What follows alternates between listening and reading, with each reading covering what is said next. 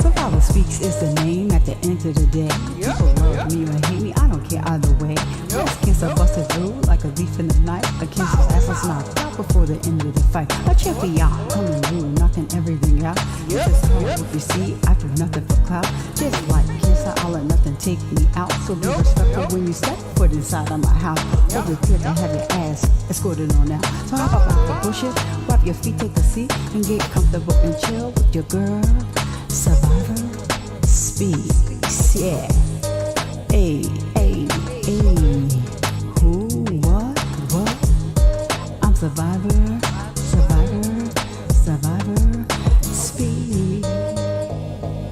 What time is it? What time is it? It's time for you to hit that like and subscribe button and turn on that notification bell so you get a notification each and every time that I go live. Yeah, it's Survivor Speaks and it's showtime, ladies and gentlemen. Thank you for being here. Peace.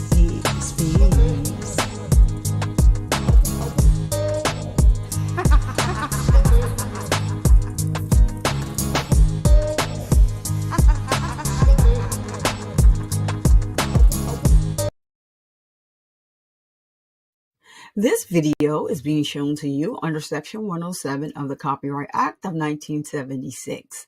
Allowances is made for fair use for purposes such as criticism, comment, news reporting, education, and research. Fair use is permitted by copyright statute that might otherwise be infringing. Smash that like button. Let's go.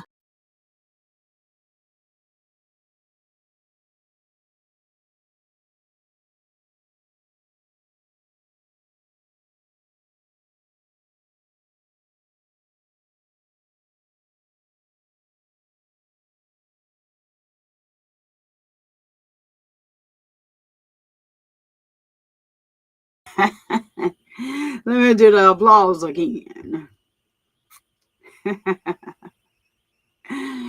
So what's up? What is going on? It is your favorite breast cancer survivor Speaks, back with a quick live stream about this Jermaine Bass case. So, as stated before, I told you that some cases I will be covering live in the full trial. In some cases, I'm going to just be giving my feedback in the clip notes, showing some clips from the trial, and what have you. So I didn't plan this live at all. My bad. Didn't plan this live at all. I didn't even tell anyone. So still my birthday. Still celebrating that, celebrating life, and grateful,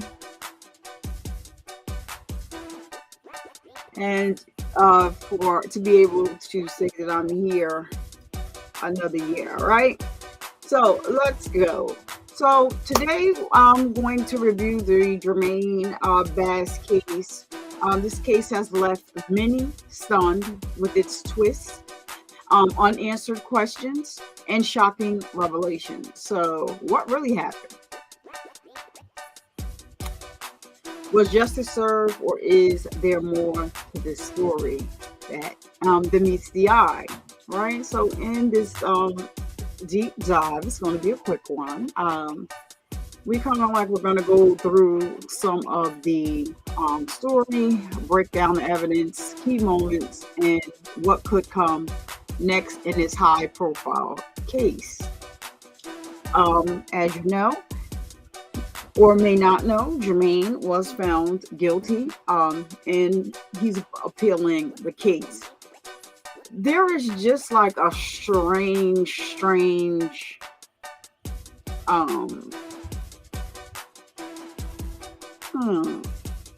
aura that looms about this case and over this case. And so that is just, my thought process, right? And then also I am going to go through one of the main issues that is a problem with Jermaine Bass himself, right? Um, so you don't want to miss this. And if you're here for the first time, please jump in the chat and you can interact and act in the chat, even if it's just me and you in the chat. We're going to interact, we're going to move forward. Like I said, I did not schedule this live, so if people drop in, it's because they see it. I have, however, scheduled the live for March 7th for the calendar conference for Naziah Harris. So I will be live streaming that. I've already looked up the information, put the created the thumbnail. It is on my page, and that starts at 8:30 a.m. So that's going to be an early live stream, but it's crazy the way they have it listed. They have it listed at 8:30 a.m. on one thing, but on all of the other information that I looked up, it says 9, and then one case says 9:31 because he has a total of about, I think, 5 charges. I'm just thinking off the top of my head from when I looked up the information. I believe he has a total of like 5 charges. So there's going to be a conference case, for that. What's going to happen with that case? Is he going to take a plea deal? Are they going to enter new evidence into the Naziah Harris case? Or will they be providing us with a date that the trial will start? So let's get into this Jermaine Bass case. I'm going to just tell y'all right off the bat, I think his mother is a big issue. I think his mother is a big issue when it comes to Jermaine Bass. From the statement that she gave at his sentencing, she tried to provide a lot of excuses, saying that if he did this to his children, if he pow-powed his own children, one is not here anymore on this earth, and the other, which is his 5-year-old daughter, Jalen, the other, he has a son that is still living, but he has major issues. He can't hear out of one ear. One side of his face is paralyzed. And this case happened in August of 2022 in Tampa, Florida. So right off the bat, I'm going to tell you from the beginning, I think his mother is the issue. There's a thing like, to be a caring parent, but there's another thing when you are a parent that coddles your child. You don't let them be an adult. Everything that they tell you, anything that they tell you, it doesn't make a difference what it is. They're not wrong. You never correct them. You allow, certain things to occur as a child, and they bring it into adulthood and think that it is okay to do as an adult. And if you watch this case and watched at the end, after his mother gave his statement, he gave a statement reiterating what his mother said about him being a good person, him being this is not him, something happened. That is a problem. That is why these men turn out the way they turn out, because everybody should love their mother. Everybody should love their father. Everybody should love their parents. For PD's sake, they gave us life. But what's up, AOBD? Thank you so much for the belated birthday wishes. Thank you so much. So my thing is that when your child is grown, you cannot continue to coddle your child and continue to keep allowing them to continue behavior that they did as a child. Oh, I'm going to go talk to my mother and tell her anything. I'm going to tell her a story, even if it's not true. You only got one side of the story, but you still coddle your child. And that is a problem, and it flows over into relationships. Period. That is my whole thing about this Jermaine Bass case. Hearing what his mother said, the statement she gave at the end, is part of the issue with this young man.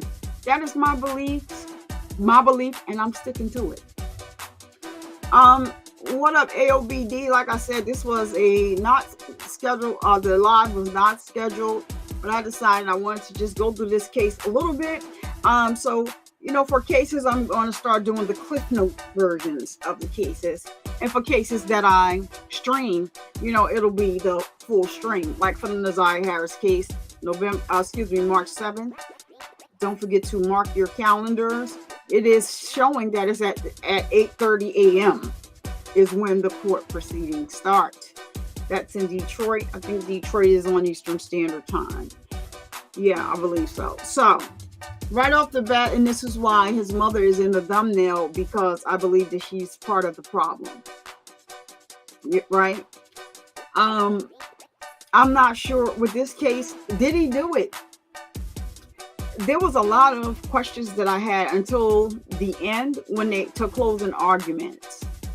His attorneys did a great job at raising reasonable doubt during this whole trial. They definitely did. However, it wasn't enough to convince the jury, wasn't enough to convince some people that he is not guilty. But when I heard his mother speak, it told me everything that I needed to know. I'm just saying.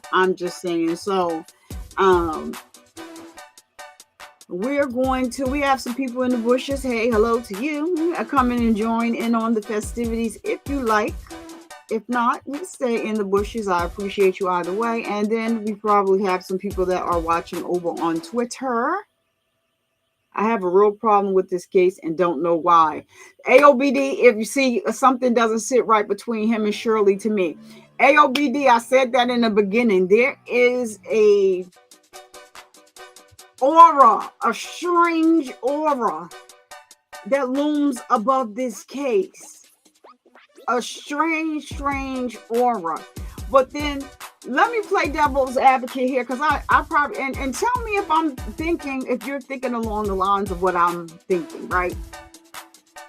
So when the case starts, the mother is at Ruby Chris, right? The mother is at Ruby Chris. That was proven with her sisters for a birthday party. Her sister and some other extended family members. Apparently, there's some tension going on between Shirley and Jermaine. Something was clearly not right. They didn't get into all of that.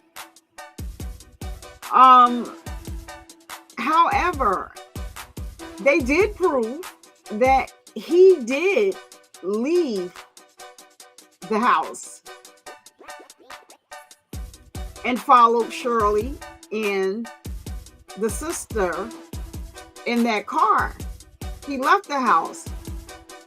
He got out of his truck, and I don't know what he was expecting to see, but they're saying that it was just the sister and Shirley in the car. And then he just said, so I think he was caught off guard because he's like, are you drunk? Why is she driving? I think it was just something to ask, because I guess he didn't see what he thought he was going to see. So they get back in the car. They're saying there was a lot of witnesses there at, when that happened. They're saying there were a lot of witnesses there. He drove home. She drove her sister home, and then she drove home. If you're somebody like me within my relationship and my marriage, I don't discuss with people either. It is good to have an outlet, but I at this point, I'm going to tell you it's a definite that people should have an outlet. But maybe speak to a counselor or something. Because if you're speaking to somebody if I talk to my sisters or my mother about something, they're not going to respond. They don't. They will listen. They won't respond at all. So it's just like, if I do say something to them, it's an outlet. That's it. It's just something where I can release. But then a lot of times I don't even talk to them at all, like about anything. And that's not a good thing though. You need an outlet. But then you have some people that speak to their family members and they give them feedback based on the story that they're being given.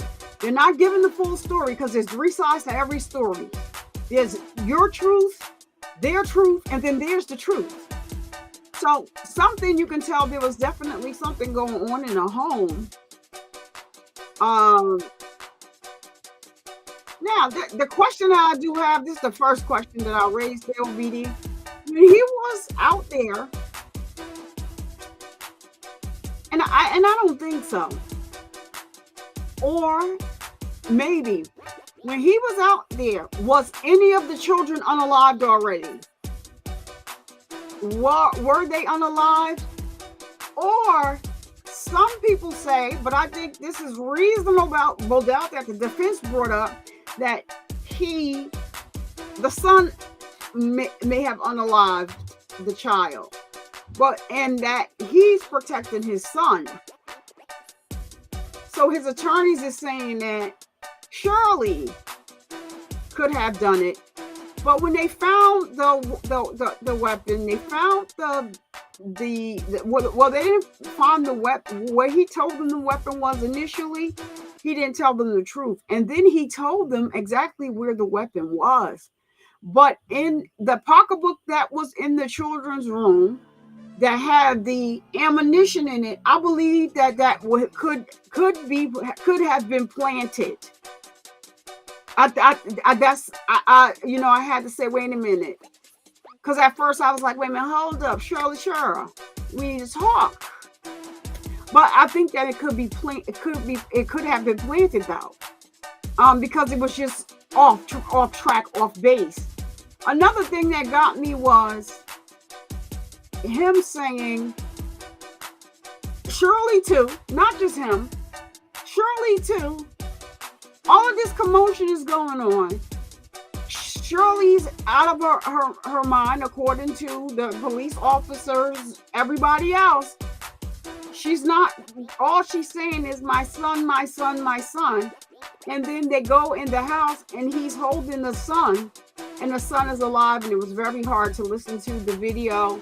And you could see his mother sitting behind him. I didn't know who she was at the time, but she was sitting behind him with his brother, and she left. Nobody never mentioned the daughter. What he said was nothing happened upstairs. So that's where all the reasonable doubt is thrown in there, and then there's just such a strange aura. What's up, Nessa? I told you was out with your happy birthday to your son. I thought you were out celebrating your son's birthday. Wasn't even going to bother you, but thank you for being here. So let me see, AOBD, what you're saying. Yeah, something is like, they never mentioned his daughter. I questioned that at first. Maybe he did it, then left to go do. Now, that's what I was thinking as well. When he went up to that car and the sister was there, I don't think he was expecting that. And I thought that, and I was thinking too, maybe he did go there to unalive her at the stop. And then maybe after unaliving her, he was going to do himself. But then it leaves the daughter, Jayla. She passed. Well, she was still alive when they got there. They pronounced her at the hospital. And of course, we heard, JJ. So JJ's name, JJ is the son.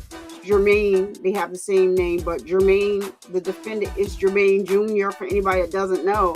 And JJ, they refer to JJ out as JJ because of not to get them mixed up. I did think that I did go that route. Also, AOBD, I said, did he go there to unalive her?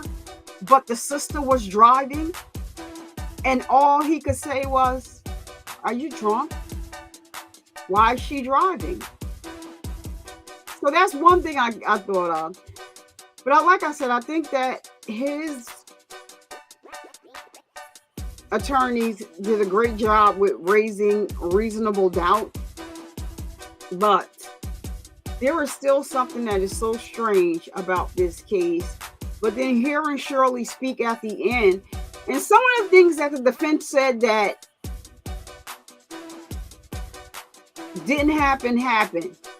Because they did test Shirley. They did do an investigation on her. And then he initially told them he was trying to take the magazine out. He was doing all types, and then it ejected. Then he was saying that it ejected from a whole different room. But then he threw me off with when they asked him who was there, and me and my children, and Shirley. Well, where were you? I was in my room. Well, where was Shirley? She was in her room. Yeah, it just, there's a lot of questions. Like, there's a strange aura looming over this case. So something happened in that house that they aren't telling us. I wholeheartedly believe that. But I don't think the state put on a great case. I think he is guilty, but I think Shirley is somehow mixed in it. Now, if you listen to Shirley outside that house, when she threw the screaming and the ranting, I did hear her say the pow pow just went off. I don't know if anybody else caught that. I don't know if the defense really dug into that. But I do believe that, like I said, I kind of am believing the guilty part, but that there is more to what they're saying. But the time is so short. To hear 5 shots go off and you don't question where your daughter is crazy. That is what I'm saying. I kept saying nobody is mentioning the daughter. But the one officer did say that he was speaking, but it wasn't audible. It was like crazy mumbo jumbo. And only one officer heard him say the girl. But then he also said nothing happened upstairs. Nobody else was upstairs. I'm just way confused, right? But she did leave before he did. They have that proof. So that's why, in relationships, communication is key. You can't read another person's mind. Context clues don't work. The same thing that you may be thinking, the person that you're with is not thinking the same thing. Context clues don't work. Communication does. Even if nobody has a perfect relationship. Even if you're not having, a perfect relationship, and at the time, I'm not really feeling you, but we're still together. Communication is still the key. You're going to still have to come together somehow and communicate. Because anytime you don't communicate and you just assume something, you make an ass out of yourself. And that's just real talk. So, and you can't, and I don't understand, context clues don't work. Did she not tell him that did she tell him she was going, or did she not tell him? Did she tell him that the daughter wasn't going to be? The kids were in bed. And then he says the same thing that happened to the baby happened to, the son happened to the daughter after they found her. See, this is the issue. Something happened. This case is just, I have a very unsettling feeling. But when Shirley got up there at the end and said, finally spoke, I'm kind of feeling like they got it right. But, because even if the son did it, I don't think that the son would do himself. You understand what I'm saying? I don't think so. think that he got mad and just decided to fly off the handle. Sometimes people just can't take life, or things that's going on. They don't know how to handle things that are frustrating to them, and they may just snap. And in this case, his mother spent a whole lot of time calling him at the end. It's all right to stand by your son because he definitely needs somebody. He's going to need somebody during his incarceration. But the way she was saying what she was saying, I don't know. You tell me, AOBD, I don't know. The mother, I just thought that was just. And then to throw shots at the wife while you're giving a closing statement did nothing for you, ma'am. It did nothing for you to throw shots at her and her family, because you did subliminally. People think that you don't pick up on stuff. I picked up what you was putting down, ma'am. That wasn't the time. And the judge did stop her brother, Shirley's brother, in the beginning, which I don't think he said too much that was way out there, but she stopped it. If what the state said actually happened, I believe she should have got on the stand. I believe, I don't know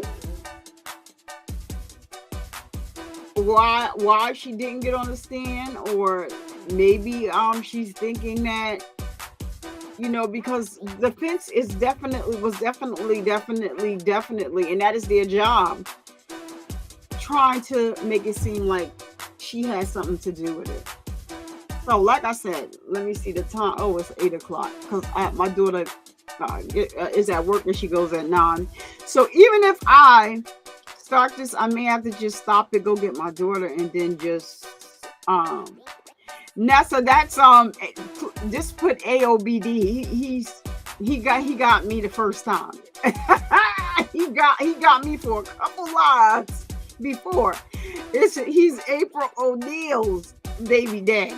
And so yeah, I used to call him a her too before. See, AOBD? It wasn't just me. So his mom sounded off. Yes. You got some people, it doesn't make a difference whether their kids are 60 or 70 years old. They want to give them an out and an excuse about their behavior. And so I believe when she gave him the out, this is why he made this statement at the end, because he adopted a piece of what she said and put it in his very off-putting statement. But I said on Mrs. Jefferson's live that the mom knows some things. The mom knows some things about something that was going on in their relationship. I believe so. However, still, she made it about her. This is not about you. It's not about you. It's not about how you raised your children and how you reared your children and everything. Like, he may have some type of issues where he's a little off. I just didn't think it was the place or the time, for her to air out whatever it was that she was trying to. So like I said, we're not going to do a long, drawn out live. I'm going to just, we're going to do like the opening statements. One of the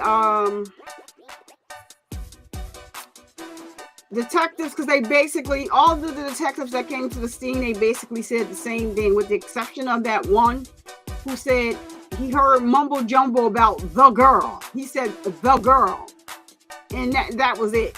Like, what this case is definitely something somebody is not saying that they know that happened, and they're just not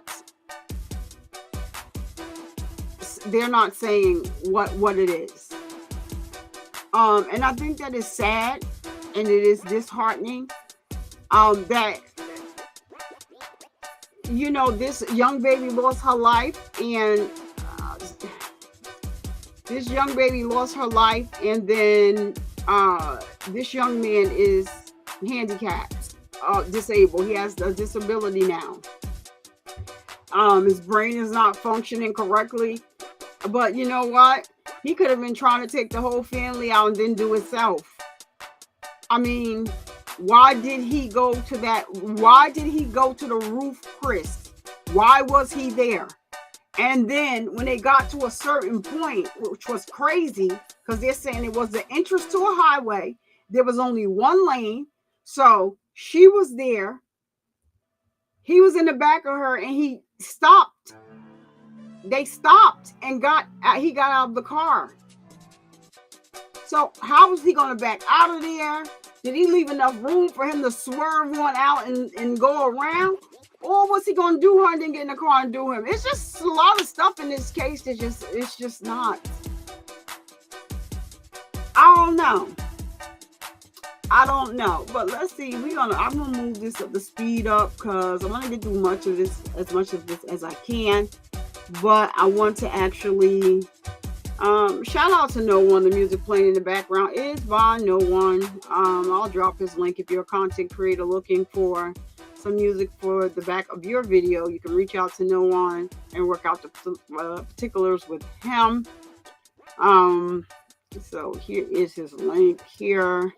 I'll put it in the chat. And yeah, it's just weird. It's weird. It is very weird. So weird, this case. Hopefully this is at the opening statement, because from the opening statement you can kind of get like the gist of the case. So let's see. It would be nice if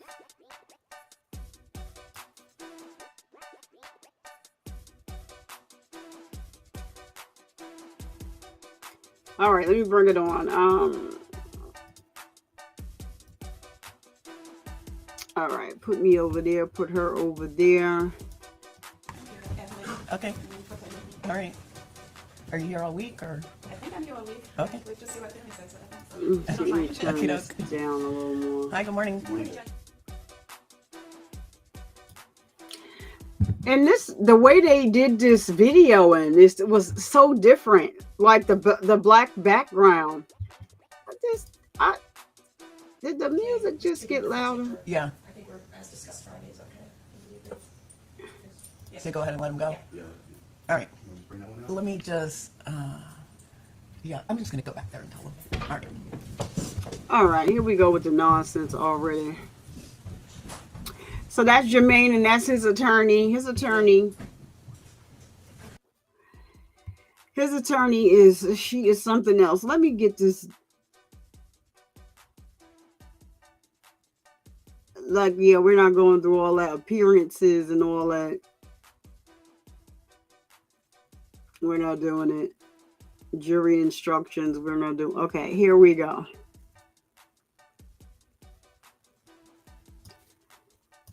Into jail with Bass and killed her. The evidence is going to show that. He told him right where that gun was, right next to his wallet. Hold on, y'all. I'm sorry. Let me take this off the stage and go back, because it's honest. It's just not gonna.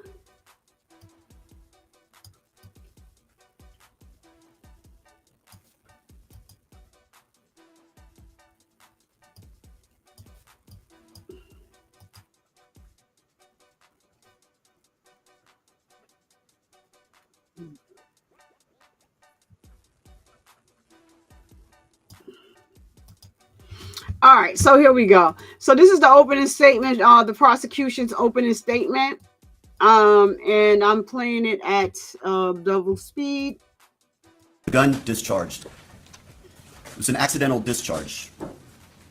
I was trying to take out the magazine and it went off. They was both in bed. I was in their room. Where was your wife? She was in her room. Those are the words, ladies and gentlemen, of that man seated right over there, Jermaine Bass. Those were the words he told those deputies when they arrived and found these children shot in the head. That was his explanation to them of why 2 children were shot in the head. Accident discharge. I was trying to take out the magazine and it went off. That was his explanation. Ladies and gentlemen, you're going to see this was no accident. This was not an accident. You're also going to hear, Oh, he will tell is he? them where the gun is. In the dresser, upstairs, What the you silver say? dresser. You're going to hear him tell them. And sure enough, they go there, they find that gun. And ladies and gentlemen, that gun is Let the me murder look. weapon. That is the gun that fired the bullets into Jayla Bass and killed her. The evidence is going to show that. He told them right where that gun was, right next to his wallet. I don't even see the comment, AOBD. You will not only hear these things, you will see him say these things to the deputies when they arrive on scene. You're going to hear from some of the responding deputies that what did you arrive. say? These deputies wear what are called body-worn cameras. These cameras capture interactions with citizens, interactions during events. They come on generally when they're responding to a scene. They're not on all the time, but they come on when they're responding to a scene. And these came on for some of these deputies. So you are going to see Jermaine Bass that night. You're going to hear his explanation to the deputies of how both his children ended up shot in the head. Jermaine, AOBD, what did you say? I don't even see normally if it something is erased, it will tell me if it gets deleted. What did you say that I don't see anything? Because I don't think anything should be, I don't know. What you will not hear from him are any questions about how is his daughter doing? How is his son doing? Objection. Improper argument. Sustained. You will never hear him say it was anyone else other than it was an accidental discharge while I was taking out the magazine. That's what you will hear. But the evidence will show you, ladies and gentlemen, this was no accidental discharge. 5 shots from that Glock. 4 hit their target. 3 of them went into the head of Jayla Bass, his daughter, his 5-year-old daughter, as she lay in the bed right next to her brother, who was also shot in the head, in the temple. These were aimed, they were precise. That they were blinking. targeted right to the most crucial part of the body, the head. 5 shots, 4 in the head. That's what the evidence is going to show you, ladies and gentlemen. On August 29th of 2022, this defendant right here walked into that bedroom where these 2 little children were laying in their bed, and he shot 5 times into their heads. Why this man would take the life of his 5-year-old daughter, Jayla Bass, and attempt to take the life of his 8-year-old son, Jermaine Bass, we may not know. We may never know. But remember, ladies and gentlemen, I told you during voir dire that we don't have to prove motive. But ladies and gentlemen, you will hear some evidence. You will hear some evidence that something was not right in the Bass household. Something was not going right there. Because, ladies and gentlemen, the evidence is going to show you that this house involved Jermaine Bass, who lived there with his wife, Shirley Bass, and their daughter, Jayla, and the son, Jermaine, as well. And it might get a little confusing, ladies and gentlemen, so I'm going to probably call the son JJ. That's kind of the nickname they gave him, because both the son and father are both named Jermaine Bass, and there's no, like, junior or anything like that. So if you hear me from time to time use the word JJ, I'm referring to the son. Yeah, I So might on have this to date, on do August some 29th, moving you're gonna around hear because I don't that know Shirley if Bass, somebody the is in here wife, deleting went by comments, herself but they shouldn't be. to a birthday dinner for her sister. No comment should You're be gonna hear that deleted. evening she left around I'm 6 not o'clock. even seeing the comment. She drove down, So- and where this happened is on Heritage Club, and I believe I told you about I this don't during- know during why the AOBD, This is an area up near US because it Ave. It's up normally near the will Advent show Hospital me. up there on Bruce B. Downs and Fletcher. Like this is Right kind of bothering behind me, there, so I back in need the little area to there. stop this and let AOBD know. It normally would tell me if your comment was deleted, and it's not showing me that. So I don't know. You said that got deleted. That comment got deleted also. Thank you for that. I don't know why the comment was deleted, and it's not telling me who deleted the comment. So I'm not sure about what's going on, but I'm going to keep an eye out for it to see if you put anything else in the chat if it gets deleted. Because I'm right now I'm just not sure. But And these are like townhomes that they lived in. Okay, it's got an upstairs where the children's bedroom is, and there's a downstairs where it's kind of the kitchen and like a kind of great room. And you're going to hear that she left at 6. In fact, you'll see video of her car, her white Mercedes pulling out and heading towards Ruth's Chris Steakhouse down on West Shore. Okay, so she had to go all the way down Fletcher, get on 275, go all the way down to West Shore, if y'all are familiar with the area, and then go to Ruth's Chris Steakhouse, where she was meeting the family for a celebration dinner for her sister. You're going to hear from some people who were at that dinner, and they will tell you Shirley was happy, everything seemed fine. Shirley goes there that night with her niece, China Gadsden, and you're going to hear from China Gadsden as well. All right? She's going to tell you that they were having a wonderful time. As Shirley went, and they had dinner, and everyone was getting along very well. Jermaine was not there. He was supposed to be home taking care of the kids. But he was not home taking care of the kids. The evidence is going to show that he left those kids drove all the way to Ruth's Chris Steakhouse. Basically followed Shirley Bass. Why? I don't know, ladies and gentlemen. But he did. The phone records will conclusively show that he left. We also have video of his Nissan truck pulling out and leaving that residence. I got a question for you, and I'm gonna ask you. Just let this finish. We hear from China that when they were driving away, as they were leaving Ruth's Chris, there was this truck behind her that was really driving aggressively and scaring her. She didn't know what was going on. It's tailgating her. So just as she's pulling onto the on-ramp to get on the interstate, this truck is right on her tail, and she's scared. So she stops the car. This truck pulls around her and stops in front. And who gets out of that car? Jermaine Bass. Gets out of that car angry and goes up to the driver's door, thinking that it would be his wife in the driver's seat, but it was China. So he looks at his wife and says, "Are you drunk?" He then goes back into his car and drives away. Don't know why that was, but it's clear, ladies and gentlemen, there were some problems going on in that household. There was evidence to show that there was something going on in that household. And Jermaine Bass, the defendant here, was not happy about it. So you're going to hear that they drive home. Shirley drops off China at her house, which she lived up in that same sort of area. And she goes home. And you're going to see video from an apartment complex. And this video is part of it shows the parking lot area in front of the residence where Shirley and Jermaine lived. And you're going to see the defendant pull in this big truck, park the truck, go inside. A few minutes later, you're going to see Shirley's car pull up. She's going to park the car, and then she goes in. 8 minutes. Less than 8 minutes later, Less than 8. you're going to see Shirley Bass outside, looking for help, frantic. Shots had rang out. Just a few minutes from coming home from this dinner to celebrate her sister. Shots. Those are the shots that killed Jayla. It seriously hurt Jermaine, JJ. You're going to see video of her out there, walking around, looking for help. You're going to hear from one of her neighbors, Daquan Evans, who's going to tell you that he heard these shots. It woke him up. So he walks outside and he sees Shirley Bass. And he's on the phone calling 911 and letting them know, "I've heard shots in my neighborhood." And you're going to hear that 911 call. And you will hear Daquan Evans, and then you will hear Shirley get on that phone call. You're going to hear a woman who's frantic, hysterical. It's a very difficult, hard to understand conversation. But you're going to hear her screaming, "My family, you need to get down here. I need help." And she's on that phone with 911. Is the defendant calling 911? No, but you're going to hear evidence that he called another number. After shooting these children, he calls another number, doesn't even call 911. So Shirley's out there, and you're going to hear the whole 911 call. It'll go into evidence. You will have it back there to listen to when you go back and deliberate later in this trial. He called his mother And instead. you're going to hear that around the 2-minute mark, 2 minutes to 2:40, something changes in Shirley Bass. And based on the video you're going to see of her out there on the phone when she's talking to 911, at one point she starts jumping. But you're going to see that the door opens up to the house of Shirley and Jermaine, and she walks over there. And right about that time, you're going to hear Shirley Bass on that phone screaming at somebody, "What the fuck is wrong with you?" She's yelling at that man right there, Jermaine Bass. May not be clear if she knows what he's done, but she knows he's done something. She screams, "What the fuck is wrong with you?" She says it a couple of times. So you're going to hear that 911 call So I missed. on that night. Oh. And then after that 911 call, the deputies arrive. And this is where you'll see what the deputies see when they get there. You're going to get to see it. Because this body-worn camera is going to take you into the house. It's going to take you into the apartment. And you're going to see how they walk in there. You're going to see Jermaine Bass holding JJ. And JJ's got a bullet hole to his head. He's still coherent. He's still alive. And he's in pain because he's saying, "Ow, my head."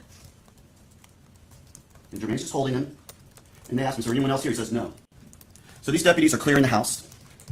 And they do what they do when they come into a house and they don't know the situation. They want to make sure they know where everyone is. So they go and check out the rooms, make sure they clear the rooms. And they're going to tell you all about that. That's when they go upstairs and they go into the child's room. And suddenly one of them notices. It's a little girl.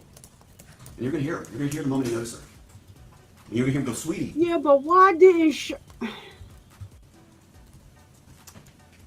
And you will see from the body-worn camera, the deputy reach over to take her off that bed. And he will tell you how he takes her off the bed and brings her down and they try to administer life-saving support for her, but it's too late.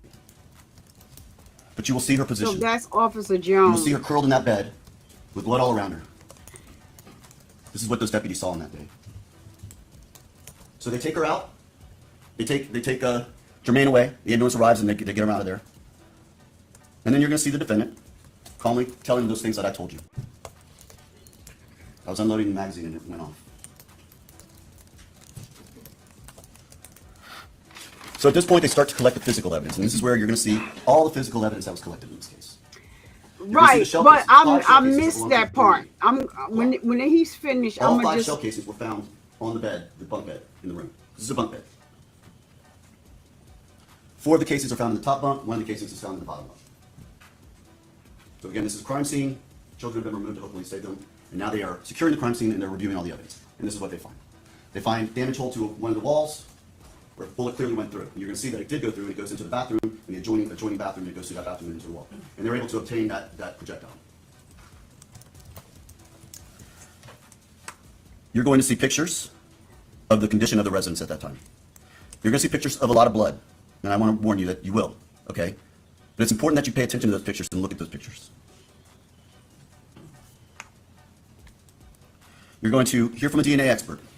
The Glock is found exactly where the defendant said it would be, in the silver dresser, right next to his wallet. And that Glock is taken out. It's looked at. The magazine in it is now empty. There's no other ammunition in the Glock.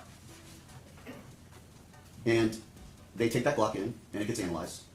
The comparison is done with the shell casings, and yes, they match. Those shell casings found in the room were in fact fired from that firearm. You're going to have a firearms expert who's going to testify to you and explain to you how they know that. You're also hear that the gun was swabbed. And what that means is they take like a solution or water and they rub it on the gun in different areas to determine whether they can pick up any DNA. And you're going to hear that on the grip and trigger, it's combined, so we don't know if it's both or so. But on the grip / trigger, as well as on the base of the gun where the magazine is put in, they're able to obtain DNA. And the DNA does match, in fact, Jermaine Bass. But there's one other source of the DNA, and you're going to hear that it matches the son, JJ, the other Jermaine Bass. See that. Now, I want you to listen to that expert, and she's going to testify to you, and she's also explain to you about transfer DNA and how that occurs. If you touch someone, and they're sweating, or your skin cells get on you, and then you touch an object, you can transfer that person's DNA. Any bodily fluid can transfer the DNA to that property. And you're going to hear from that DNA expert who's going to explain all that to you. You're also going to hear, ladies and gentlemen, from a lady by the name of Anna Cox, who's what's called a blood spatter expert, or blood stain expert. She's going to tell you and talk to you about those pictures and the blood analysis that she shows. What she will tell you is that both of these children were shot right next to each other. That their heads literally had to be almost touching. You're going to hear about what's called blood spatter, but it's where when a person is shot, the blood, once a bullet enters, has to expel from the body. And when it does, it creates a pattern. She's going to explain all that to you. And you're going to hear that the only place that pattern appears is on that top bunk, on the corner, by the wall, and on the railing there. The DNA on that spot matches the DNA of Jayla Bass and JJ, Jermaine Bass. She's going to tell you they were right next to each other when they were shot. The last moments of Jayla's life was laying in that bed next to her big brother. You're going to hear about other blood. The blood drips down from the bed to the lower bunk bed, creating other patterns. So she's going to describe all that to you.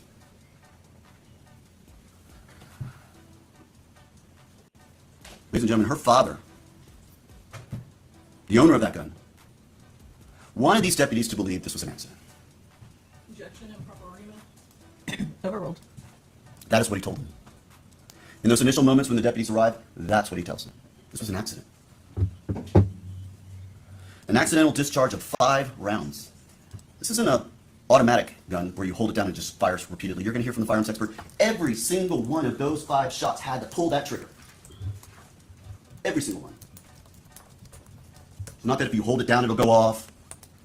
You're going to hear from the firearms expert. This was no accident, ladies and gentlemen. Not even close. This was a deliberate, intentional, premeditated act to kill those 2 children. Done by that man right there, Jermaine Bass. The state has no doubt, ladies and gentlemen, the conclusion of the evidence in this case, that you will find the defendant guilty as charged of first-degree murder, guilty as charged of aggravated child abuse, 2 counts, and guilty as charged of attempted first-degree murder. Thank you. All right. Hey, Emily, thank you so much for coming. Yes, this case is it's a hard one. So AOBD, let me go back to your comment because so you know what? That's why I like to watch these cases over again, because sometimes I'm listening to them. So I missed that one detail that could probably make me feel like they got it right. But you had a comment here. If this, do so. No, that wasn't it. See, none of it makes sense. I believe I have to watch how I say things. It might get the yeah. I didn't even, YouTube didn't even let it hit here, so I don't know. Wait a minute.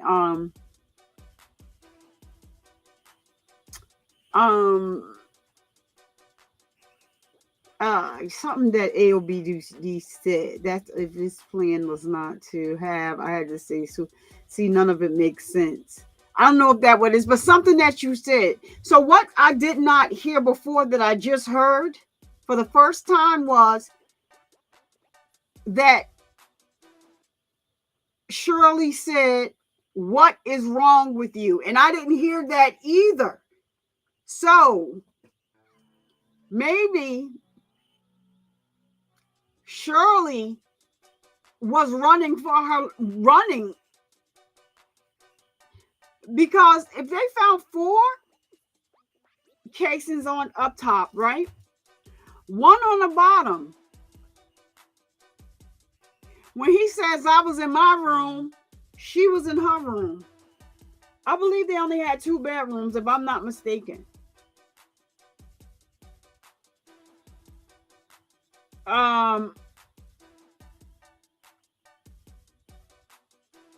I believe they only had 2 bedrooms, so and I don't know. But that is something that I did not hear before that got past my ears. That she was yelling out like, "What is wrong with you?" to him. So was he trying to, because he couldn't do it when he went to the roof, Chris? Was he trying to do it there? And maybe because the son, you hear the son on the video say, "My head is really, really, really sad." I don't even want to, I'm going to play it one time and that's going to be it. Maybe that's kind of stopped him in his tracks and stopped him from doing something else, because maybe, and this is, all theory, because like we don't really have any concrete proof, but because I missed that part where he said, Shirley said, "What is wrong with you? What is wrong with you?" Gives me some type of ease that they have gotten it. They got it correct, but it's definitely something.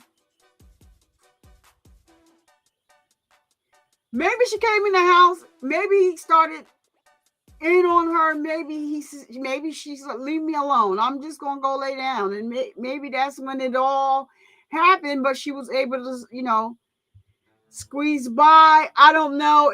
Something happened. But anyway, just to let y'all know, anybody else that didn't see it, and if you're here, you're watching, the woman sitting directly behind Jermaine is his mother. So, like I said, I believe that some people's parents coddle them, especially, when it comes to men. For me, it's and you involve people in a relationship, or you call people and tell them everything that happened bad, but you don't tell them about the good that's going on. They were high school sweethearts. I'm sure every relationship has its ups and downs, but if you don't hold your children accountable for what they do as children, they never learn how to really grow up and be adults. Now, he was responsible in a way that he took care of his family. His wife said that. She didn't say that he didn't provide. But sometimes there may be something else that they didn't say about that. Did Shirley... I don't know. Okay, so he did what he did, and when they came in, he had hidden the pew. Shirley went out the house. He gets the son and goes downstairs.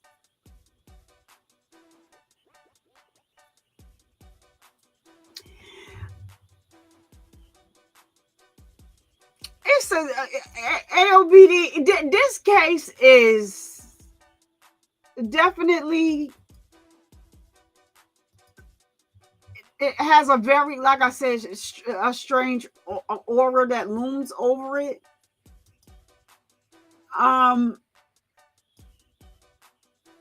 And but okay, let's watch the defense's opening statement, because she's going to put a lot on Shirley. She's going to implicate Shirley here a lot. The defense definitely did raise reasonable doubt. So let's just keep watching and see.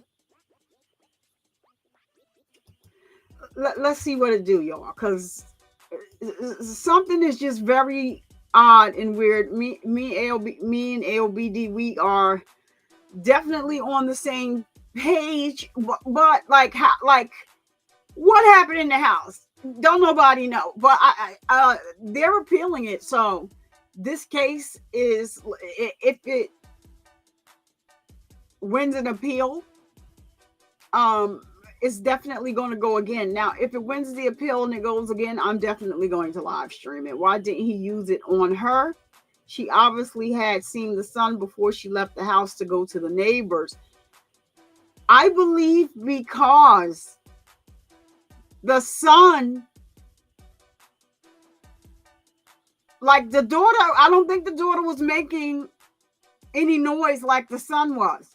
So, the son was screaming, and maybe those screams kind of halted and stopped him in his tracks. LBD, something is just not right.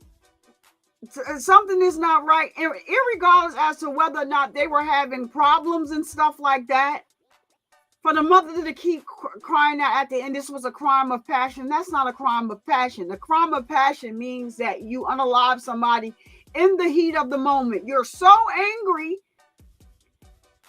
that you're not thinking, you're just in the heat of the moment, bam, and you didn't think about it.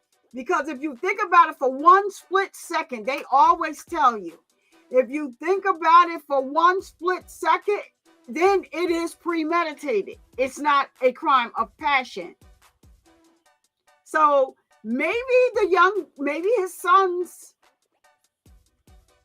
cries and stuff stopped him in his tracks. Or maybe he put the pow up before he carried the son down and Shirley saw the son and ran.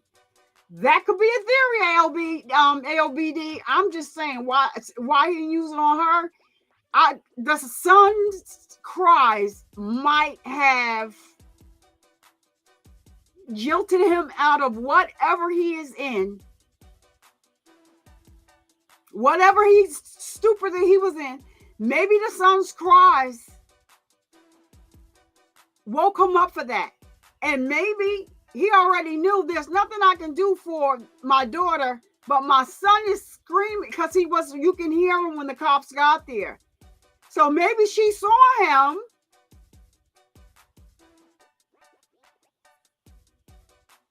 Because I'm trying to figure, was it he called his mother and they heard her say,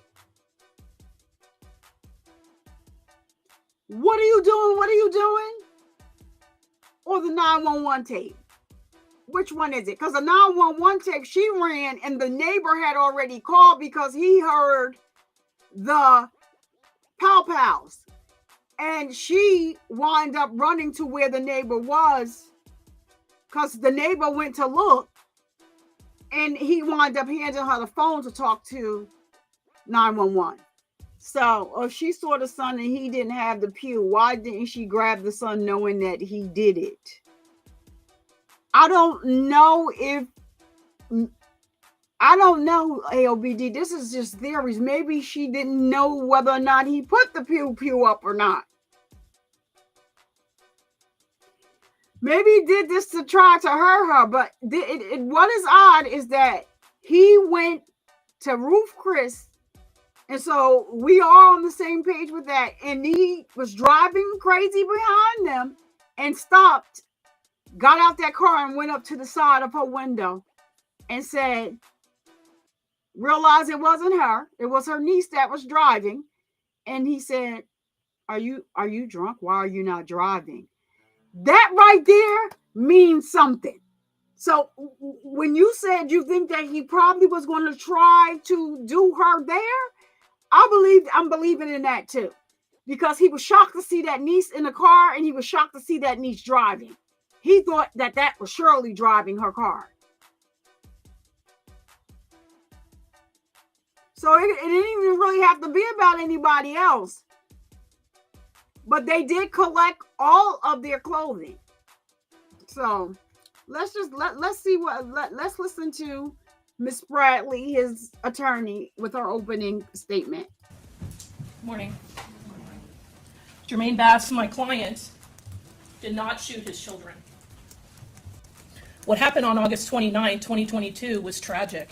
And you're going to hear a lot of testimony about what happened on that day. And a lot we are not going to be in dispute about with the state.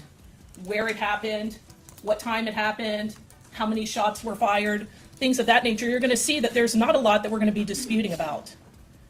But the most important part, we are. Who was responsible? Who fired the gun that injured Jayla and JJ Bass? You're going to hear the evidence because, as the judge instructed you, what we say is not evidence. The evidence you're going to hear from the witness stand and from the exhibits in this case. And when you hear the evidence, pay close attention to the timeline of the events. When Shirley calls 911 and you're going to hear that call, she is not asking for police. She's asking for an ambulance. She's asking for medical help repeatedly, and you will hear it for yourself. Mr. Terry stood up here and said that he wants you to believe that it's an accident, but pay attention to what Shirley says as well about what happened. The 911 operator is continuously asking her, who fired the gun? Did somebody drive by? And pay attention to what her answers are close in time to the events. When police start their investigation, pay attention to who the police are able to talk to right away and who they have to wait to speak to. This story about Jermaine on the highway with China Gadsden and Shirley Bass doesn't come to police attention until over a year after the incident. Pay attention to who's cooperating. You'll hear from the lead detective in the case and the efforts that he made to speak to Jermaine, to JJ, and to speak to Shirley about what happened. You'll hear, obviously, that after this happened and JJ was injured, he was in the hospital for a while. And then they made efforts to speak to him once he was released. You'll hear from Detective Gabbott that Shirley was uncooperative when they tried to interview her son, that they were not able to investigate her phone because she never turned it over to law enforcement for them to look at any kind of communications that were happening that night. Shirley does not call 911 from her phone. She goes across, and the phone that she is using to dial 911 is Mr. Evans' phone, an across-the-street neighbor. You're going to hear that Detective Gabot had difficulty reaching out to Shirley, that they made efforts to interview JJ at the Mary Lee House. And the Mary Lee House is a location where law enforcement routinely interviews children because they're treated differently than an adult witness. And you'll hear that the first time they set it up, Shirley came, but then refused to let the interview happen. Then they tried again that afternoon, and you'll hear that JJ was disruptive, that he refused, that he walked away, and he didn't talk to them. They tried to set it up again on a later date, and he did not appear. Finally, detectives had to serve Shirley with an investigative subpoena. They tried to get her to cooperate voluntarily, but then they were trying to force it. An investigative subpoena is not an invitation, it's a demand. So she brings him in. And when they do, he says that he does not remember what happened on that night. And that's where we're left. You're not going to hear from JJ because the state and I, the defense, agree that if he was to come in, all he would say is that he doesn't remember what happened that night. So you're not going to hear from him. My client was cooperative with law enforcement. You're going to see how he brings his son down from the bedroom after his son is injured and is waiting downstairs while Shirley goes and calls 911. to get an ambulance to help him. He stays with his son. You'll see the interaction that he has with law enforcement. And pay attention to the evidence and the investigation that's done at the scene. As Mr. Terry told you, there's blood evidence at the scene. There's testing that's done. There's additional testing that is done because it's confusing. Children were moved. And so there's a question as to where things happen. And so the additional testing that was done in this case helps give you a clearer picture of what happened in that room. You'll see a purse that was found in the children's room that belonged to Shirley that has ammunition in it, and a holster, and a magazine. You'll also see an empty holster and a child's bassinet that's in the kid's bedroom, along with a little plate that has some eaten food on it. Pay attention to the inconsistencies in the testimony and the evidence. Listen not only to the answers that the witnesses say when the state asks questions, but also when we ask questions. There'll be different versions told by the witnesses and the evidence in the case. Listen with a critical ear. Use your discernment and your common sense in this case. Pay attention to where everyone is when shots are fired, what they saw and what they heard. The gun that was recovered in the master bedroom and the dresser, the testing that was done on the scene. And as the state told you, you're going to hear that not only was Jermaine, my client's DNA on the gun, but JJ's gun. And pay attention to why that area is swabbed. There's different areas that are swabbed, and the grip and the trigger are swabbed to determine who's handling the gun. That's why those areas are swabbed. And JJ's DNA is on that gun.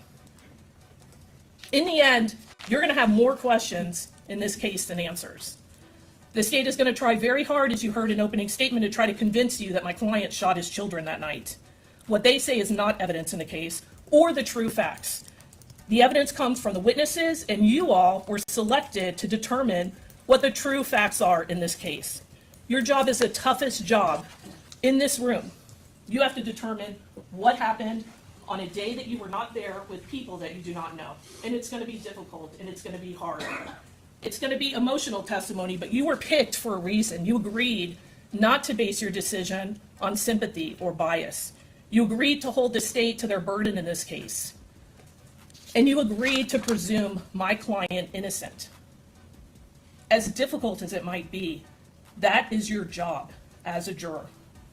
What happened on that day is very tragic and sad, but my client did not shoot his children. You will understand why he said what he said to police. At the end of the case, after listening to all the evidence and the law, you will agree and find Jermaine Bass not guilty. Thank you. All right. So AOBD and everybody in the chat, anyone in the chat. Okay. So with that opening statement from her, she's hired to raise reasonable doubt. Right? And so now she's saying that, oh, he comes downstairs with JJ. But this is a thing for me also, AOBD. When he makes his closing statements, like when he makes the statement at the end, he didn't have to say anything, right? That is his right. He chose to talk, right? Not once did he say, I did not do this. He didn't have to say who did it. But what he didn't say was, I did not do this. That's another thing that stood out to me.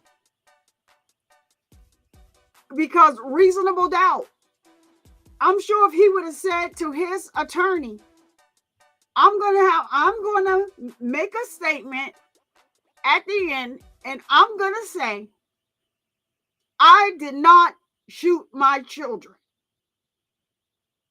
She would not have had issue with that. He didn't testify, but he had the right to speak, and he did. Why that would have been, I would have left off with that statement, with my statement when I ended it. I did not do this. I would never harm my children. But because he gave so many conflicting stories in the beginning is what the prosecutors are harping on. The case is very crazy, and the defense attorney, let me tell y'all, she did a great job at making sure every piece of reasonable doubt that there was, she threw it out there. If I was ever needing an attorney, I wouldn't mind having her because she questioned every single thing. But the thing that really got to me was in that closing statement that he made. The prosecution couldn't question him. He didn't have to respond. He simply gave his statement because he was found guilty. I would have said, I didn't do this. Y'all need to go back to the drawing board, investigate some more, make Shirley cooperate. Another thing that I wanted to say, and I wanted to get your input on this as well. The son, they said the son is disabled. Part of his brain doesn't function correctly anymore. He can't hear out of one side of his ear. It's closed. He's paralyzed. His face is paralyzed on one side. Could it be that Shirley was frustrated because they were going to try to interview him, and he's still going through today? You know what?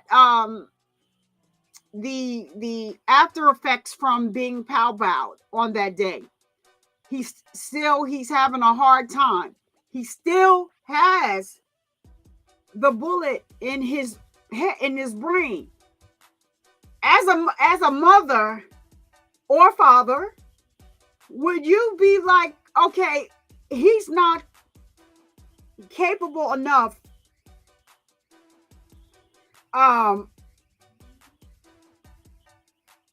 to sit through an interrogation? It's too much. I can't sit through an interrogation, so I'm not going to let my child sit through an interrogation about something that he doesn't remember.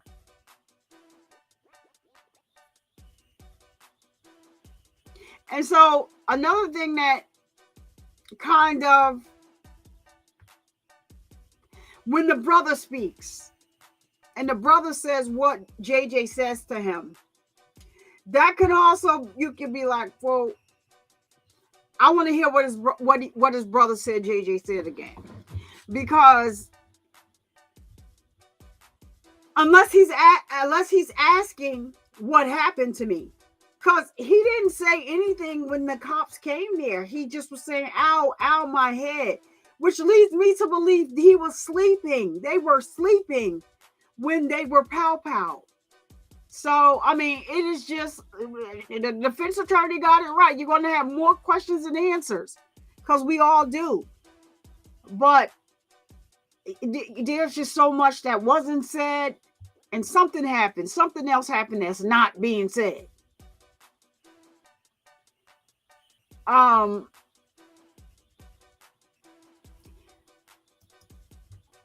I think she just didn't give him the phone, but she was out of it. And another thing, I know people show emotion different.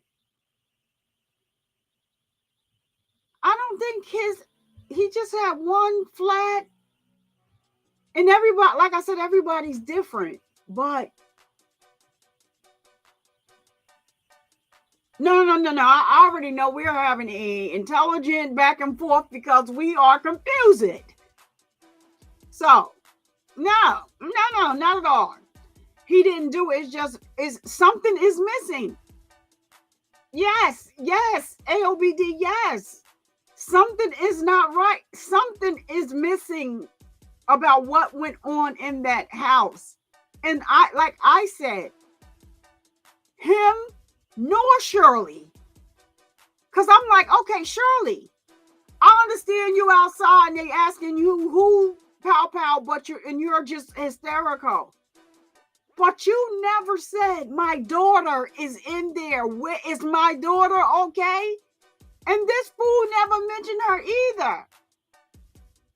So in Shirley's mind, if he brings the son down and he's pow, that is still your daughter. You don't have no idea whether or not she's upstairs sleeping and she's safe or not. Because he's only going to carry down one child. So I definitely don't think that that's what you're saying. And I definitely agree with you. We're just putting some theories out here because it left more questions than answers. What else? What happened? Something happened. They're not telling us. Something happens. The defense doesn't know. The prosecution doesn't know. But all they have to go on is that this man gave conflicting accounts of what happened in that house. But I do also believe, I agree with you wholeheartedly. I didn't take it that way. I'm just trying. What else happened? Shirley, why didn't you mention your daughter was not your daughter? What is going on with my daughter? Where's my daughter? My daughter should be in there. Where is my daughter? She never said that. At least I didn't hear her. So yeah, what happened? I mean, she could have been running for her life if she said what, but I want to see at what point did she say, what's wrong with you? I didn't hear that before. So no AOBD, never that, you know. Good conversation, good back and forth. Like, you know, we're trying to figure this thing out. Because what the hell, what happened? Something else happened. This kid, I'm okay with the guilty verdict for him, but I'm not okay with the missing pieces. And I've never heard in a case where the prosecution says she was there, but she refused to give us her phone. And we were okay with that because they had to be okay with that. They had to be okay with her not turning over that daggone phone. I've never heard of that before. Never heard of that before either. So no, me and you are on the same page, AOBD. We just trying to figure this bull crap out. So let's listen to the 911 call. Yeah, I don't. Something is missing, y'all. Something is missing. AOBD, keep talking to me because, like, we try to figure this out. But this is the 911 operator, okay? Morning. If you would please introduce yourself and spell your name for us. I'm Rebecca McLeman, MacLeman, and I'm the 911 records custodian for Hillsborough County Sheriff's Office. All right, thank you, McLean. Ms. McLean, I was just about to ask you what you did. And what are the jobs and duties of a records custodian of 911 at the Hillsborough County Sheriff's Office? I save all calls as requested. Okay. And is that part of your regular course of business, what you do is routinely? It is. Wait, was she the 911 or she just saved? said? How these 911 calls are I recorded? think at that time she was. They're recorded automatically from the time that the call is answered and then end when the call is disconnected. In that call, we get all kinds of information: date, time, call taker, location, phone number, address, and any other information that we may gain from that. Now, you're not the one who's answering these phones. You're just in charge of recording them, correct? Now, yes. Now, okay, but there was a time when you did that. Yes. Of course. Okay. Have you had an opportunity to listen to a recording in this particular case? Yes. All right. And was that recording regularly kept in the course of business at your work? It was. All right. And I'm going to show you what's been marked as State's Exhibit Number 1 for identification. You recognize that? I do. All right. And is this the actual recording you listened to? It is. And is this a true, in fact, recording of the 911 call that was taken on that day, August 29th of 2022? It is. Judge, move to publish this at this time? Sure.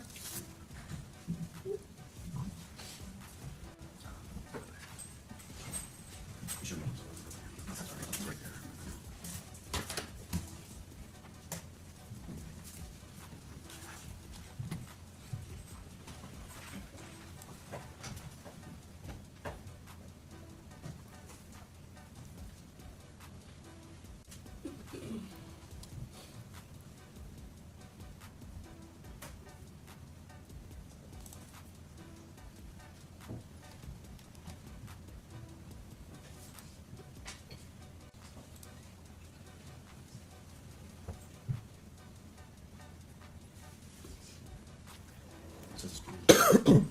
So here.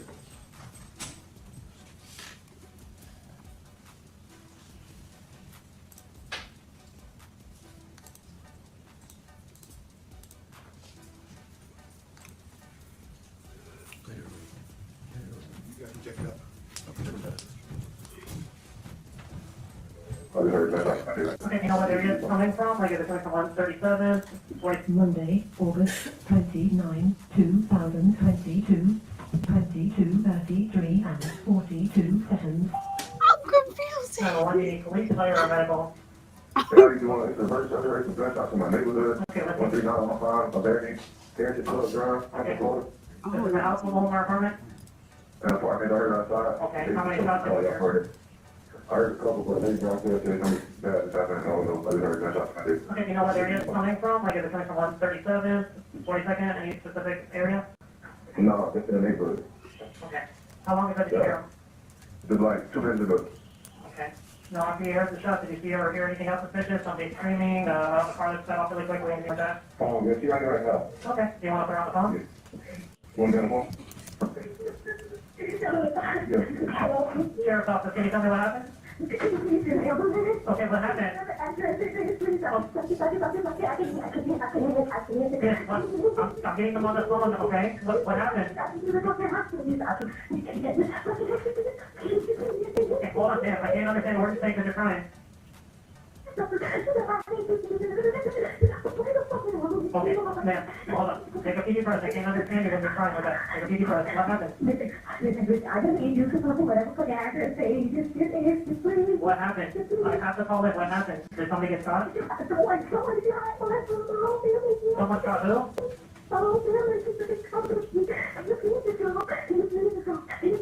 Yes, ma'am. Take a deep breath. Ma'am, listen. Stop. Ma'am. Stop talking to me. Just stop talking to me. Yes, I understand, ma'am. I can't understand you. Okay. All right, I'm getting you on the phone. Ma'am. Ma'am.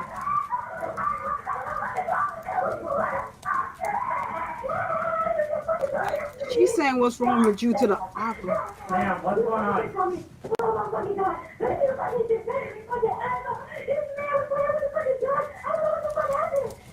Where's the gun? Ma'am. Hello, ma'am. Ma'am, stop yelling and talk to me. Who has a gun? Ma'am. Ma'am, the cops are already on the way. You need to answer my question.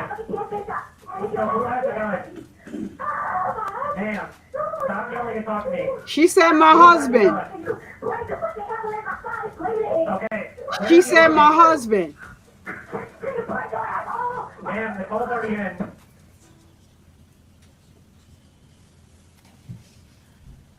Now let me ask you, there's a pause right here. What is that? She disconnected. Okay. And then she. That was she calls odd, back, see if the too. number calls back. Is that Correct. correct?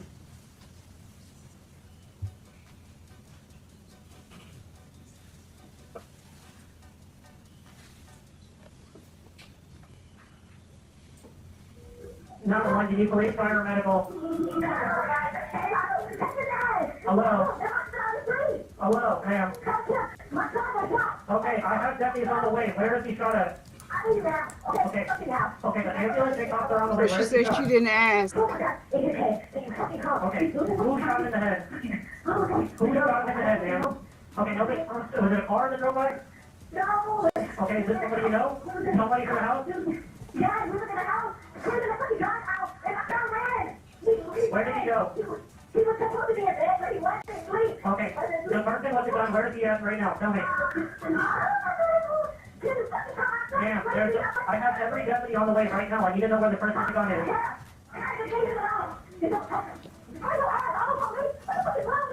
Ma'am.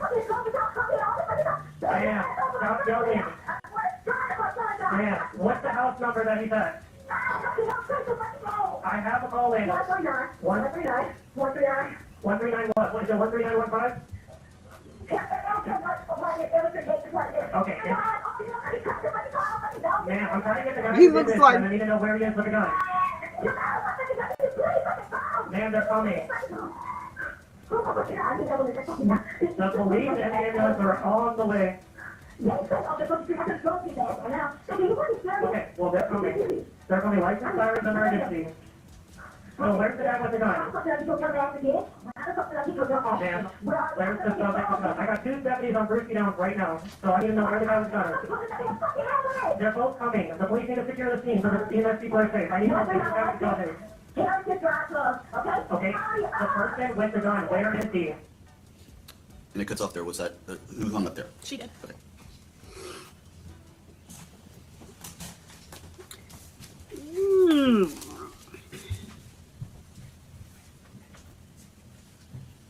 All right, Judge, I don't have any further questions of this witness. All right.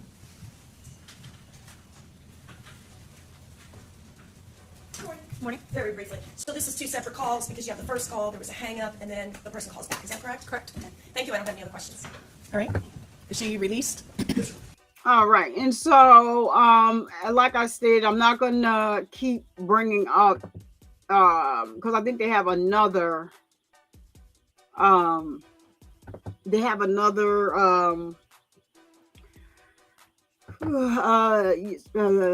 dispatcher.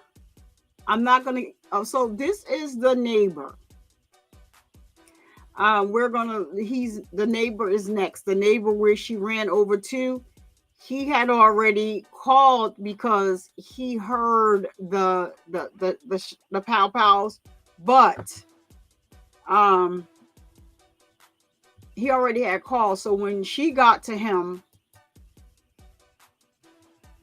he was already on the phone, and he handed her the phone.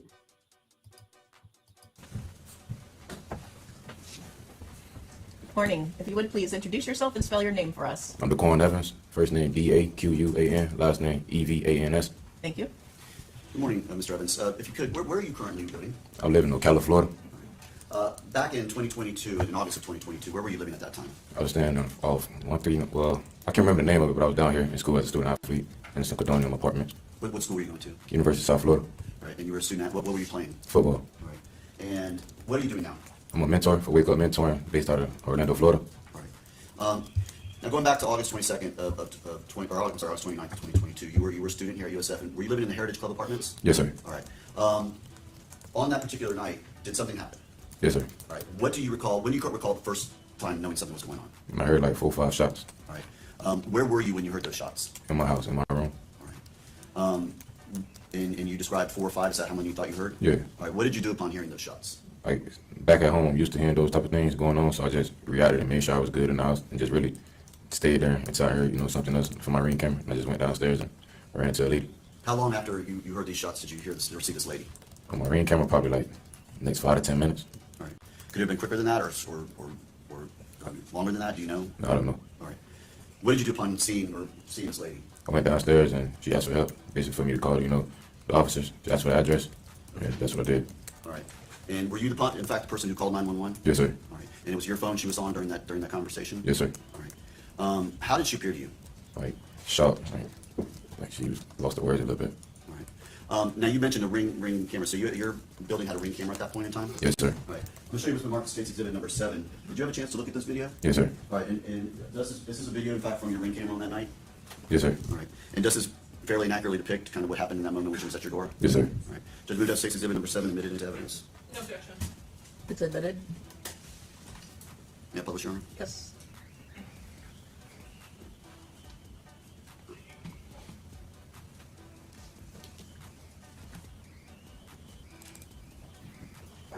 What's that?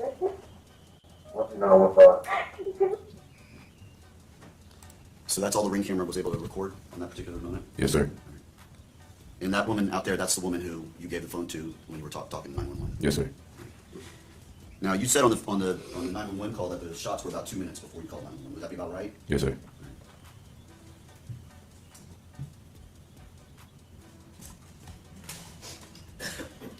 After hearing those shots, calling 911 and seeing that lady out there, did you do anything else? I went back to sleep. Okay. And did you eventually talk to officers or detectives in the case?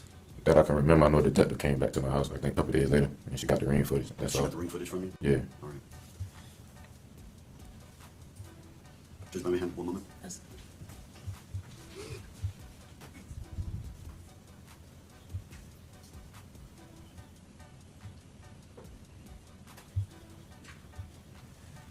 you said you called 911 2 minutes after you hear these shots, or about that time. Yes, sir. Had you seen Shirley Williams before you called 911? No, sir. You called 911 first, and then you saw Miss Williams at the door, or how did the timing of it work? No, after the ring camera, then I called it for. Then you called? Yeah. So you'd seen her at the ring door before, and then you called 911? Yeah, when she asked. Okay. And again, you described her as shocked? Yeah. Was she be able to communicate with you? A little bit. That's for me to call 911. That's all I can remember. All right, Judge, I don't have any further questions, Mr. Evans. Right? Oh, so she asked him Good morning, Mr. Evans. on the ring bell. Now, back in August of 2022, you were living at that Heritage Club Apartments. Yes, ma'am. How long had you lived there at that point? Probably like a year. Okay. And your schedule was pretty busy back then in the summer? Yes, ma'am. So it wasn't a situation where you would kind of hang out around the apartment or anything like that? No, ma'am. All of the places in that complex are all townhouses? Yes, ma'am. And you lived there with a roommate? Yes, ma'am. Did your roommate ever come out or do anything when this happened? No, ma'am. He was asleep. Okay, so you were asleep also when you did hear the shots? Yeah, once I heard him, I woke up. Okay, and you said that you came downstairs, so your bedroom, I assume, is upstairs? Yes, yes, ma'am. And then you come downstairs and end up coming outside? Yes, ma'am. Did anyone come to your door, or was she there at your door as you were walking out? Just when I opened right there. Okay. And the person that you saw that the state is describing as Shirley Williams, she wasn't someone that was known to you, right? I don't know that at all. Okay, so you didn't know that they lived across or anywhere that never had any contact with them? No, ma'am. The setup of the complex that you were at, your townhouse building, there would be like a couple of townhouses right next to each other? Yes, ma'am. And yours was, I believe, the second one or the first one? Probably the second, third one. It was in the middle. Okay. And then there's like a walkway or a sidewalk, and then there's townhouses across from you, and you all face each other. Yes, ma'am. Okay. Then if you were to come out of where your townhouse is and turn, that's the parking lot where you would be assigned a parking spot or whatever for your unit. Yes, ma'am. And then the parking spaces across from your parking space would be assigned to the units that are next to that. Yes, ma'am. And it almost forms like a T, right? Like you guys would be across from each other, and then there would be other townhouses that are kind of dead end from where you were. Yes, ma'am. And if you kept going past your townhouse, there would be like a pool and other units that way, right? Yes, ma'am. When you first came out, was there anyone else out there besides this woman? Not that I remember. Okay. And you end up being the one that first calls 911. Yes. And then as you're talking to the operator on 911, you end up handing the phone over to the female who came to your door. That I can remember, yes. Okay. And you don't have any other contact other than maybe at some point getting your phone back. No, that's all. Okay. So you go back to sleep. You don't know anything else about what happened. No, ma'am. And as far as this person appearing to be in shock or anything like that, you don't know her, but that was kind of your first impression of her demeanor at that time. Yes, ma'am. If I could have one moment. Yes. Oh, did she pass? Or was that the bit? Okay, no, I'm sorry. That was loud. Nothing further. Mr. Evans, just to clear something up, I misspoke and I called her Shirley Williams. Her name's Shirley Bass. Do you know Shirley Bass? No, sir. Okay, so when you saw that lady at your door, was that the first time you'd seen her? Yes, sir. All right. Had you ever spoken to her previous to that? No, sir. Did you ever speak to her after that? No, sir. All right, so that was the only time that you'd ever seen Miss Bass? Yes, sir. All right. Nothing further. All right. You can step down, sir. Thank you. He released. That sucks to have to come to court, you know, and you just thrust in the middle of something. But that was pretty straight, like forward, because he was the So now, as far as the deputies go, I am going to skip to Deputy Jones, the first officer to arrive on the scene. Because the reason why I'm doing that is because if not, you'll hear they tell, you know what, I'm going to play this officer because he was a rookie in training. And I think that if he stays the way that he is now, from seeing him on the stand, if he's this way all the time on the beat and all that, I think he's going to be a great officer. If this is his demeanor all the time, and I just think that he's going to be a great officer. So he was in training at the time, and his the trainer, that the cop that he was riding with, thought that this was a great case to show up to for his first time during training. And so I actually enjoyed his testimony. Um, and I think that he's going to be great at what he does. So I am gonna, play him. Yeah, play him. But then after him, I'm gonna go straight to Officer Jones because he is the first one that appeared on the scene, and he is the first officer that also found Jayla. Will be the truth, the whole truth, and nothing but the truth. I do. Thanks, sir.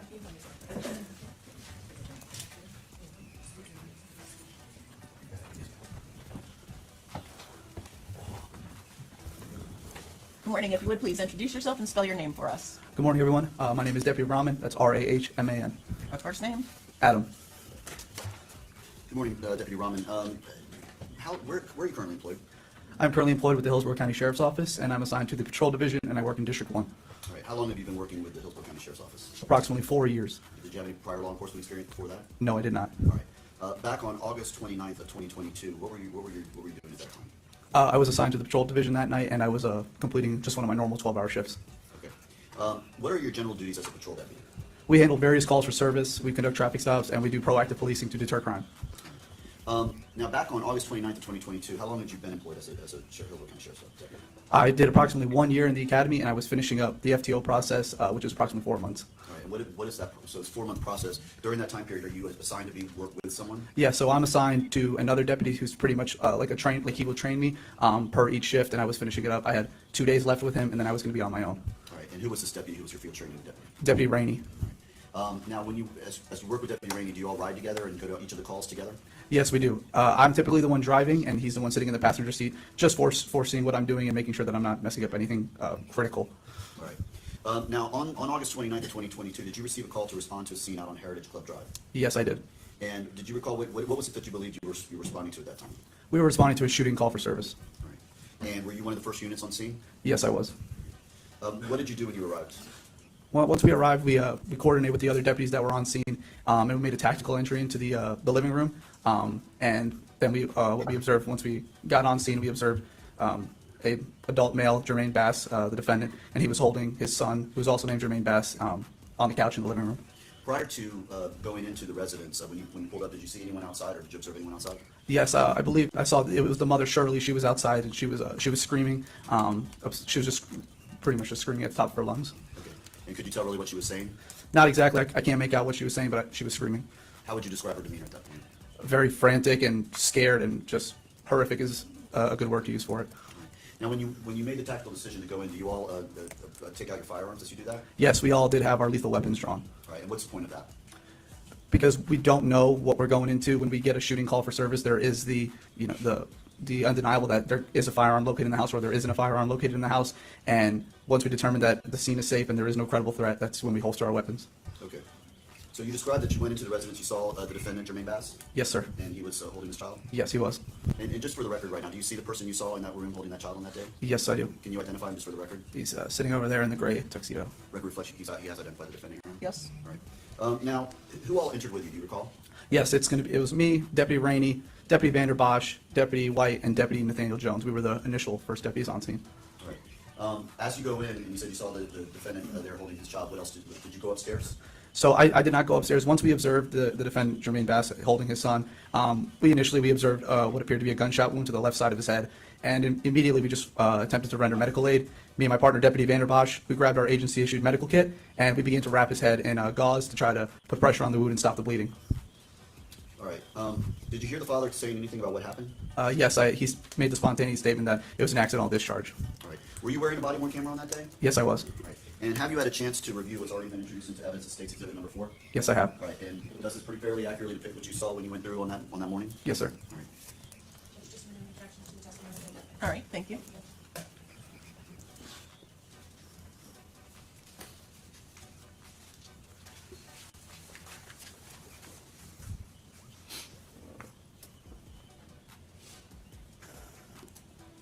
Oh, so that's his brother. Oh, okay. So that's the brother. The brother had to leave. He has twins, younger brothers. Oh, let me put my trigger warning up. All right. Even though I have it flying across. Oh, wow, I was trying to do that.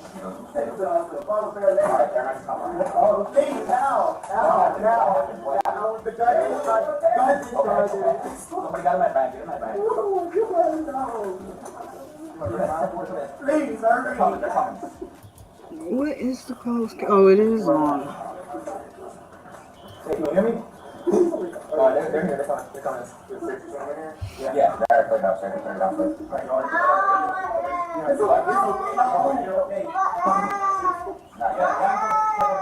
Is LBD back?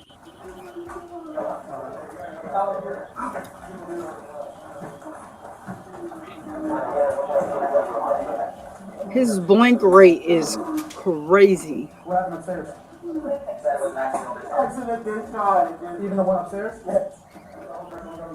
Where's he at? Oh, we got a light on here. Oh, yeah. Thank you. All right.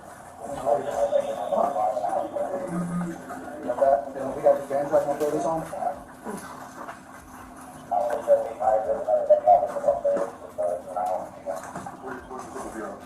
Where's the firearm? In the room. We're gonna have to be on the dresser. Okay. Where's it? Where's it? I don't know. Let me see. Where's the one? So he's got one in the head. One on the side, one in the head. Here. Yeah. Here.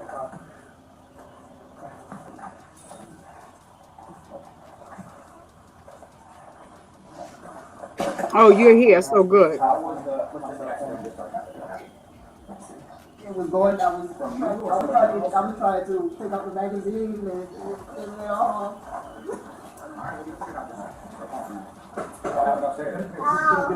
Nothing happened upstairs. He said nothing happened upstairs.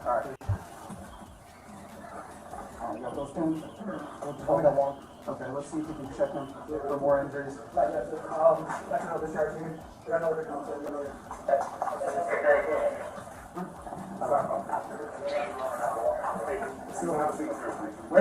Where's the gun right now? It's upstairs on the dresser. Or in the dresser.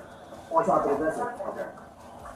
Where it should be in the dresser. In that silver dresser. In the middle, in the back of the dresser. Yes. Okay. What's upstairs? Hey, what's up? What's upstairs? Adult? No, juvenile. Take this one to the rescue. No. Two juveniles. Hang right here.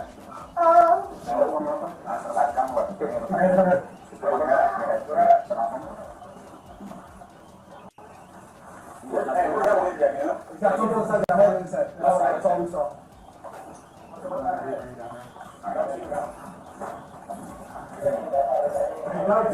Come down now. Where at?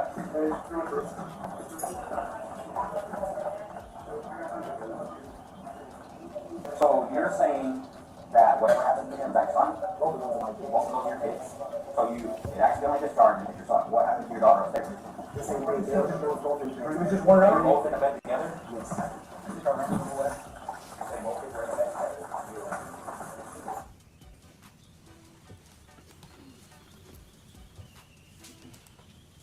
Yeah, AOB. Questions following that. So when that video shows you walking in, the sound doesn't come on for a little while. Why is that? So en route to the call, the body cam was muted because I was having a conversation with my FTO while getting to the call, and we didn't want that just to be for the a minute or 2 minutes that it was prior to the video that captured audio, just because I was fairly new at the time, so he was kind of walking me through and maybe just calming my nerves a little bit, and that's essentially why it was. Okay, and so did you manually turn on the sound so that it would pick up the... Yes, once we made entry, I manually turned it on. Okay. That thing that they brought in where you pulled out, what is that called? Where you pulled out the gauze? That is our agency-issued medical kit, and it carries things such as quick clot. I think there's extra tourniquets, gauze, things of that nature to render aid in instances like this. Okay, and every deputy carries one in their vehicle? Yes. All right. After attending voice injuries and you went out, did you do anything else while you were at the scene? once the scene was cleared and both juveniles were removed from the residence, my next task was scene safety and the security of the scene. I stood in the front door while just maintaining the crime scene until I was tasked to do a neighborhood survey with the adjacent building next to it. And what is a neighborhood survey? Neighborhood survey essentially is what it is deputies will go and they'll knock on other doors or people that were close to the incident, such as neighbors, just to see if they want to do an interview and see if they heard anything, saw anything, just to gather more information. And after you did that neighborhood survey, did that conclude your involvement in the case? Yes, that was my conclusion. That concludes my involvement in the case after that neighborhood survey. Am I have one more? Yes. All All right. Ross. Oh, excuse me. Sneezed. Morning, Deputy. How are you? Good morning, ma'am. Good. How are you? All right, I'm good, thank you. At the time that this happened, you indicated that you were in training? Yes, ma'am. Okay, you were what, 2 days from being on your own? Yeah, phase 4, day 5 to be precise. Okay, all right. And Deputy Rainey, who was here in the hallway, and you've seen that Her was your voice FTO? irritates An me. FTO field training officer? Yes, ma'am. All right, you arrived about 10:33 to the scene, is that correct? Approximately that time, yes, ma'am. And I just want to talk to you very briefly about the lady that you saw outside. It's safe to say that you saw her pretty briefly, correct? Yes, ma'am. All right, potentially just walking past her to get inside of the apartment, correct? Yes, ma'am. All right, and you've never met her before, correct? No, ma'am. All right. Now, on your body cam there, I heard Mr. Bass talking about where the gun is, and I heard him talking about being on, and I also heard him say it's in the silver dresser. Do you remember both of those? Yes, ma'am. I believe he made both those statements. Yep. Now, when you entered the scene, it looks like you're rendering aid. Is that with Deputy Vanderbosch? Correct, yes, ma'am. Okay. And when you first entered, until you took over care, you and Deputy Vanderbosch of the son, JJ, blood was actually coming down from JJ down to Mr. Bass and onto the couch, correct? Yes, ma'am. I also heard Mr. Bass, he's saying, please now call the paramedics, please now. Do you remember that, sir? Yes, ma'am. And at some point we see a pat down. Is that pretty much just standard because a gun is involved in this case? It was standard, yes, because the firearm wasn't involved and we had not located it at that time. And you did not find anything during that, correct? No, ma'am. May I have a moment, Judge? Yes. Her voice irritates me. I'm sorry, y'all. Just.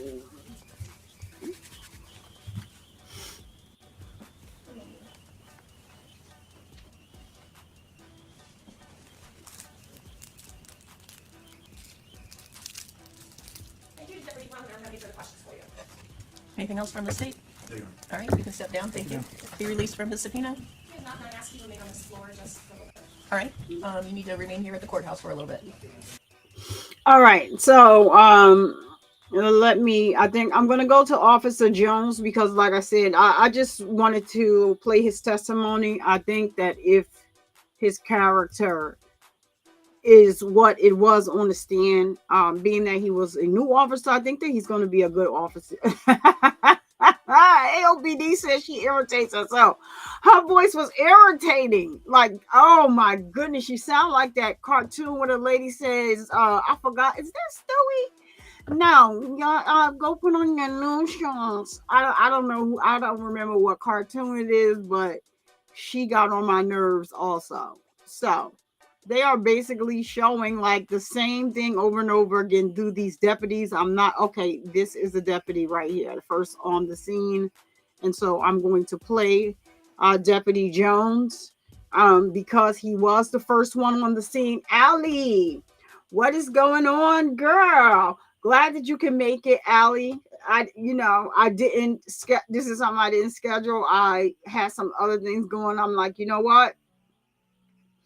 Being that the 7th is coming up with the Naziah Harris hearing, we don't know when, or what we're going to get on that date is at 8:30. I have already scheduled it. The thumbnail is there. I am going to live stream it, and my sister's supposed to be coming into town, so I don't know what's going to be going on. So I wanted just to make sure. I wanted to go over this case. So if you, I don't know if you're able to review, AOBD watched this on a different channel. If we don't share the links, he watched it on a different channel. And he's here watching it today because this case did leave us with more questions than answers. So we were having like a back and forth about, just talking to each other about like other theories about why because this case is just all, to me, it's all over the place. It's all over the, I think they got it right, but there is something that is definitely missing about In the House. But like I said, my thing is he did not testify, right? That's his right. I don't have an issue with that. A lot of people should stay off the stand. And that is his right not to. But he had the chance to speak at the end. And my words would have been, I didn't do this. Listen, I did not do this. Now, if he said it and I just don't remember, that's one thing. But I don't think that he said that. That is something which is making me think they got it right. But something else happened that we're missing. And I guess if he wins on an appeal, maybe, they'll bring in something else. They still, if they went on the appeal, have the chance to say, listen, we need to subpoena Shirley's phone records. Because what is Shirley hiding? But they can get her phone records without the phone. So that it could be just a theory that I'm making, that maybe they went through her phone records already and didn't find anything. But something is definitely a little off. I can't put my finger on it. AOBD can't put his finger on it. So this was so heartbreaking, honestly. And on the body cam, when you hear the son, yes. So we just heard it the one time. But we're going to watch Officer Jones because he was the first officer on the scene. I think we talked about this the other day when I was live. He was the first, and I said I was going to show him. He was the first one on the scene, and basically a lot of the other officers are just reiterating what they are saying. So he's the first one on the scene, and he is, found the daughter. And he is the one that carried that baby out. Because, like, in a case like that, you find children, like, what do you do? Do you just leave them? Am I going to just allow them to, or I need to try to administer some type of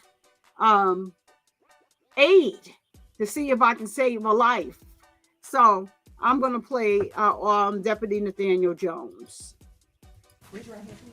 Do you solemnly swear or affirm that the testimony that you're about to give in this cause will be the truth, the whole truth, and nothing but the truth? I do. Thank you, sir. You come this way.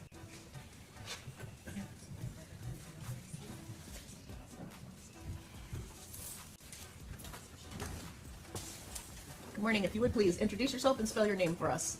My name is Deputy Nathaniel Jones, Nathaniel Jones. Thank you, Deputy. Deputy, how are you employed? I am employed with the Hillsborough County Sheriff's Office. What is your job at the Hillsborough County Sheriff's Office? I am a law enforcement deputy. Okay. Do you have any specific duties there as a member of the Hillsborough County Sheriff's Office? I am assigned to District 1 Patrol. All right. And as part of a patrol, you go out and you respond to scenes, traffic infractions, that sort of thing. Is that right? Correct. All right. What was your position back on August? Hold that thought, Allie. I was in the same capacity as a patrol deputy. How long have you been working with the Sheriff's Office at that time? At that time, roughly 1 year. All right. Prior to that, had you had any law enforcement training or experience? No. Okay. Now, did you receive a call to respond out to a scene on Heritage Club Drive? Yes. And what did you believe you were responding to? I believed it was a 911 emergency call. The details of the call weren't, to my knowledge, given because of the open line status of the caller. Okay. But you knew you were responding to shots being fired? Yes. Okay. And were you one of the first units on the scene? Correct. When you pulled up, did you see anyone as you were walking up? Yes. What did you see? I seen as I was driving up to the residence, I seen a male who was pointing in the direction of the residence, trying to guide me to the correct residence. Hold on 1 second. Okay. I'll be right back. Once I got to the residence, I seen a female exit the residence and approach me as I got out of my vehicle. Okay. Did you have any involvement with her? Yes. I had asked her, first she volunteered information that her... He's just arriving on scene. Establish the predicate. Yes. What was her demeanor at that time? What was her behavior like? She was frantic. Okay. And did she appear to be under an emotional stress of what had happened? Correct. Judge, I believe this would be considered an excited utterance. Right? Go ahead. Okay. And so as you approached her, what was going on? She told me that her son had been shot. Okay. And what did you do when she said that? What did you do? I tried to get information as to who had shot her son and if the person who had shot her son was still within the area. Okay. And did she respond to you? She was very frantic, but she just kept saying, "My son, my son, my son." Okay. And did you go into the scene, into the apartment?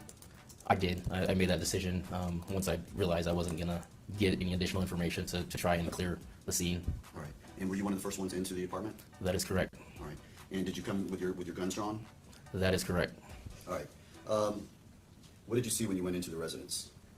As I entered the front door of the residence, I seen a gentleman, adult male, and a juvenile male sitting on the living room couch. Okay. Who all entered the residence with you at that time? Deputy White and myself were the first two to enter the residence. Right. After seeing that male holding the son, what did you do at that point? I asked him if there was anyone else in the residence. I realized it was a two-story residence, so for safety of the deputies and everyone else, I asked if there was anyone else within the residence. And what was his response? He said no. Okay. Then what did you do? I then took the decision to clear the upstairs floor of that residence. All right. And so where did you go at that point? I walked up the stairs and I seen that there were multiple bedrooms within the second floor, and me and Deputy White cleared the 2 bedrooms on the second floor. And which bedroom did you clear?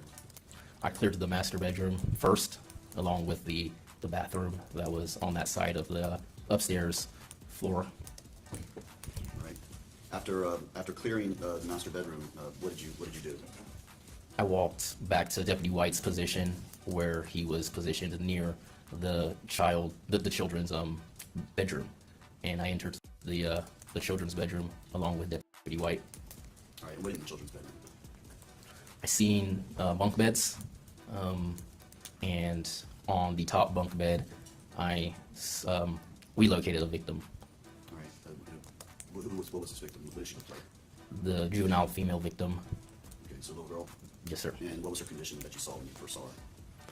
When I first saw her, she was laying on her side, facing towards the inward of the bedroom, and she had what appeared to myself to be a gunshot wound to the head. Were you wearing a body-worn camera on this day? I was. All right. Showing you what's been marked as State's Exhibit number 5. It's already been admitted into evidence. Did you review that video? I did. And is that video a fair and accurate depiction of what you saw when you went in on that day? Yes. All right.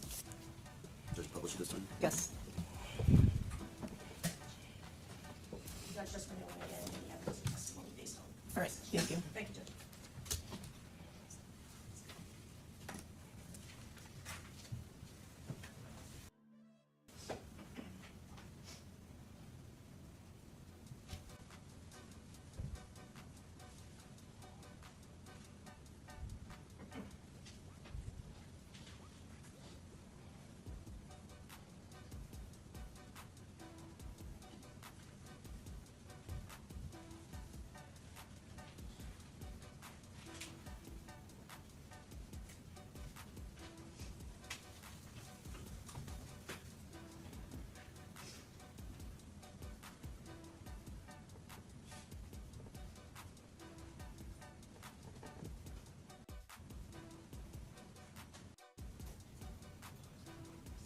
Who shot him? Who shot him? It was the gun, it was the gun, it was the Did he gun. shoot himself? No, he did not.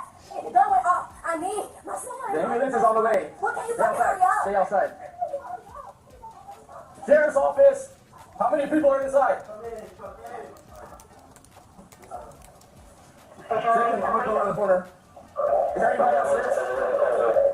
Is there anybody upstairs? Can you see where we're up here?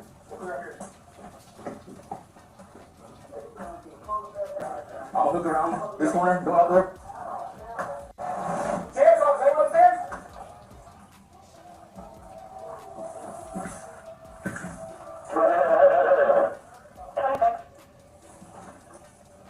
This is there back here.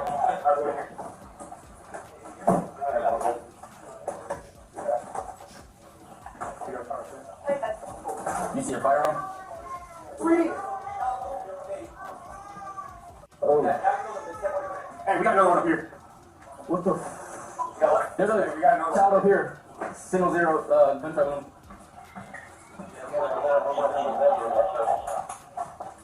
That's clear. Let me grab my bed bag. Hey, see the fire still up there? She's still breathing. No, we're out of here now. She's breathing. There's a shell right here. I don't see it, signal 0. Deputy, a couple of questions about that. So when the video starts, there's no sound to it. Is that common when these body-worn cameras? That is correct. There is a buffering period prior to activation. There's no audio. So it's like the first minute when the camera comes on, there's a... Prior to the activation, there's no audio. So there will be video, but there will be no audio until I physically activate it myself. Okay. Now, when you, the signal 0 you all are talking about, what is that? We're referring to a weapon. In this case, we're referring to a firearm. So when I keep saying looking or check for signal 0, you're talking about looking for basically the firearm, right? The weapon used. The weapon used, correct. All right. Now, the body-worn camera shuts off right there. At that point in time, what do you do? From the end of the video, my body camera does continue to roll. But however, you're referring to What you did after that point? After that point, I pulled the victim closer towards the middle to the bed, where I could, easily reach her. When she was towards the middle of the bed, I physically picked her up, and then I placed her on the bedroom floor in an effort to begin to render aid to the victim. Okay. And so you were the one who actually physically got her off of that bed and put her down on the floor to give aid to her, correct? That is correct. And did Deputy White actually come back with the med bag? Yeah, Deputy White returned with his medical bag, and I used some of the gauze that was within his medical bag to apply pressure to some of her wounds that were on her head. Right. And did ultimately the paramedics arrive and take her? That is correct. All right. After the paramedics arrived and took the little girl, what was your assignment at that point? I had went outside. My vehicle was the closest vehicle to the residence front door. Therefore, I was tasked with putting the defendant within my vehicle and holding him there. All right. And what was his demeanor while in your patrol car? He was calm within the back of my patrol car. We conducted a pat down on him prior to putting him in the patrol car, and he was compliant with us. Okay. What else did you do in the investigation? I maintained the integrity of the crime scene log until I was relieved. Okay, and what does that mean when you talk about maintaining the integrity of a crime scene log? We log everybody who had entered the crime scene and left the crime scene while we were on scene at that time for the crime until I'm relieved. So by this point in time, you all had put up that yellow tape that you all put up? That is correct. The tape had already been put up by the time I went back outside. Okay. And it's your job at that point just to document who comes inside that tape and who doesn't, right? Well, not who doesn't, but who comes inside that tape, correct? Yeah, who comes in and then leaves as well. All right. And you did that until you were relieved of your duty on that day? Until I was relieved the next morning at the end of my shift. Okay. So you were there for a while? I was there until the end of my shift the next morning, yep. Okay. One moment, Your Honor.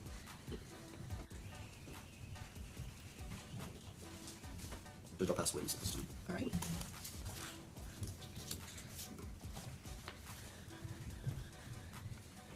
Good afternoon, Deputy Jones. How are you? I'm doing well.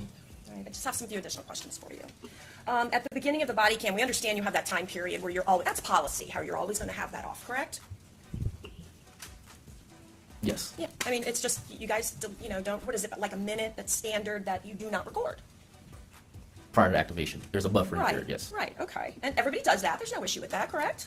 Well, her voice just irritates me. Is there an issue with my camera buffering? No, there's no issue with the fact that you don't hear anything for the first minute or so, correct? That's typical. It can be, yeah. Okay, all right. All right, and when you first go to the residence, the door was cracked, was it not? It was not completely open, but kind of cracked open, correct? That's correct. Okay. And I could hear somebody saying, come in to you. That's going to be Mr. Bass, correct? Correct. Okay. And you said that somebody waved you down, some sort of male is trying to help you get to the scene where you were supposed to be, correct? Yes, ma'am. Okay. And that's because you didn't even have an apartment number in the call, is that right? To my knowledge, yes. Okay. And you indicated about the female that you talked to. You tried to talk to her, but she wasn't very helpful to you, correct? Correct. Okay. And you asked her numerous times who shot your child, and she never answered that question, correct? Correct. Now, Mr. Bass was cooperative with you during the time you had contact with him, correct? That is correct. Okay, and he's going to be in your patrol vehicle for some period of time before he is transferred to another patrol vehicle. Is that fair? Yes, And you had never met him before, correct? that is correct. And there wasn't any noticeable behavior. He was very quiet. Is that fair? Yes, And you're actually going to be the first deputy to enter that townhome, correct? yes. I wanted to ask you about your comment about Mr. Bass when you asked, is anybody upstairs? And he says, no one. As you're entering the residence, who are you with? What deputy is with you? I believe Deputy White was behind me. So you're with Deputy White, and you remember Mr. Bass, and we hear on the body cam, he says no. Is that right? Yes, All right. And that is something that you did not document in your police report. Is that correct? correct. Okay. And your reports, you want them to be accurate and detail things you might have seen and heard, correct? Yes, Especially from somebody who's being charged with a homicide, correct? You want to make sure you're documenting. yes, Okay.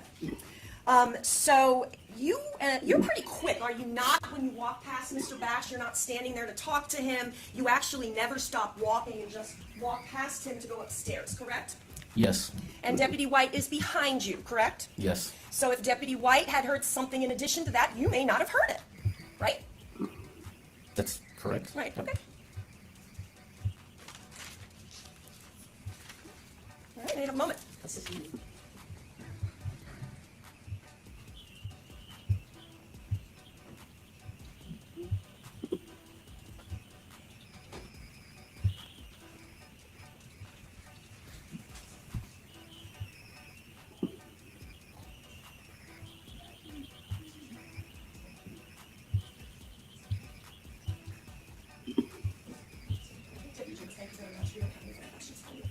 Anything else? All right, you can step down. Thank you. Is he released from his subpoena? Yes, Judge, he's released. All right, thank you. Principal, All right, so they're going to approach. So, Ali, let's just take a look at what you said.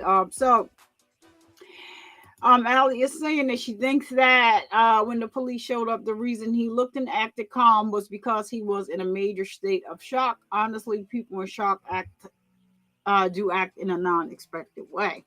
That can be true. I just think that that is his demeanor, and I don't think that it changes any. I don't.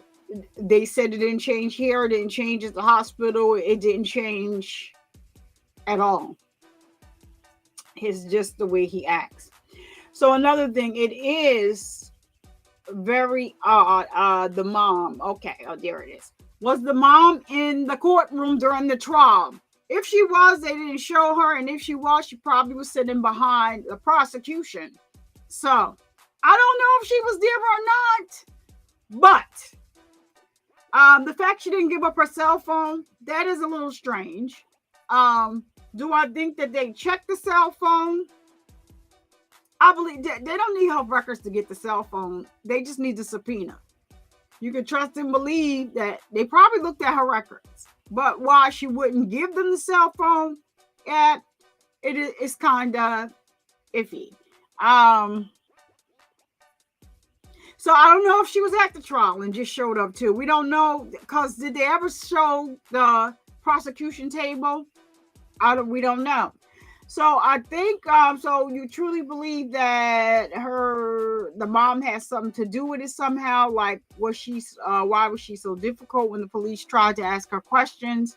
And why wouldn't she tell them it was him who did it if she knew? So when I listened to the closing statement, and I don't know, ALBD, Ali, I can chime in. When I listened to the closing statement, to me, I got from her closing statement, even though this happened, she was with this guy from high school, and I think she still had feelings for him. I think that she still, had some type of feelings for him. And some people, I don't know. Something is not right. Something is missing. But I listened to the trial. I never saw it. That was my first time seeing her in a black and white dress like that. And she was out to dinner.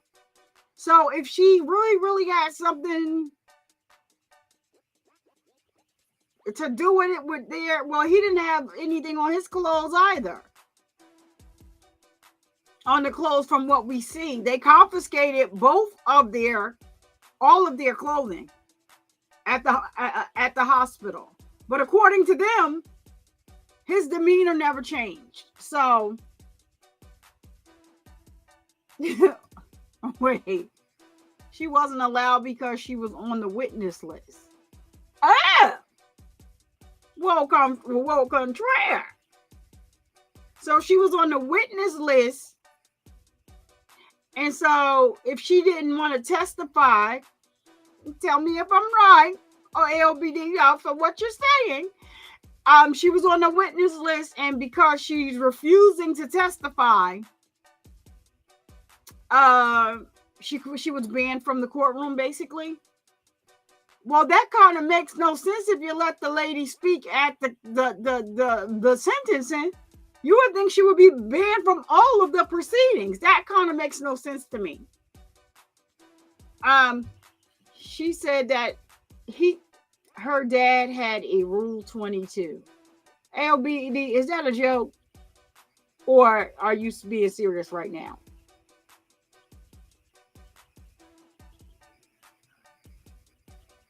Now, where this was committed,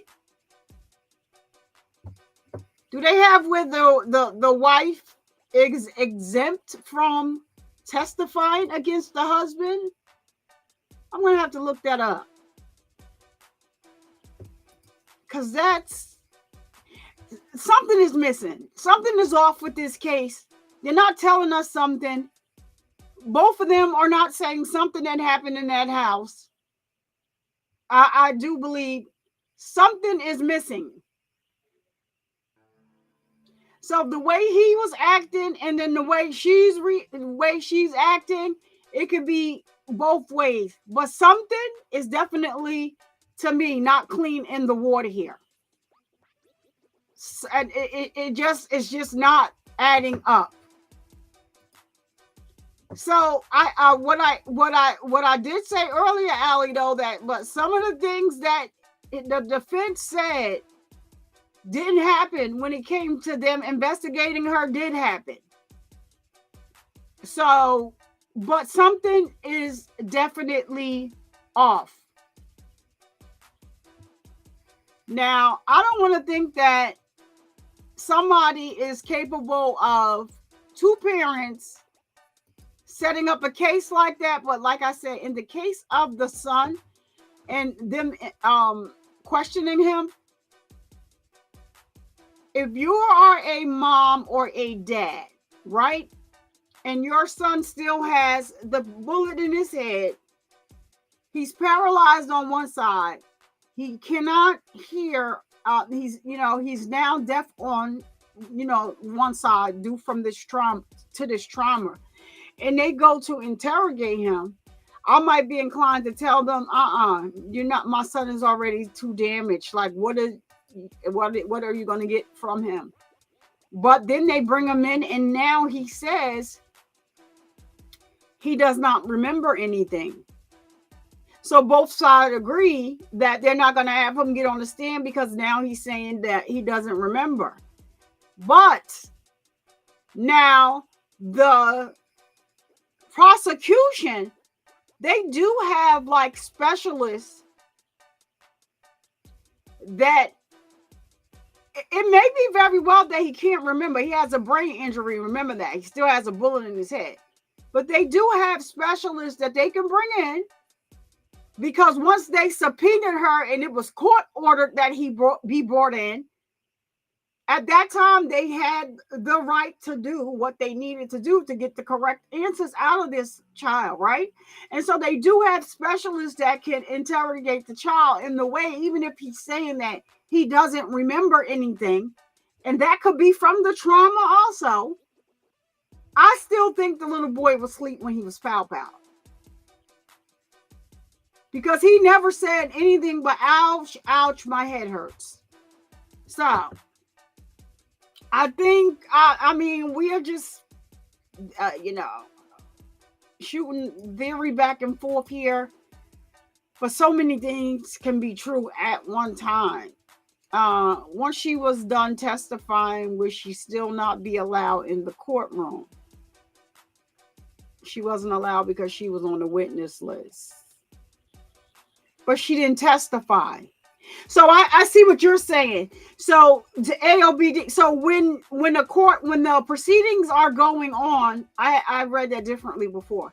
So when the proceedings were going on, if you are a witness, you cannot come into the courtroom, right? You're not allowed to be in the courtroom.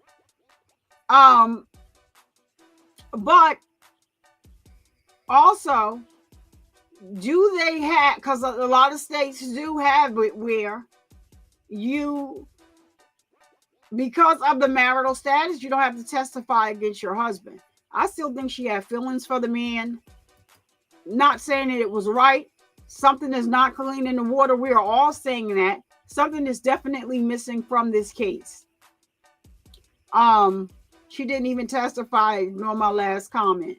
No, Allie, you got like a right to ask the question because I didn't notice she was banned. So thank you for that information, AOBD. I'm just thinking, like, did they show the prosecution team? Because normally when people are there for the prosecution and that they're not going to sit behind the defense because it's like I'm in support of the defense. I'm the defendant. So they normally sit on the other side where the prosecution and the family sit. So no witness can't sit in the court. Correct. They didn't know she wasn't going to testify. Oh, until the last day. Oh, okay. So she was supposed to testify. And so she wasn't allowed in the courtroom. All right. And then on the last day, she decided that she wasn't going to testify against them. Got it. Okay.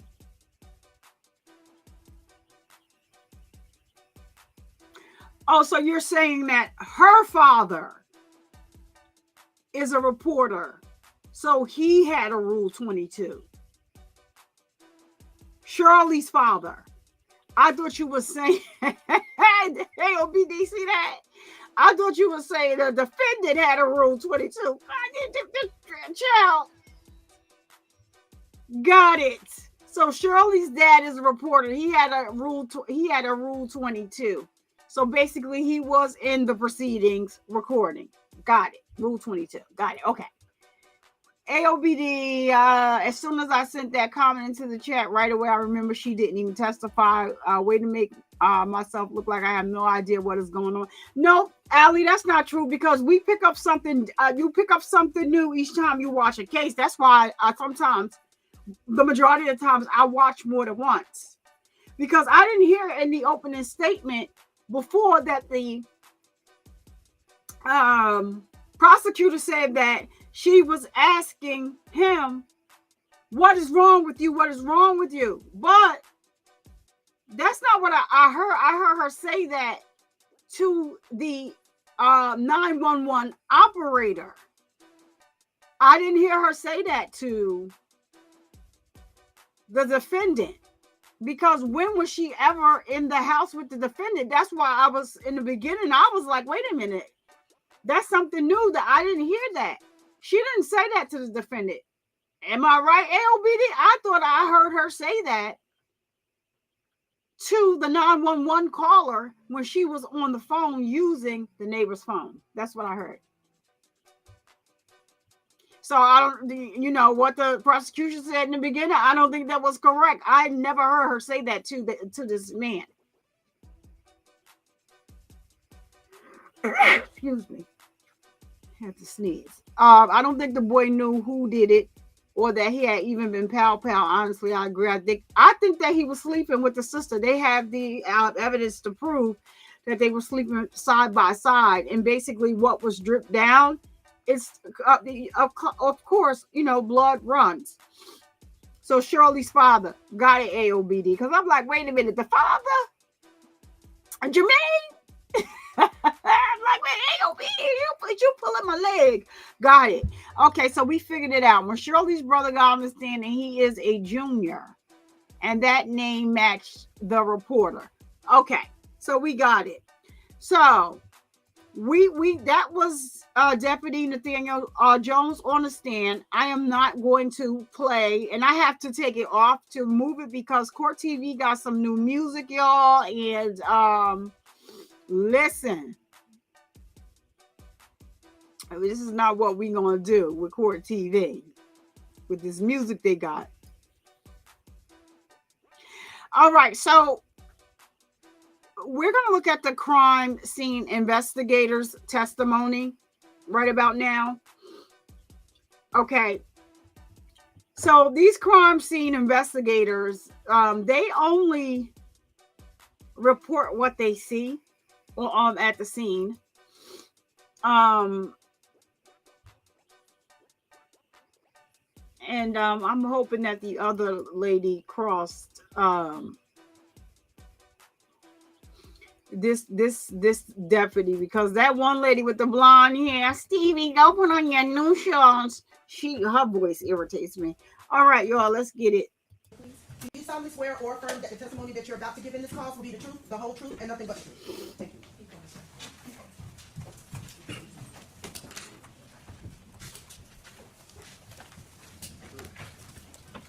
If you would please introduce yourself and spell your name for us. My name is Danielle Janicic, DANIELLE JANICIK. Good afternoon, Ms. Janicic. Tell the jury where you work. The Hillsborough County Sheriff's Office. How long have you worked at the Hillsborough County Sheriff's Office? Almost 4 years. Explain to the jury, what is your title at the Hillsborough County Sheriff's Office? I am a crime scene investigator. Help us understand exactly what does it mean to be a crime scene investigator. Tell us what you do. When a call for service comes out, we are the ones that go to the scene and collect evidence, take photographs, swab for suspected biological fluids, and then process for latent prints. How long have you worked at Hillsborough County Sheriff's Office? Almost 4 years. When you started, did you get hired as a crime scene investigator? Yes. How many times have you been called out to a scene and been asked to do your duties as a crime scene investigator? Hundreds. On August 29th of 2022, is it fair to say that you've been to hundreds of scenes by that time as well? Yes. So on August 29th of 2022, do you get a call to be a crime scene investigator on the case we're here for today involving the defendant Jermaine Bass? Yes. Tell the jury, what time about were you called to come out to the scene?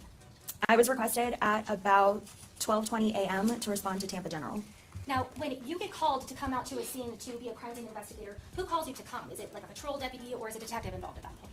Typically, it's a detective. When you arrive after being called to a crime scene to be a crime scene investigator, do you typically meet with a detective before you conduct any of your duties as a crime scene investigator? Yes. On August 29th, of the morning of August 30th, when you arrived at the scene for this case, did you meet with a detective? I did. Who was that detective? At the hospital, it was Detective Gibson. So what hospital are we talking about? Tampa General. When you arrived at Tampa General Hospital, you meet with Detective Gibson. What do you do after you talk with Detective Gibson? He requested that photos and evidence be collected of 2 individuals. Who are the 2 individuals? Jayla and Jermaine Bass. Okay, and at the time, did you take photos at that scene? Yes.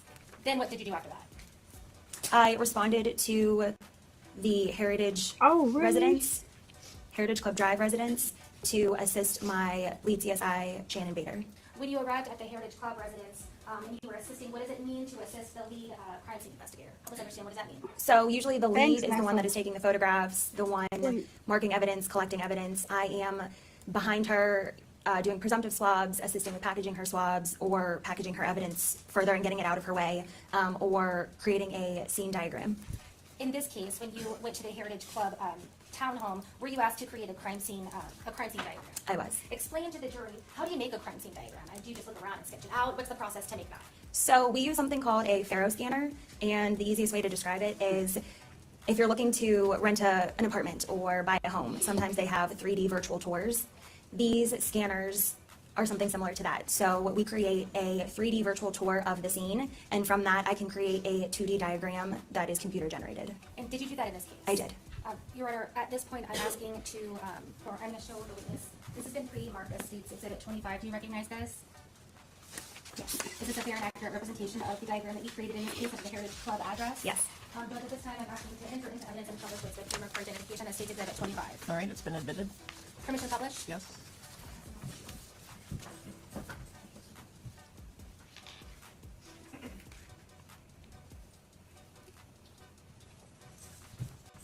So I'm placing State's Exhibit 25. There's 2 pieces of paper. Placing 25A on the Elmo. So if you notice, I'm pointing to the bottom left corner of 25A where we're noticing the words front door. Help us understand, would this be the bottom floor or the top floor when you went to make this diagram? This would be the bottom floor. So if you're entering from the parking lot, you're coming through where my finger is pointing right there where it says front door. Yes. Immediately to our left, we see what? A kitchen? The rectangle, excuse me, right to the right of the word kitchen. What is that representing? The kitchen island? Moving along, we're going further. My finger is pointing to the words dining area. Right above that, we're seeing what looks like to be a table and chairs. Is that representative of Yes. table and chairs? Okay. What is just beyond that at the top of your diagram? We see two squares with W/D. Tell the jury what that represents. It's a washer dryer closet. Now we're going forward into the living room. It looks like we're seeing number 1 and number 2. What are those representing? They are evidence markers. Okay. So, and it looks like number 1 is to the left of a longer rectangle. What is that representing? That black longer rectangle at the bottom, just off to the center to the right. It is a couch. It looks like evidence marker 2 is just between two darker squares to the right of the rectangle. What is that representing? Like sofa chairs? And to the right of that, we see a little sketch. Can you explain to the jury what we see to the right where my finger is? It's all the way to the right bottom right corner. It was a little pink like Barbie car, like that you could sit and drive in. Like a child's toy? Yeah. Now moving across the room, we see, what are we looking at right here? It looks like another rectangle. I'm pointing to the top center, almost off to the right. There's a rectangle and it looks like it has some lines like a grid. What is that representing? Those are stairs. So moving to 25B that I'm placing on the Elmo now, is it safe to say that this sketch diagram of 25B represents the upper level or the second floor of the townhome? Yes. So on the bottom left, we're looking at, do those also represent the stairs? And my finger is pointing to the bottom left. Yes, they do. So you're walking up, it looks like you immediately run into, it's white, it's the outline of like a rectangle with a number 3 next to it. Explain to the jury, what is number 3 representative of? A cabinet or a shelf that was at the top of the stairs. Right next to that, we see what looks like hallway, and then to the right of that, it looks like a line going to the right, and there's a series of small dots that connect it to the left. What is that representative of? That is the hallway going into the front bedroom, which was the children's bedroom. When you walk in, we're seeing a couple of different shapes, and we're seeing a couple of different words. So we're looking here to the left, there is a rectangle with 2 squares, or 2 rectangles on the other side of it, and it says dollhouse. Tell us what that means. It was a dollhouse, like a Barbie dollhouse, that was in front of the bed. The bed that we're looking at here to the left, it looks like we see a top rectangle and then a lower rectangle that is visible from the top aerial view. Explain to us why can I see the bottom one even though I can see the top one as well? It was a double bunk bed with a larger bed at the bottom. So did it look like maybe it was like a twin over full or a twin over king or different sizes? Yes, there were different sizes. Gotcha. Now we're looking at, you can see on the top a number to the left, it looks like B2. Do you see that right there? Yes. What is that representative of? It was a marker of, I believe it was a suspected bullet hole. Okay, and we see also the numbers, it looks like on the top bunk here, we see number 6, number 11, number 8, number 10, and number 9. What is that representative of? Those are all evidence markers. Number 5, we see with a line. Is that being attributed, number 5, to an evidence marker? Yes. And would that be on the top or the bottom bunk? I believe it was the bottom bunk. Okay. Now, looking over to the right, we see, anytime we see these numbers, is it safe to say those are evidence numbers? Yes. So we see what looks like an evidence number 4. Tell us where that was located or what it was around. It was around 2 sets of TVs, and it appeared to be like a chair, and it was in the corner. So this line that we talked about earlier with a series of dotted lines before that, does that represent like the doorway? Yes. So if you're exiting through this doorway from the children's bedroom with the bunk bed, what's immediately to the right? A bathroom. And is that what we see here to the right with like the toilet, and it's like something in front of the toilet, a shower, and a vanity area? Yes. Now walking down this hallway, it looks like there's a doorway to another room. What is that entering? The master suite, master bedroom. When you enter this doorway immediately to the right, what do we see? Another bathroom. Now, without any further doors, if you keep walking, you walk into what looks like the master bedroom, is that correct? Yes. Now, we see to the right a rectangle up against it looks like the wall that separates the bathroom from the master bedroom. Is that representative of a dresser? Yes. We see several evidence markers, 12, 13, 14, and 18, or 16. Oh yeah, no, that's 18. Are those representative of evidence that were found in those locations on the dresser? Yes. Looking upwards to the right, we see 15. Is that an evidence marker found on another piece of furniture? Yes, it was another dresser. Another dresser, okay. Then we see the bed, we see evidence marker 17. Is that representative of a piece of evidence that was found on the bed? Yes. Now, when we're looking at both of these, 25A and 25B, is the purpose of doing these 2 diagrams so that every piece of physical evidence that's found at the scene is representative on this diagram? Yes. Okay. Now, after, 1 second, let me just return this to the clerk.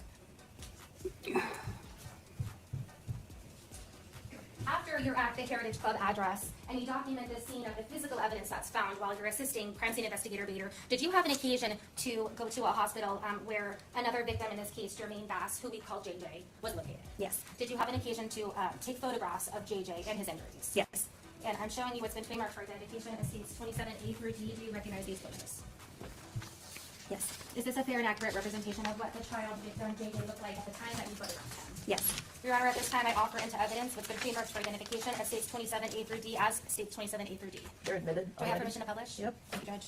I'm putting on the Almo what's been trademarked for identification as what's been entered into evidence as states 27A. What hospital was he located? He was at TGH as well in the PICU, What's the PICU? Do you know? the Pediatric Intensive Care Unit. When you walked in, this wound that we're seeing, for the record, on 27A, the photo is depicting what looks like the ear of the child. And up to the right, we see a wound. Is that his left ear? Yes. And I'm putting 27B on the Elmo. Often in these photos, we see these measurements used. Can you explain to the jury why and when you decide to use these measurements in photos? When we take our series of photos, we usually do overall mid-range close-up, and what you're seeing are close-ups, and then with our close-ups, we add scales to give a relative size to show how large an item is or how small an item is. This injury on 27B, is it the same injury that's depicted on what we just looked at on 27A? It is. I'm placing on the Elmo 27C. Tell the jury what we're looking at on 27C. That is the JJ's right pinky finger. An injury to his right pinky finger. I'm putting on the Elmo what's been entered into evidence as 27D. Is this the same photo that we just looked at, but the only difference as this one having the marker so we know how big it is? Yes. One moment.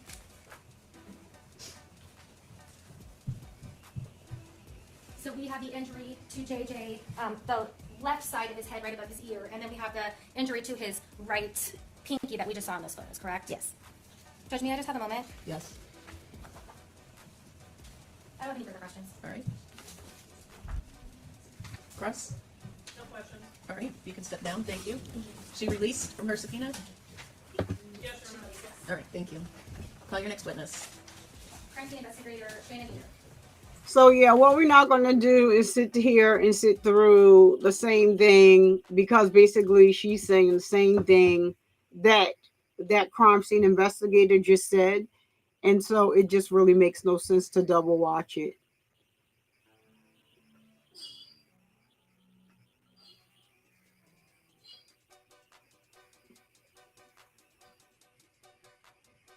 Well, she actually has a little different. So yeah, let's go ahead and watch it. She has some different stuff. So yeah.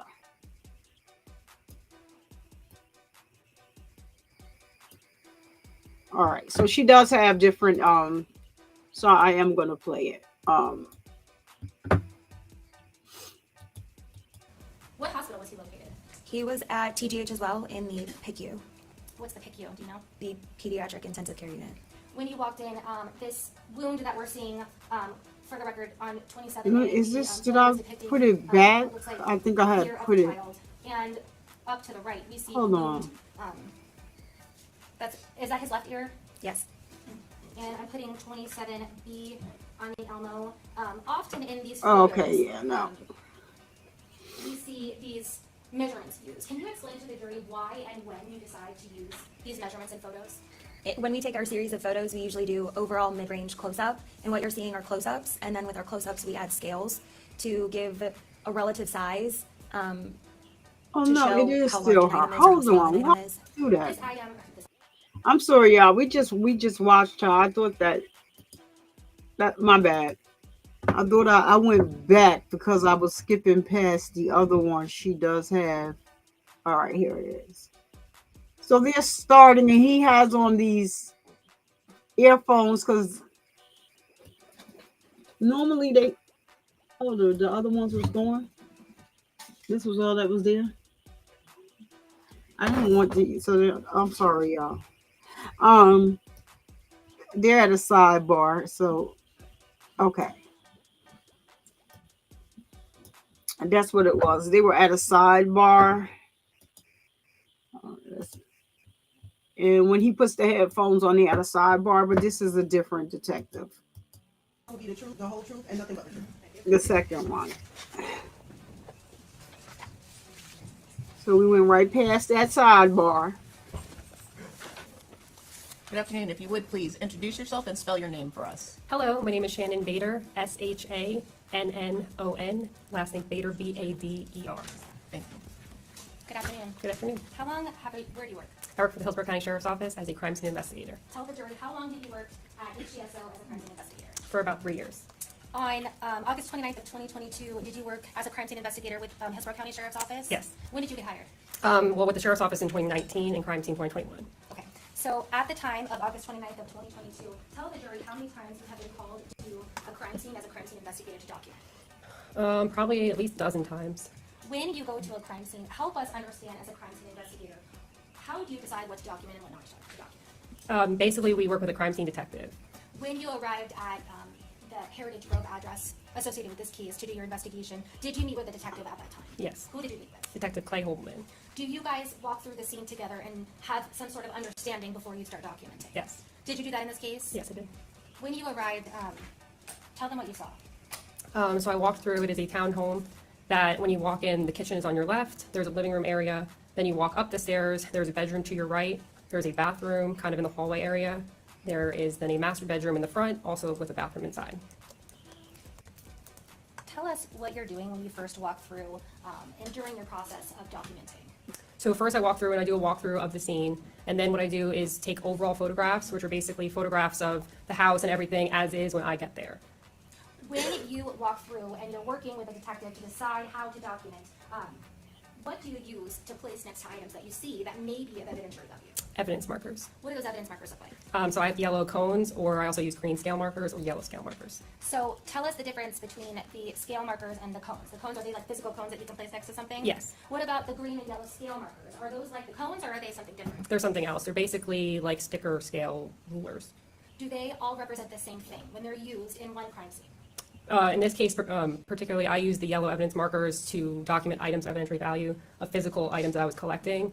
I use the green scale markers to document areas of red substances, and then I use the yellow scale markers to document any damage that I saw. So yellow evidence markers were for physical things. Yes. The green scales, which are like stickers, that was used to document red substance you saw. Yes. And the yellow stickers were used for what? For damages. Damage, okay. Judge, do I have permission to publish what's been entered as states 22A through EEEE? Yes. I'm placing on the memo states 22A. Tell us, when you first walk into the apartment or the townhome, is this what you see? Yes. What are we looking at in this photo? So this is the living room area. The front door is behind me, and the back door is in front of me. And this is, you could see evidence marker 1, and then on the floor should be green scale marker A. So the cone of evidence marker 1 indicates to us that there was something physical next to it. What was physical next to it? Do you remember? Yes, this was the Ace Vantage clip. Okay. Now on the floor, you told us that the green scale stickers represent red substance. Is that what's notated on the floor right here? Yes. We're looking at 22B. Is this a close-up of that green sticker that we just saw? Yes, it is. And if we zoom in,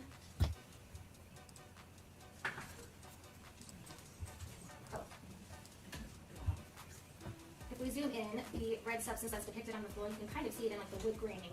Is that what you deem as evidentiary value to put the measure sticker next to it? Yes.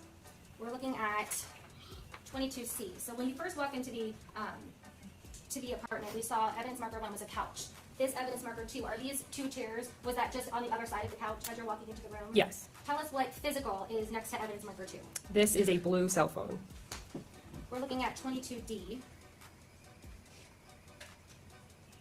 When you go to walk up the stairs, are these green stickers? We see 1, 2, 3 in this photo. What do you see on those green stickers, and what was the purpose of placing them there? These are more areas of red substances as you're walking up the stairs on the wall. That should be green scale C, and then D and E up there. I'm placing 22E on the Elmo. Now we're seeing a close-up, and if you zoom in, there was a green evidence sticker that we can see. It says red substance C that you just referred to. Also depicted, we see a green sticker here to the left on one of the staircases. Why did you place that evidence marker there? There's a red substance on that stair. We're looking at 22F. Tell me the vantage point of this photo. So this is kind of looking up. I'm standing in the middle area of the stairwell, and you're looking up to the landing. We see a green marker on the left. Was that to document and mark a red substance as well? Yes. I'm placing on the Elmo 22G. At this point, is this as if you had walked up to the very top of the stairs and you're looking ahead? Yes. Now, we can see a yellow evidence marker 3 in this view. Tell the jury what is immediately to the right of the physical evidence marker 3. This is a gauze pad. I'm placing 22H on the Elmo. Is this just a closer up view of that gauze pad? Yes. I'm placing on the Elmo 22I. Which room are we looking into? This is the kids' bedroom. So, I'm going to zoom in. I see a green evidence marker on the left side of the doorway. You can see the brass or metal, door hinge to the left. Why did you place that green evidence marker on the doorway right there? There was an area of red substance there. Now, on the other side, the green area that we just looked at, that's not the side that the door is connected to, correct? Correct. So the area where I'm pointing on the right side of the photo, where immediately to the right of that, it looks like there's like an open closet right there. That's where the door is attached to, correct? So it opens up inward. Yes. Now, on 22J, which I'm placing on the Elmo, is this the same doorway that we're looking at, but we're looking at the actual side of the door? Yes. And I see an evidence marker in the middle. It's green. Tell us what that represents. The red substance on the door. Now, we're zooming in. Tell the jury and explain for the record. Everything's written down. What color is the door? White. So the spots that we're seeing in this photo, is that the red substance that you deemed should be marked with that green marker? Yes. I'm placing 22K on the Elmo. We see in the bottom right-hand corner a silver door handle. Is that the silver door handle on the door from the previous photo we were looking at? Yes. So when we're walking into the room, is this the children's room that we're walking immediately into? Yes. In the middle of the room, tell the jury, I'm pointing to a circle here that has a pink around it, and tell them what it is. Trampoline.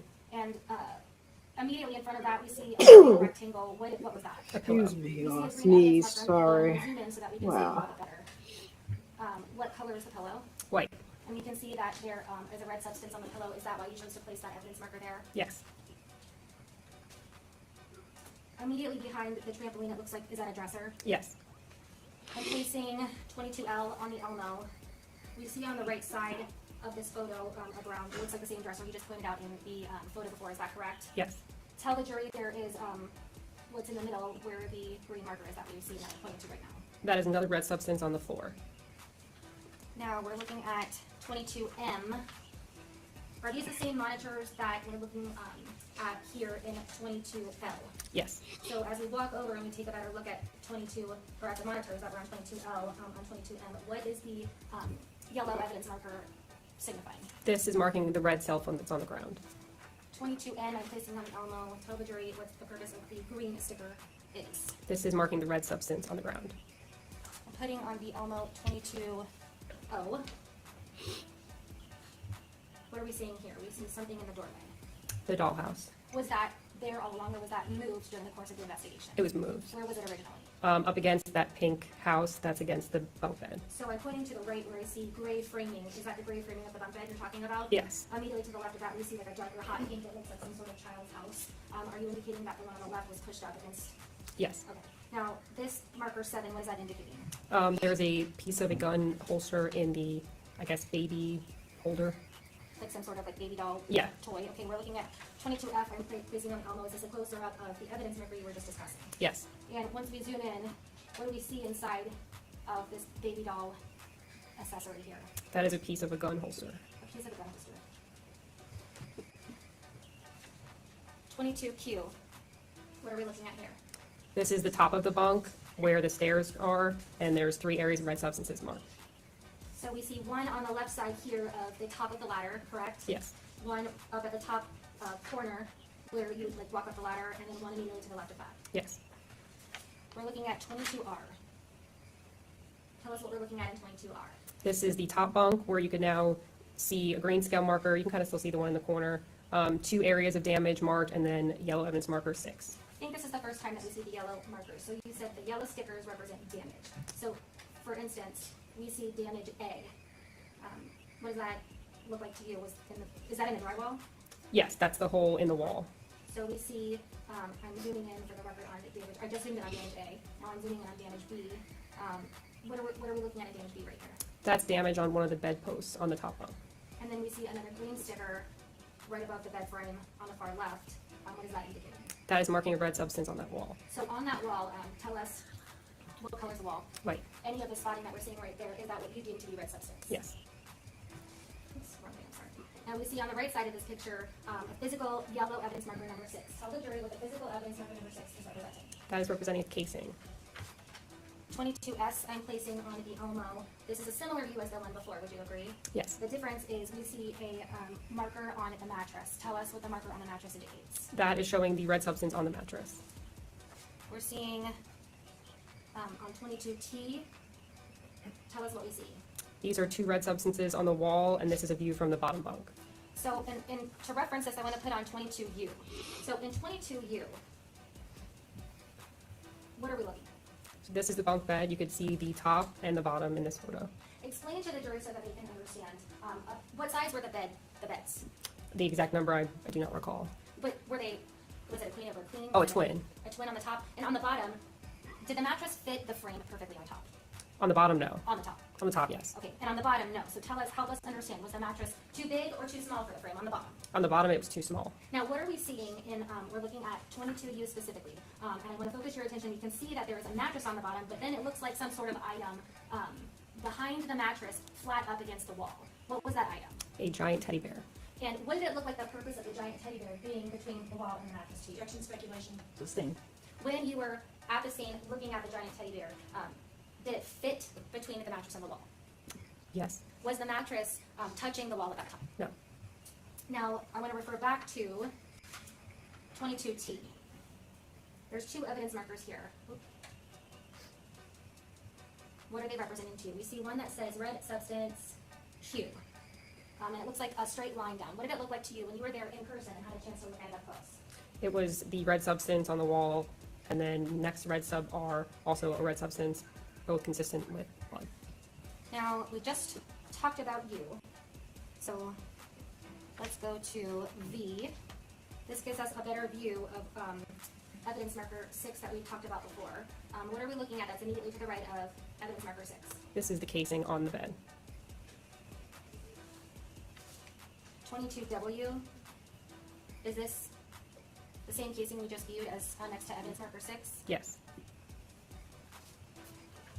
I'm placing on the Elmo 22X. Is this the top bunk or the bottom bunk? The top bunk. And are these the same damage marks, A and B, that you pointed to before, and red substance marks that you've seen in other photos? Yes. The pillow, was that on the mattress when you were taking photos? Yes. I'm placing 22Y. Is this a closer up of the red substance we talked about before, right next to the teddy bear on the bottom bunk? Yes. 22Z. Tell us what we're looking at in this photo. This is the bathroom that is next to the kids' bedroom. Now, on the far right of this photo, where my finger is located, the far right, you can see an open door. Tell the jury, where does that door lead to? That door is the child's bedroom. So, the door that I'm pointing to in the middle of the photograph that you can see that's open, the wall above here that I'm pointing to, which is right next to the tile from the shower for the record, that wall is shared by this bathroom and the children's room, correct? Yes, correct. 22AA, I'm placing on the Elmo. What are we looking at here on the right? We see an evidence marker. This is the yellow scale marker documenting damage on the wall. And it's labeled damage A1. We also see a marker on the left side. It looks like there's a shower curtain rod and a shower curtain.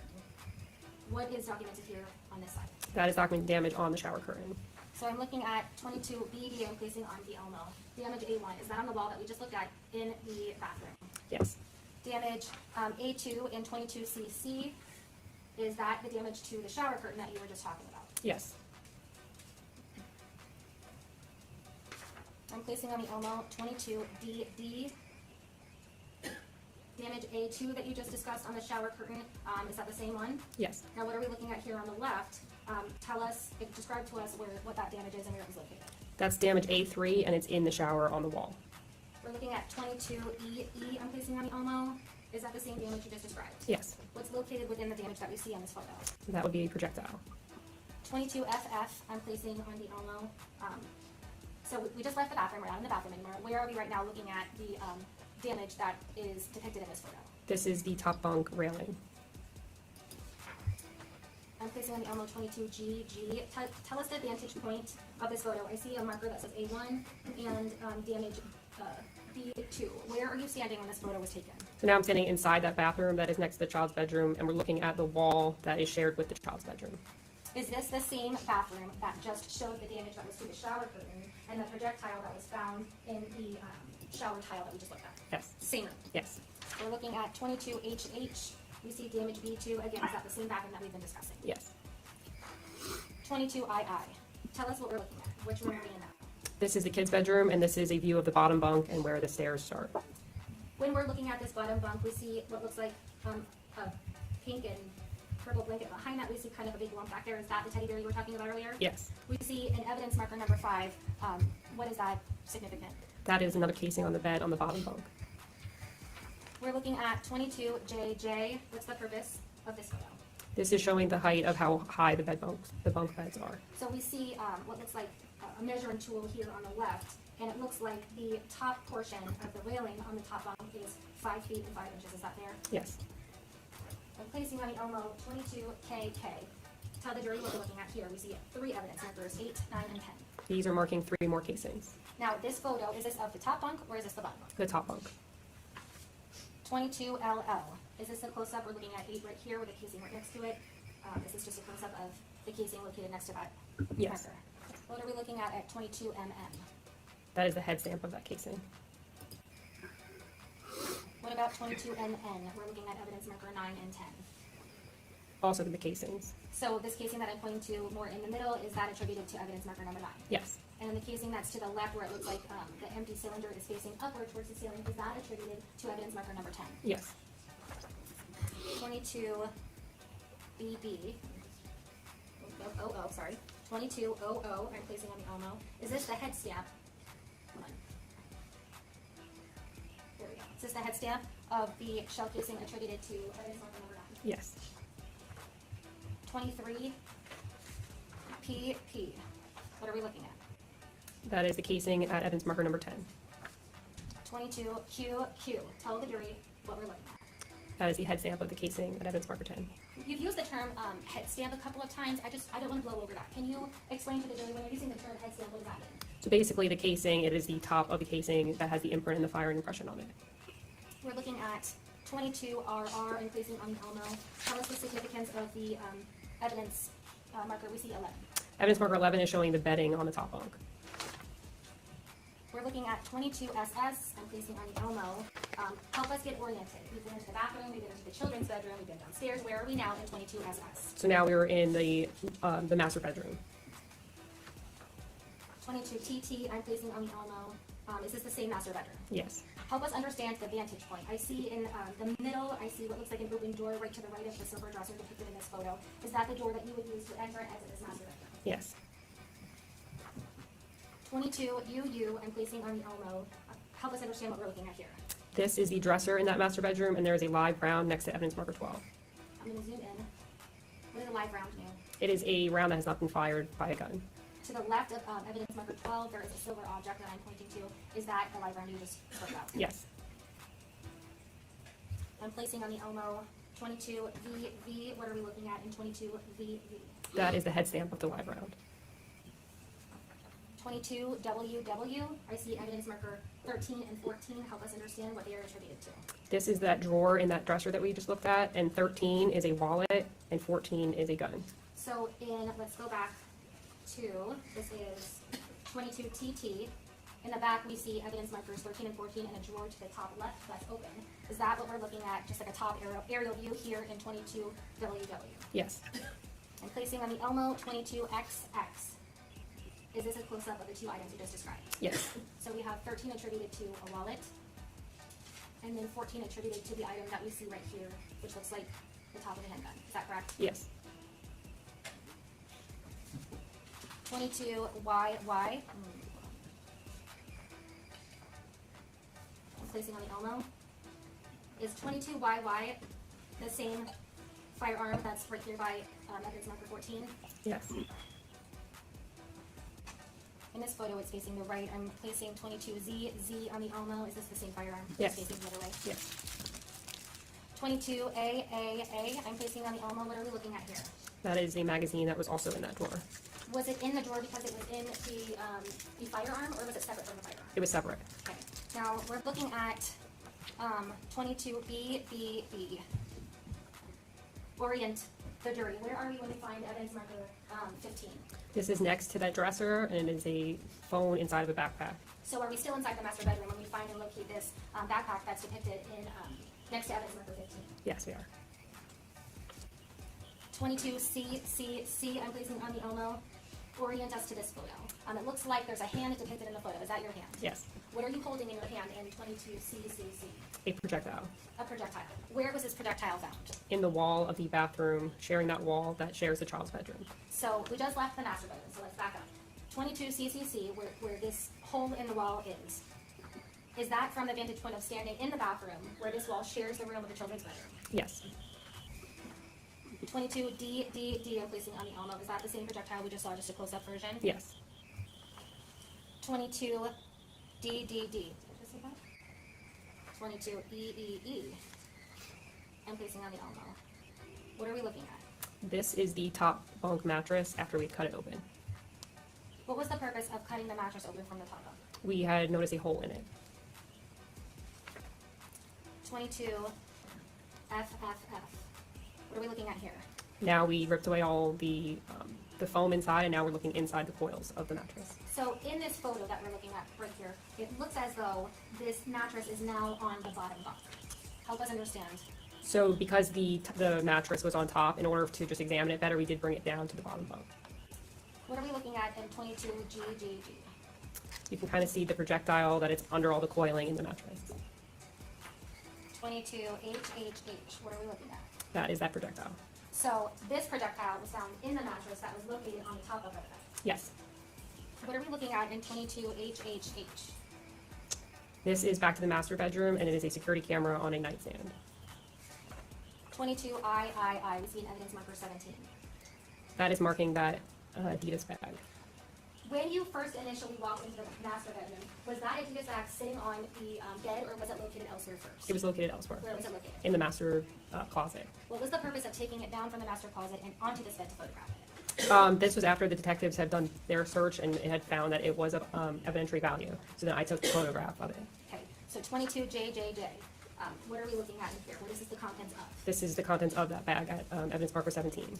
So the same bag that we see in 22III. Are you saying that this is the contents of that same bag in 22JJJ? Yes. Now, we're looking at 22LLL, placing it on the Elmo. Oops. It looks like a hand is holding some sort of measuring device. Help us understand, why are there times that you use a measuring device, like a ruler in this case, to show the height of something? This is showing the height of the damage to show how high it is off the ground. In this photo, we see an evidence tag to the left that's labeled damage A1. Right above that, we see something poking out of the damage that we've seen before. We've never seen something that thus far out of these photos poking out of the damage. Help the jury understand what's poking out of damage A1. That is called a trajectory rod. What's the purpose of using trajectory rods when you are documenting a crime scene? A trajectory rod is used to show a possible flight of path through 2 areas of damage or more. So for instance, if you have a crime scene where it looks like you have what some may call a through and through, is a rod helpful in that situation to document the trajectory to show in fact if it was a through and through? Yes, it is. Okay, so we see damage A1 that there's a rod there. We're looking at, also for the record, would you agree with me that the damage A1 is just about 5 feet 6 inches high? Yes. So now we're looking at 22MMM. Oh, I guess it would be helpful to just make sure that 22LLL, this damage A1, what room are we looking at? This is the bathroom on that same wall that shares the child's bedroom, above the towel rack. So on the direct other side of this wall, is that where the bunk beds were located? Yes. Now, 22MMM, I'm placing on the Elmo. Is this the same bathroom that we were just looking at in the previous photo? Yes. Now, next to damage A1, again, it looks like we have a ruler. Would you agree with me that damage A1 is about 4 feet, 11 and a half or so inches? Yes.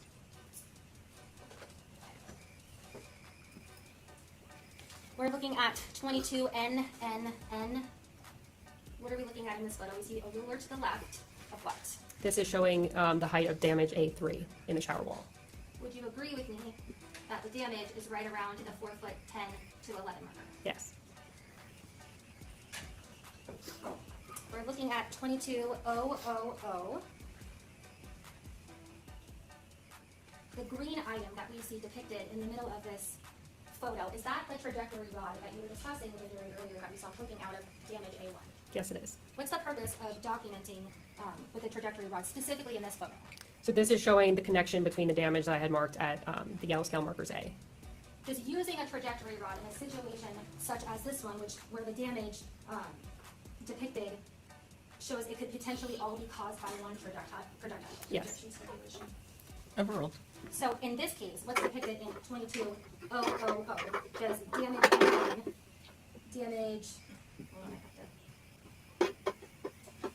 the damage to the wall, the damage to the shower curtain, and the damage to the shower tile containing the projectile all match up using the trajectory rod? Yes. We're looking at 22PPP. Zoom out. What room are we in here? This is the bathroom. And we're looking at a marker entitled damage B2. Would you agree with me that the damage B2 looks like it encompasses 4 feet and between 9 and 10 inches? Yes. Just for the record, there's 2 bathrooms. Yes. Yes. You said we're in the bathroom. Yes, Sorry, ma'am. Thank you, Judge. The bathroom that we've been discussing all along with the damage. Yes. Is that all the bathroom that's directly next to the children's bedroom? Yes. Did you notice any damage whatsoever in the bathroom that would be right next to that, adjacent to the master bedroom? No. So, all along during your testimony, when we've been discussing a bathroom that has any damage to it, we would be talking to the bathroom where the wall is shared directly with the children's room. Yes. 22QQQ. Is this photo documenting the difference between the 2 damages on the wall? Yes. Damage A1 and damage A2. Yes, and how far it is from the entryway door. Okay, and so on the right where this one starts, is that where the door would be open? Yes. 22RRR, I'm placing on the elbow. Take us back. What room are we in again? The children's bedroom. The photo depicted, we see a mattress and bed linens. Are we looking at the top bunk or are we looking at the bottom? The top bunk. The damage that we saw, we see damage A and damage B. Are those the damage markers that we discussed before seen on the top bunk? Yes. Now we see an item that is sticking out of damage A and an item right next to damage B. It's not going through damage B, but it looks like it's coming from behind the wall. Help us understand what those 2 items are. Let's start with the green one that's coming out of damage A. That is the trajectory rod that we were discussing earlier. That green trajectory rod that you said we were discussing earlier, is that the same exact trajectory rod that we saw depicted going through the damage into the children's bathroom, through the shower curtain, and into the tile? Yes, it is. That is the same exact rod we were looking at? Yes. What about, we see it looks like red or pinkish rod that we're looking at here. It's right next to the damage B marker, but it's not coming out of it. Help us understand that. So this one is going into the hole in the wall. That would be damage B1. Where is damage B1 located? On the wall behind that railing. Okay, so we're looking at 22SSS. Is that the same trajectory rod we just were looking at that goes from the children's bedroom into the children's bathroom? Yes. And we see a red substance on the right side as well. It looks like 22TTT refers back to, is this the children's shower that we were talking about, the green trajectory rod? Yes. And referring back to 22SSS, that's the same pole depicted in both. Is that your testimony? Yes. 22UUU, what are we looking at here? This is a bag, and on top of it is a holster, a box of ammunition, and a magazine. Was that bag located right here when it was photographed? No, it was not. Where was it located before it was photographed? That was in the children's bedroom closet. So it was brought down from the closet so that you could take the contents out and photograph them? Yes. 22VVV, or placed on the elbow. Where is this damage located? This damage is where the projectile came from, of the B2 in the bathroom that shares the wall with the children's bedroom. We're looking at 22WWW. What do we see here? This is the bottom of the drawer that we saw earlier with evidence markers 13 and 14. This is once taking the clothing out, evidence marker 18 was placed. What room is evidence marker 18 found in? The master bedroom. So the drawer that we saw before, is this the same drawer? Yes. So help us understand, you didn't see these items before because of why? There was clothing on top of it. Once you removed the clothing, you were able to see these, and that's why you placed this evidence marker there? Yes. Tell us what exactly is depicted in this photo. In this photo, there are loose live rounds at the bottom of this drawer. And again, a live round is what? A round that's not been fired yet by a gun. 22XXX. Is this just a closer up of evidence marker 18, those live rounds that we're discussing? Yes, it is. 22YYY. What are we looking at in 22YYY? That is the head stamp of the live rounds that were in that drawer. It looks, let's see, 22AA, and placing on the Elmo. What are we looking at here? This is the Adidas bag that was at Evans Barker 17. Remind us, where was this Adidas bag initially located? Initially in the master bedroom closet, After it was taken from the master bedroom closet, where was it placed so that you can photograph it? on the bed in the master bedroom. Now, where are these photographs taking place? These are taken back at the office at the crime scene section. 22BB. What are we looking at here? This is that same bag just opened. 22CCCC, and placing on the Elmo. What are we looking at here? These are now the contents I took out of the bag. So it looks like, in this photo, in the top middle, it looks like a computer mouse with some wiring, is that correct? Yes. Then we see to the right of that, we see a zippered pouch right here. And next to that, it looks like another sort of pouch. Yes. We see below that, looks like some plastic, or one plastic container of sorts. Is that right? Oh, yes. It's a plastic bag? Yes. What's to the left of the plastic bag? That is a magazine. Magazine, what's to the left of that magazine? Ammunition box, What's to the left of that? batteries, Now we're going on, we'll look like the third row. We see a box of metal objects that have a point to it. What are those? those are also an ammunition box, What's inside of the ammunition box? 5 rounds, To the right of that, we see what looks like a rectangle of something. What are those? 5 rounds as well. To the right of that, we see another rectangle. And for the record, the one to the left that she just described was more, what color would you call that? Silver? Yes, The one to the right, what color would you say those were?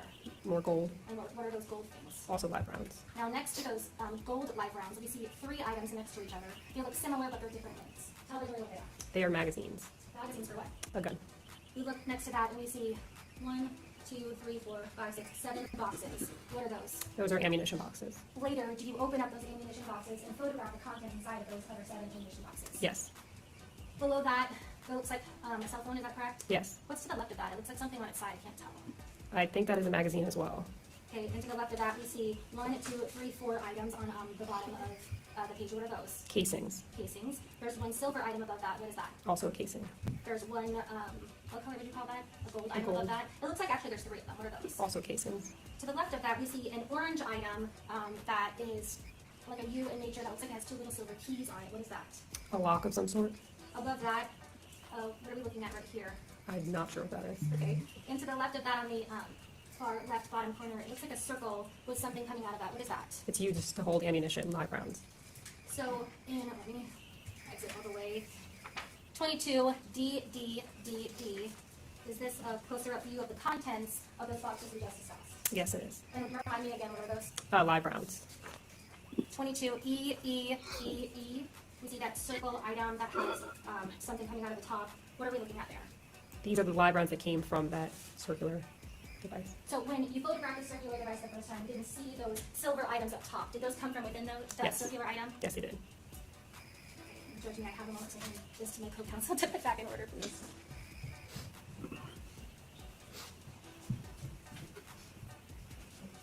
All right, yeah. So basically, I wanted you guys to see all of the evidence that they found, that they've marked, the beginning of him, him saying whatever he said. We have just a moment, Judge. Is that the aunt behind him? And then we're going to go skip right on to the end, because this is a clip notes version, but I just wanted you to see that. But I want to skip to the end. May I retrieve scissors, please? Once this witness is done. What's been entered into evidence? We saw the cop testimony, what they found when they got there. So I want to get to the end. He does not take the stand. I want to get to the end, to the closing. So he was found guilty. I want to get to the sentencing video so that you can hear the people speak. It's brief. And then he speaks as well. So that's what I want to actually get to. Because the case is basically summed up at this point, really.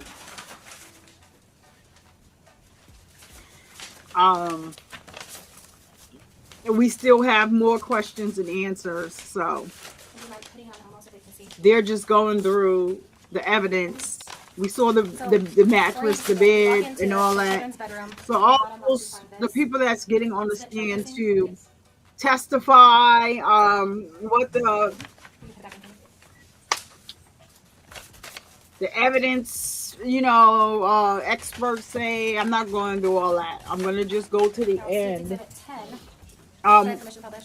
Yes, everything that's admitted. His sentencing day, and then just to the end of the trial when he gets sentenced, and then we're just going to look at sentencing day so we can hear what he said from his mouth and what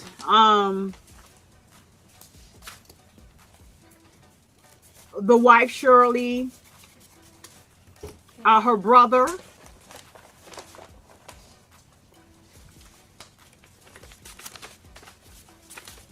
and his mother, basically what they said, because that was a mess, a whole mess and a half. So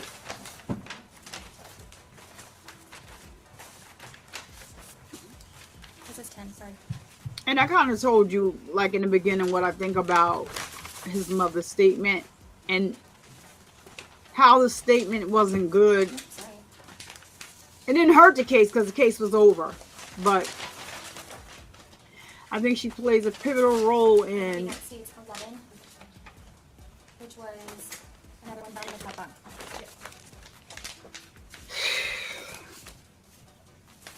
the way he responded at the end, his statement.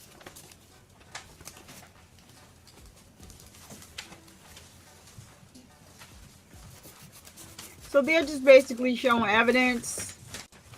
And like I said, we're going to just go to the Cliff Notes version, actually.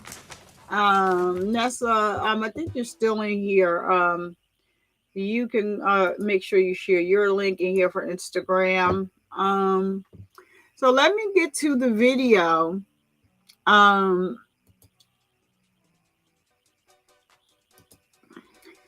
his sentencing.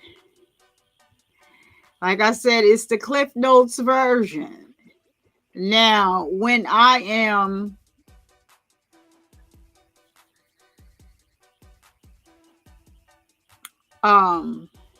live streaming the trial, I'll do like the full trial, but the rewatches or what have you, we're gonna just show you some key parts that we need to see, and then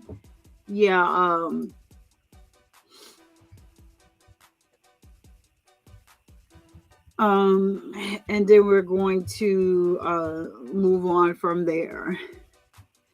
Jermaine Bass, as I stated, if you look, I do have you know what, y'all, I'm sorry, I didn't see this, and I'm so sorry. I do want to see the interrogation.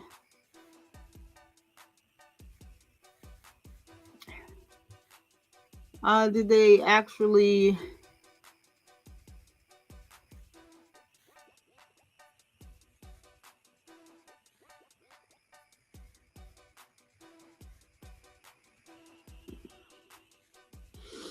I'm not seeing the interrogation. Where is the interrogation? I watched a very interesting trial yesterday too. And not trial. I watched a testimony of a guy who, he was 39. I'm trying to remember what his name was. And he helped unalive somebody for this woman. What was her last name? Samatelli or Tomaselli, something like that. And basically, I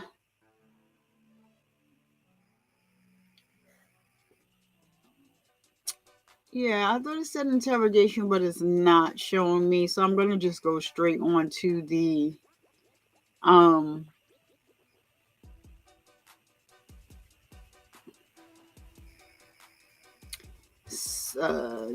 let's do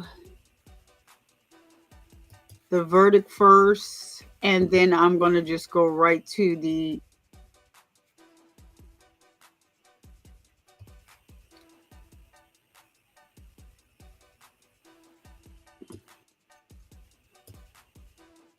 okay, so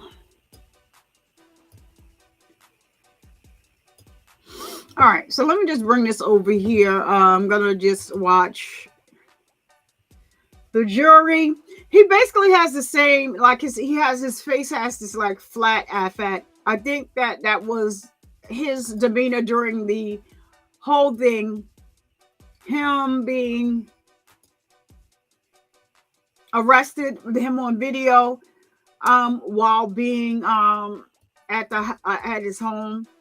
He has like just this flat affect, and that, I mean, it is what it is.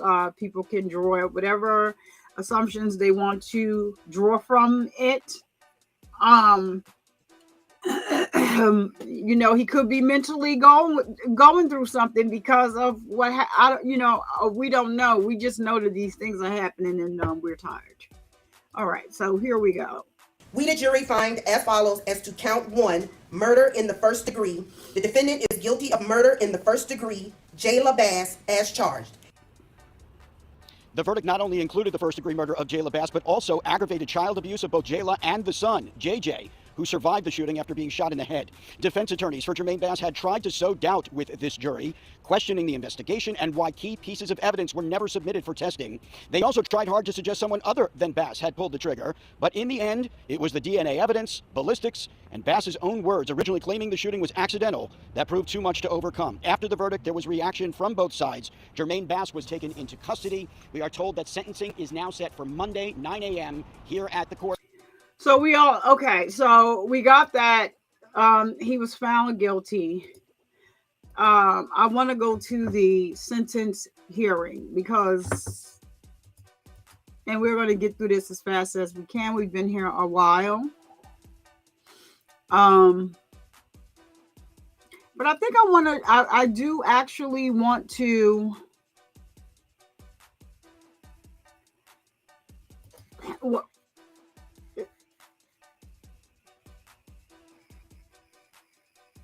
Okay.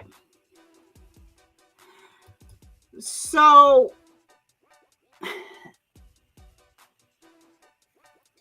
I do know that I actually want to, I probably will just go through that case that I was listening to yesterday. It's very interesting because the guy on the stand had got his life together. Well, I don't know what he was into, but he was young when he was, friends with these guys. I want to say that I'll put it together. So let me stay on topic. But I think I want to really just watch that, but I really just want to cover his testimony because it's interesting to me how, normally they say someone has to testify in order to get a deal, but you can absolutely tell that he had remorse for what he did.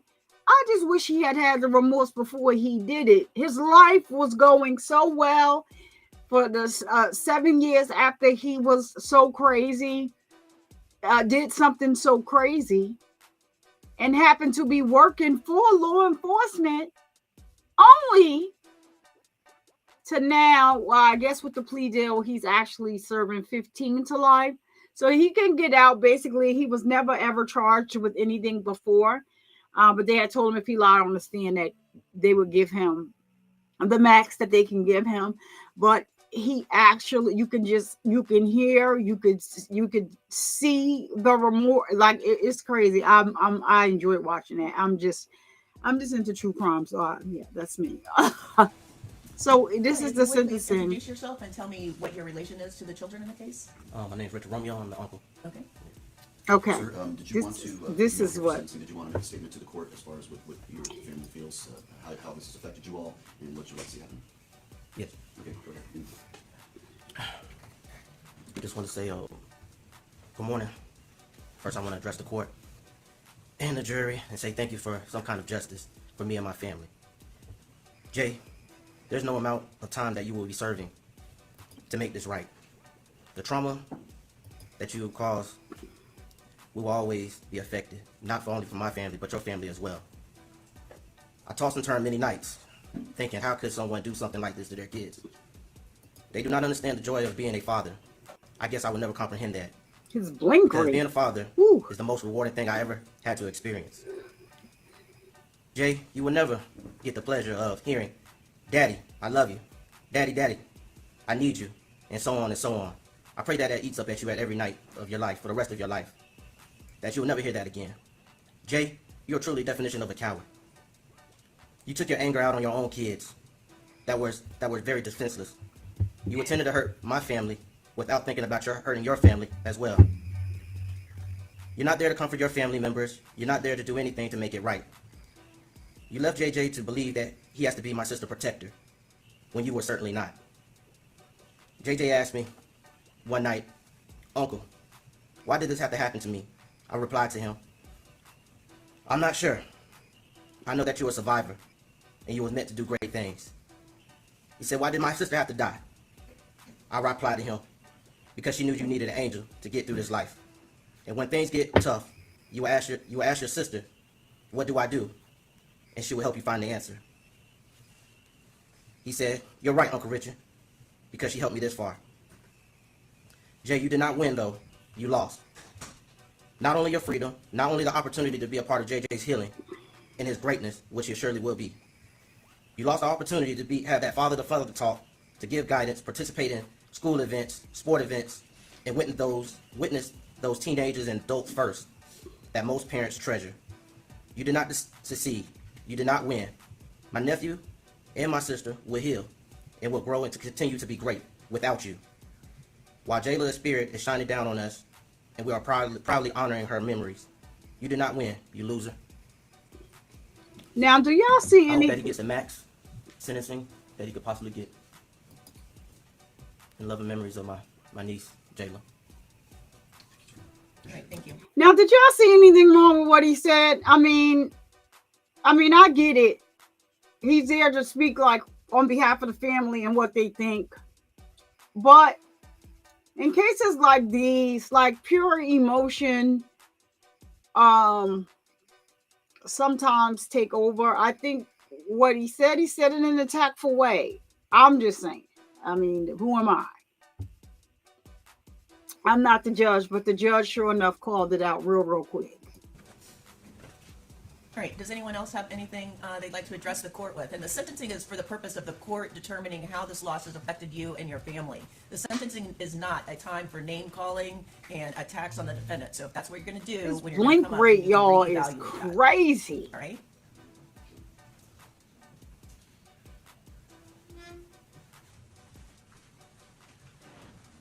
Allie, what do you think that is, the blink rate? Do you think that has something to do with him? Is he, I don't know. Hi, good morning. Not a body language Would please expert, tell but me I your would name like and to how hear. you're related to the children. Shirley Bass, mother. Okay. Ms. Bass, did you have a statement you want to make to the court regarding the sentencing in this case? Excuse me. I just want to say thank you and Do you need some water? no, I'm fine. Thank you. All right. Let us know if you do.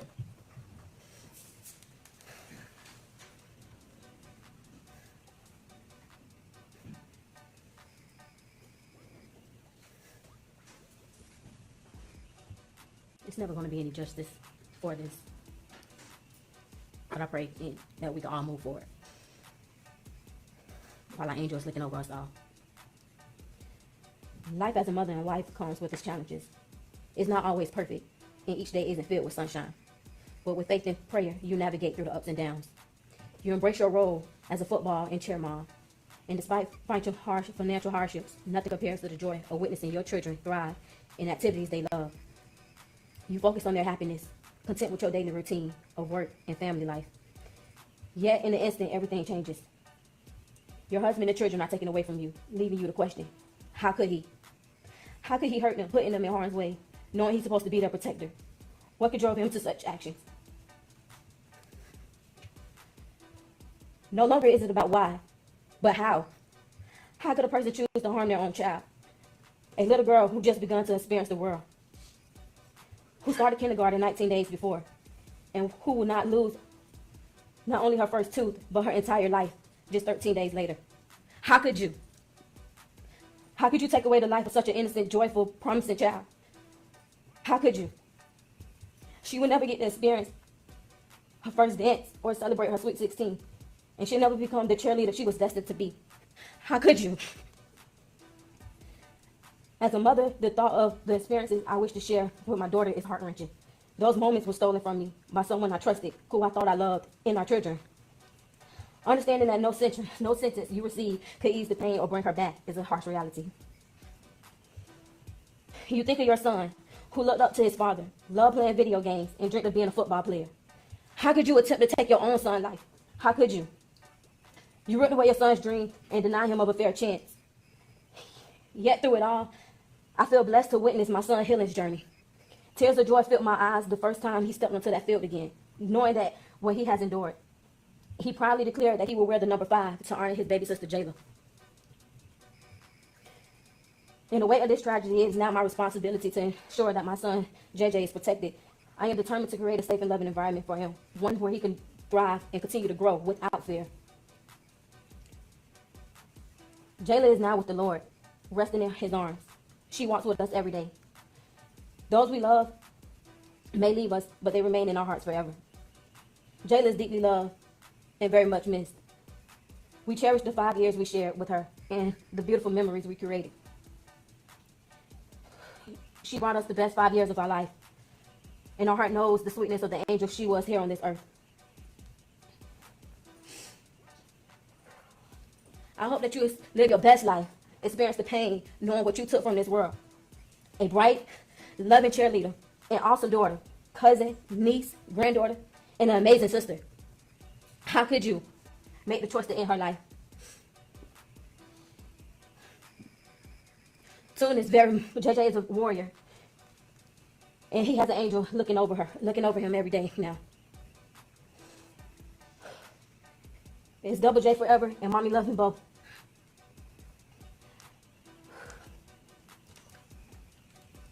Thank you. Thank you.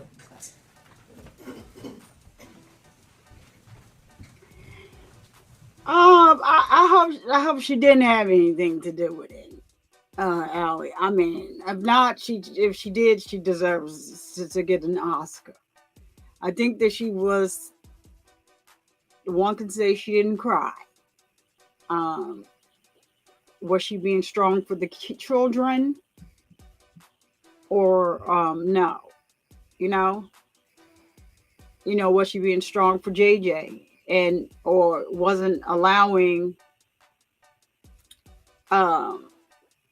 defeat. So anyway, let's just move on.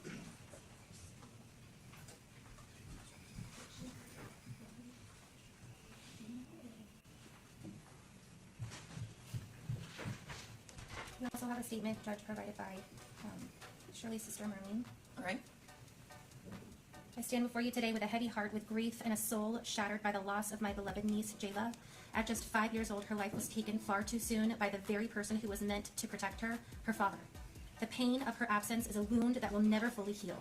I miss her laughter, the times she would call and say, "Auntie Lean, are you taking us to get ice cream?" Those simple moments were filled with joy and love. I cherish the 5 precious years we shared, and I often find myself longing for just one more hug, one more smile, one more day with her. Jayla was just beginning to break out of her shy shell. She had recently started cheerleading, a passion that brought her so much excitement and happiness. It breaks my heart to know that she will never get to experience the joys of growing up, the milestones that every child deserves to reach. Her beautiful spirit, her laughter, and her innocence were taken away from us, leaving a void that will never be filled. I want the world to know that she was loved deeply, and that her laugh, though short, had a profound impact on all of us who were fortunate enough to know her. As we navigate this unimaginable loss, I hope that her story serves as a reminder of the importance of love, protection, and the responsibility that comes with being a parent. No child should ever have to endure such a fate, and no family should have to experience this kind of heartache. In memory of Jayla, I ask for justice, not just for her, but for all children who deserve to live in a safe and loving environment. Thank you for allowing me to share my heart. Sincerely, Auntie Lean. She didn't cry, but she could have been trying to be strong for her children. I'm just confused. Like, there's just a lot. In prison, we would ask that he receive the maximum on all 3 charges in such a heinous crime, taking away the life of his own daughter, attempting to take the life away of his son. It was a horrible act, one of the worst, and we are asking the judge that he get the maximum, which is life in prison on all 4 counts. All right. And did you do a guideline score sheet on those 3 counts? We did, Judge. I believe they got it right. I just believe that there's some things that are missing. I'm going to put it like that. Division. There are a lot of things that are missing, but I believe they got it right. Romeo? Yes, ma'am.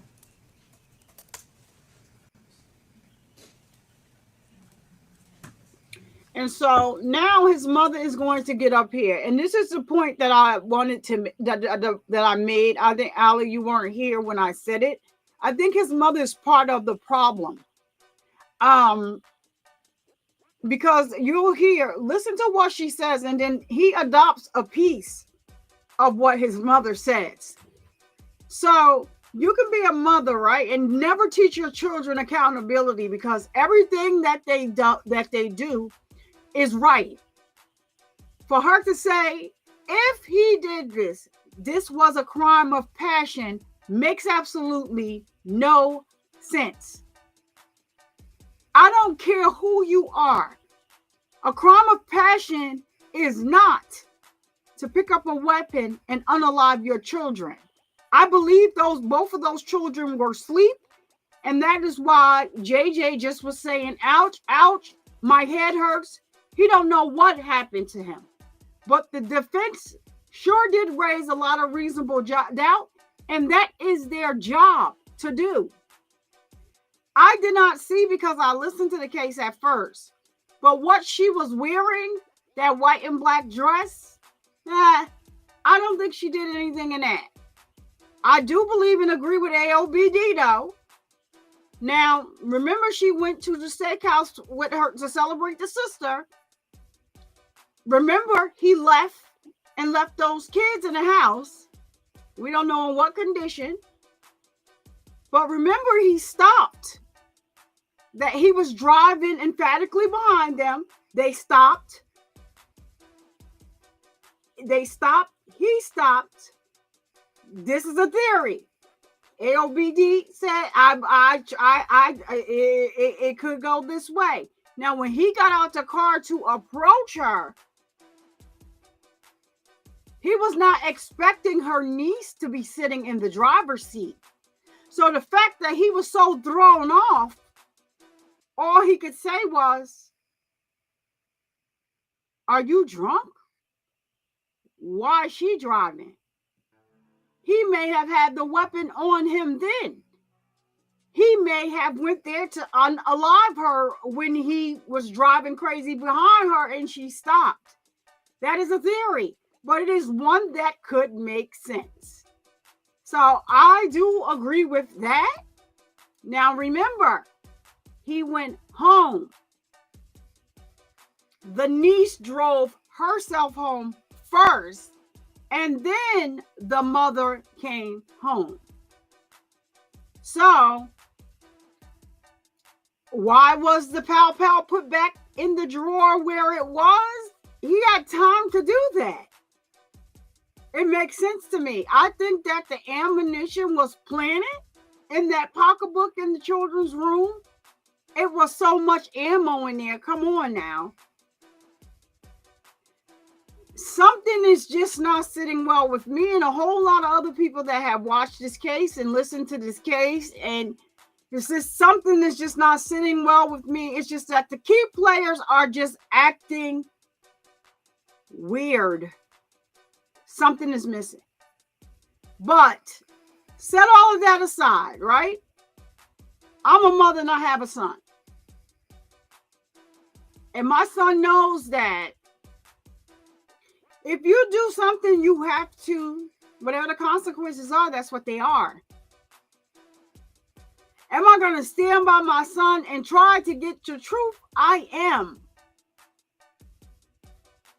But up until this point, there was some tension going on in that home, we can tell.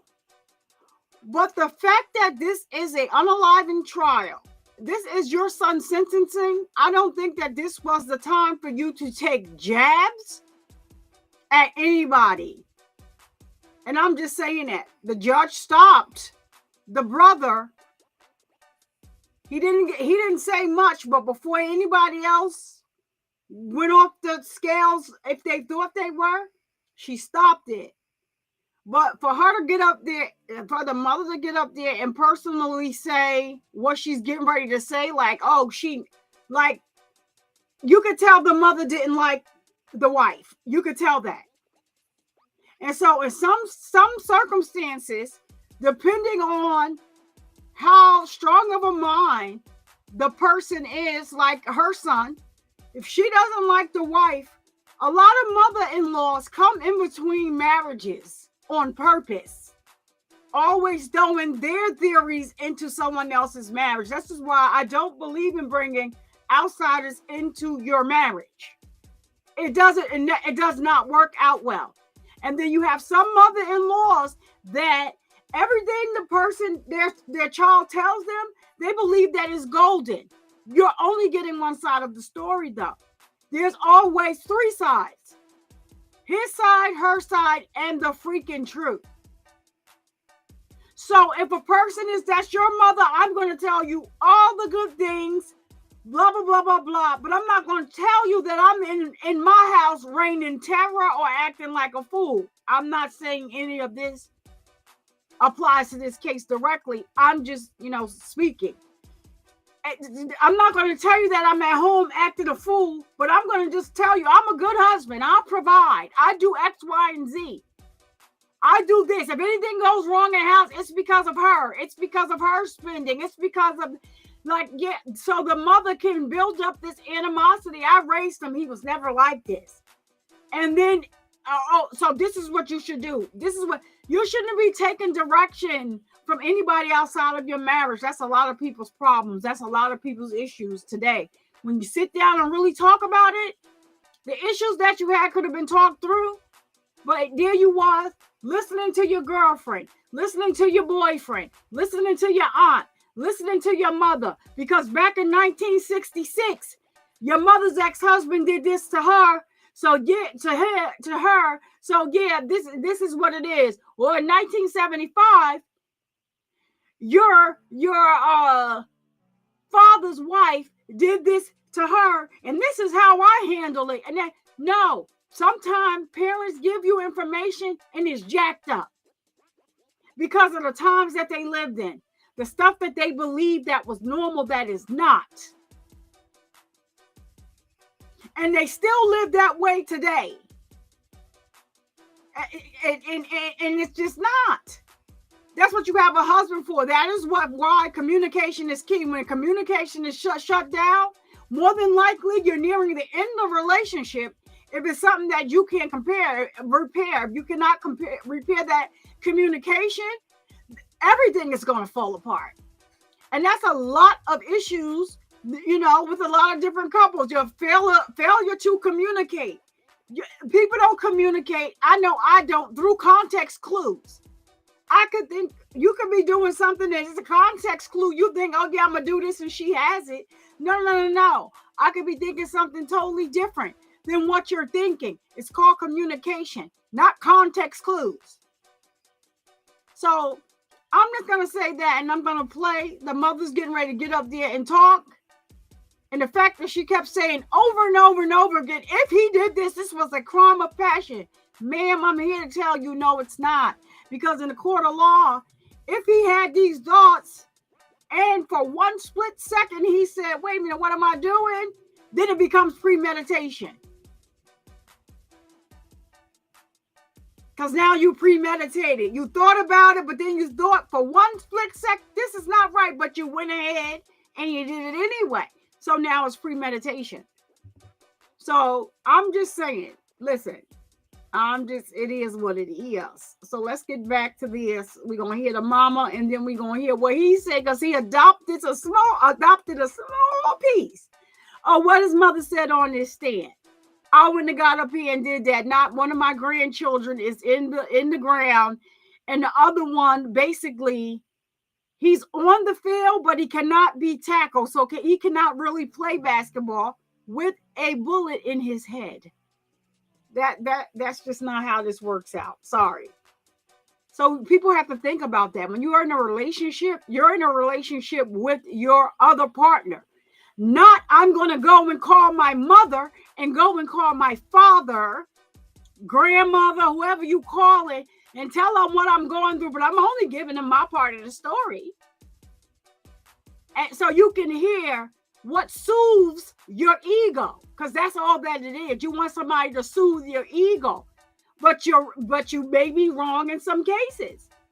That's another thing. People never learn how to apologize for things. You're in a relationship, it just makes things worse. You never can. I'm never wrong, so I'm never going to apologize. I mean, it's true. Allie, I'm going to read your comment right after this. I didn't. Let me play this while I read it. Because this is crazy, Alan. It's just crazy. He does not. Review the score sheet. We have located some errors and they have been fixed. And the final copy is accurate, Judge. All right, well, I'm looking for that. Defense have witnesses that... Mr. Bass's mother, Ms. Thomas, would like to address the court. Sure. Yeah, now listen to what she says, because I found a whole issue with this. You raised a son to a certain age. They were together since high school. He's an adult.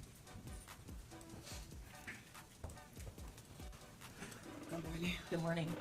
Could you state and spell your name for the court report? Yeah, there are different. Thomas, L-A-K-U-A-N-Z-A, Thomas, T-H-O-M-A-S. What is your relationship to Mr. Bass? That's my son.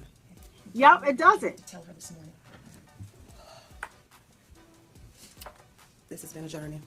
Always been a journey. As a mother, my son had him April 27, 1992. And the joy that it was as a young mother, raising him. And he was always a good student, smart, intelligent. He still is. He couldn't look at her until she said that, though. We have twin brothers. And everybody educated. Everybody graduated. No one's have no charges in no schools or none of that. This is the first one. Everybody's always work. My son been working there since the age of 15 with his grandmother. Then got on his own. He always been, when he met her at the age when she was 17, he always was a provider, a protector, and a pleaser, because he was the one who was always working. And he always made sure he provided for his family.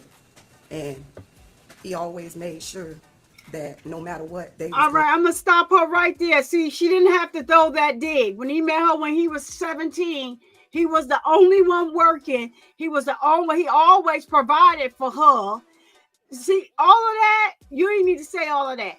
You could just say if he was a family man, when they met, he was a provider and all this other stuff. All the other underhand digs that you're dishing out,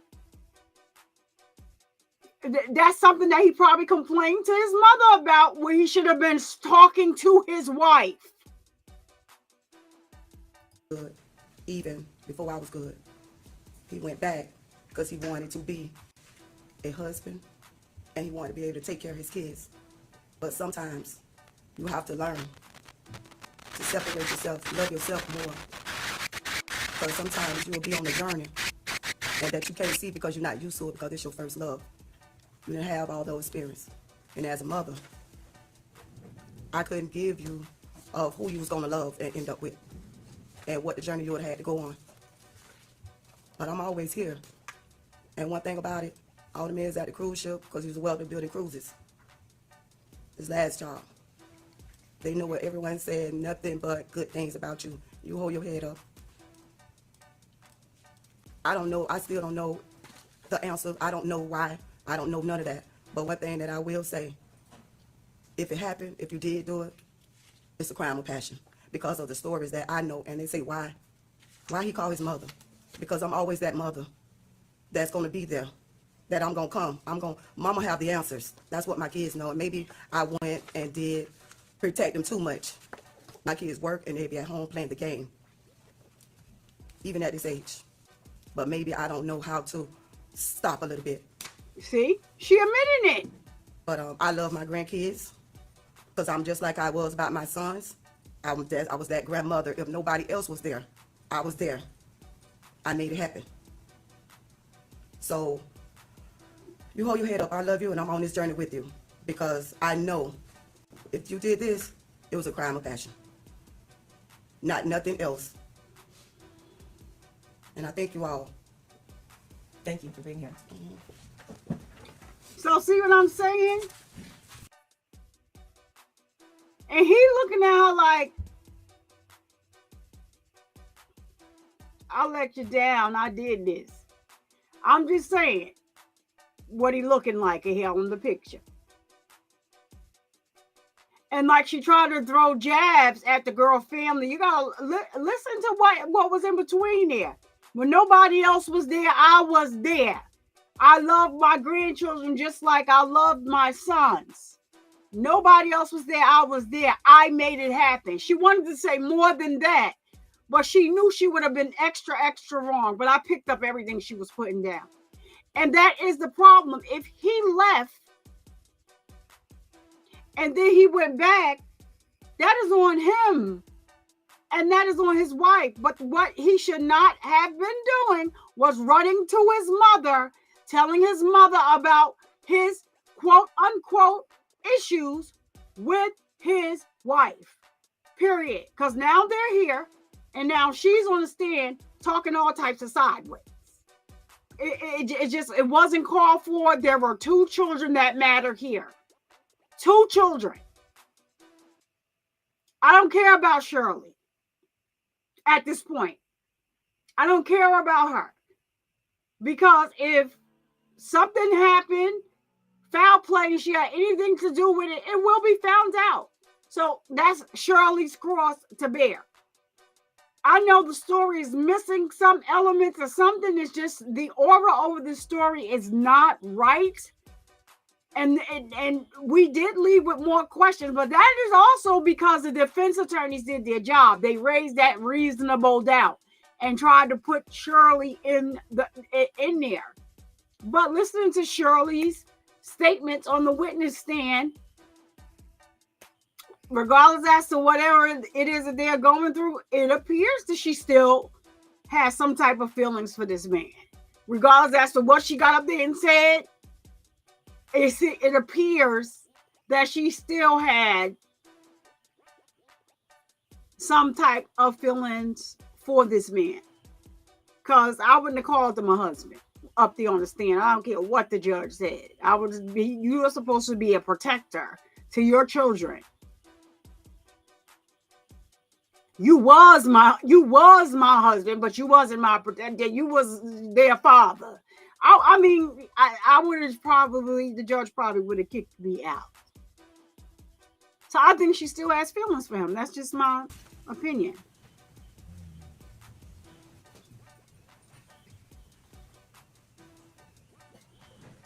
And I want to see if I need to. On behalf of the defense in terms of witnesses, Mr. Bass is going to make a statement here this morning. I'm going to see if I need to stand corrected right here.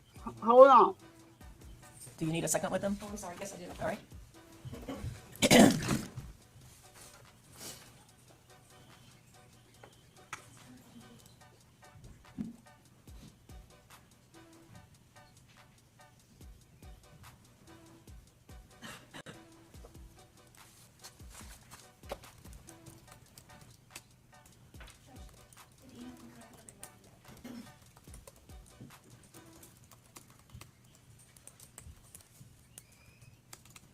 Thank you for the time. Mr. Bass is going to make a brief statement. All right. Your Honor, growing up for me as a child, it's been tough. I was raised in a single parent home until about the age of 10 with my cousin that my mom adopted. And we had good times.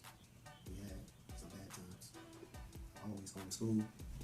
I've always had good grades. Like my mom stated, I've always worked. Like my mom stated. I graduated from Hillsborough High School.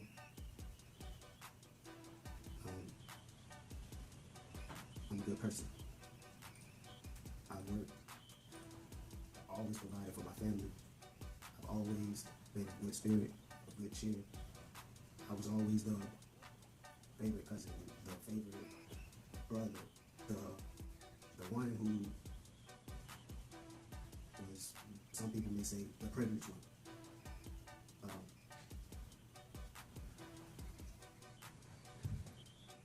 I made sure that my family had the best. I always strive for the best. I moved my family out of Tampa to the Gibson City area, a 2-story home, to provide for them, to make sure we had the best life in a nice subdivision. All those things I lost on this journey, but I did everything in my power to redeem myself and try to make things better. I love my son. I made sure that when he was going through his speech issues, I gave him a tutor. I made sure I put him on that football field. I made sure that no matter the cost for the elite cheerleading, I made sure that my daughter was able to go, no matter what was the circumstances or hardships that my family had to face. I made sure to try to come up with some type of resolution to get them to find a way out for them so they can have a nice life as a father and as a husband with my wife, since we were like high school sweethearts. You know, we've been together, and she will always be my one heart, one love, one mind. Regardless of the circumstances on how anyone feels or what they may accuse me of, I know the outcome. I just want to say, after hardship comes relief, and I hope that my family and her family, they find some type of peace.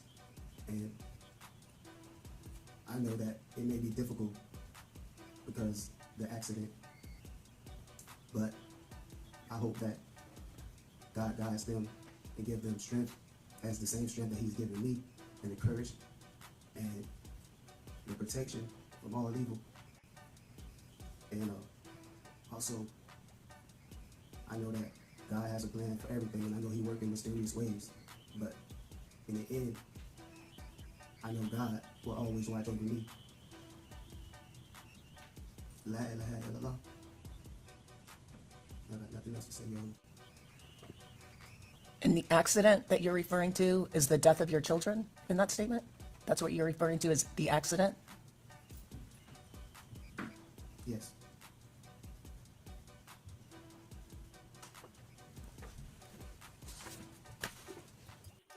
Ali, that's where he got me at. I had forgot everything. But where he got me at was the accident. The accident. And you see the judge was like, are you talking about the pow that you still saying that this is an accident? That 5 rounds, it wasn't an automatic, so you have to squeeze, squeeze, squeeze, squeeze, squeeze. People think that it's easy to, and it is. It is, but you know, the makes of Pow Pows are different, right? So he had a Glock. You gotta put a little pressure on a Glock when you shoot it. Now, you know, I was a CEO for 7.5 years. And we used to qualify first. It was before we went to the Glock 40s. We had for a couple years.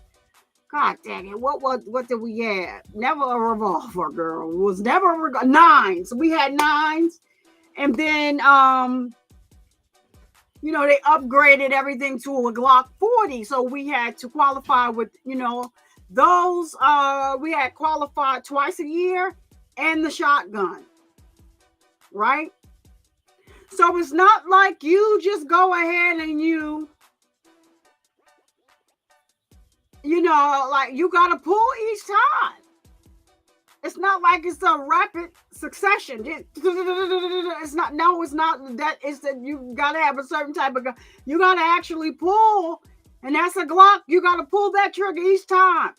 That coil needs to retract. You got to pull again. You got to squeeze. You have to intentionally squeeze that trigger. So each 5 times you squeeze that trigger, 3 went into Jayla's head, and only 1 went into JJ, and the other one was found on the bottom bunk. So it was just what, he just adopted, like his mother said. He got a little courage from his mother. But I don't have to stand corrected, because what he never said was, and what he had a chance to say here, where no one would question him afterwards. It is his right not to be on the stand. But if that was me, I did not do this. I am not the one that did this. I'm not. He don't have to say who did it. Just clear my name. Not God works in mysterious ways and he's going to. I get that. God does work in mysterious ways. I get all of that. I get all of that. But then you say the accident, and the judge is like, wait a minute, hold on now. Are you calling? Well, no, JJ is not passed on, so I don't want, like, I guess she was just so, like, taken aback. And we understand that you provided, so you could tell there were some issues based on what he said. And maybe he wasn't able to provide like he was. Maybe there was money issues or something like that. You never know. So I can't take care of my family. I'll take them out.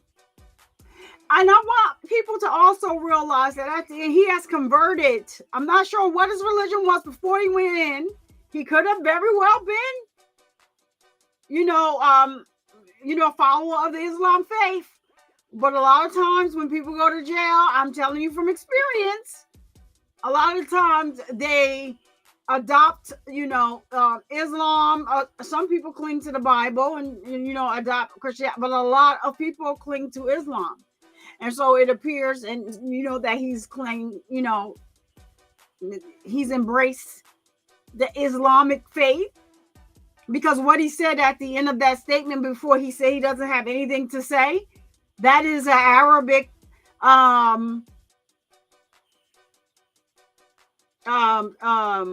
is something, an Arabic term that they use in the Islamic faith. Term is I probably wanted to change that word, but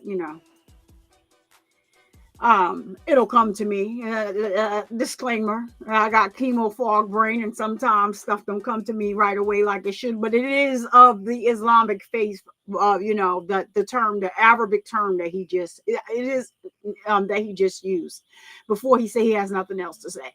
So he has embraced the Islamic faith. I'm not sure if that's what he was before he was incarcerated, but if he wasn't, since his incarceration, he has embraced the Islamic faith. It's nothing wrong with that. And you got to have something that you need to hold on to. And he strikes me as the following type and not a leader. And this is what I say, and this is what I mean, because your mother got up there like your household was all perfect, and you got up there and told the truth. It wasn't all good at home. We had good times, we had bad times. Anybody said that they lived in a home where everything was perfect is a liar. That's not what it is. But at the same time, he was trying to give his children something that they didn't have. It's expensive to live, and sometimes people live above their means. I don't know what Shirley does for a living. I'm not sure what she does, but does that excuse what happened? There's still a lot of questions that's out there about what happened, but the one thing I know that he did not say, that I would have took full advantage of because nobody can question me about that. Now that this, I have the last thing that I'm going to say before this judge sentences me. I did not do it. You have the wrong person. I did not do it. But remember, he is the one, even if he's covering for someone, he is the one that said in the beginning, he gave them different scenarios. And that's the only thing that I guess comforts me in thinking that the jury got it right. Anything else from either side? Your Honor, of course, has no discretion as to count one. The defense is asking that you take into consideration the lack of criminal history. Mr. Bass's statements about being a good provider and a good father are actually true. We took a deposition of Ms. Bass. She indicated all of that. He was a loving father, took care of his children, participated in their school. He was a loving husband, provided for his family. I don't think anybody understands to this day why this happened, just like echoing the comments of Mr. Thierry in opening statement, why. So at this time, Your Honor, I am asking that you... They're all but saying, see that? Concurrent to count one. And I would just ask my co-counsel... What she's saying, listen to what she just Anything said. else from the state? All right, come up. This is what comforted me. Has the same calculation we do, and it is 917 days. 917? Yes, ma'am.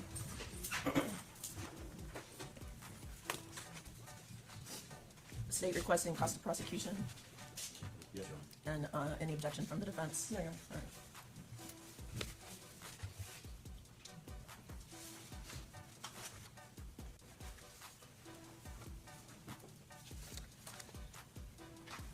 And on count 2, there's a 25-year min-man. Yes, Your Honor. And on count 3, there's a 20-year minimum mandatory. Is it? Discharged with great bodily harm. All right.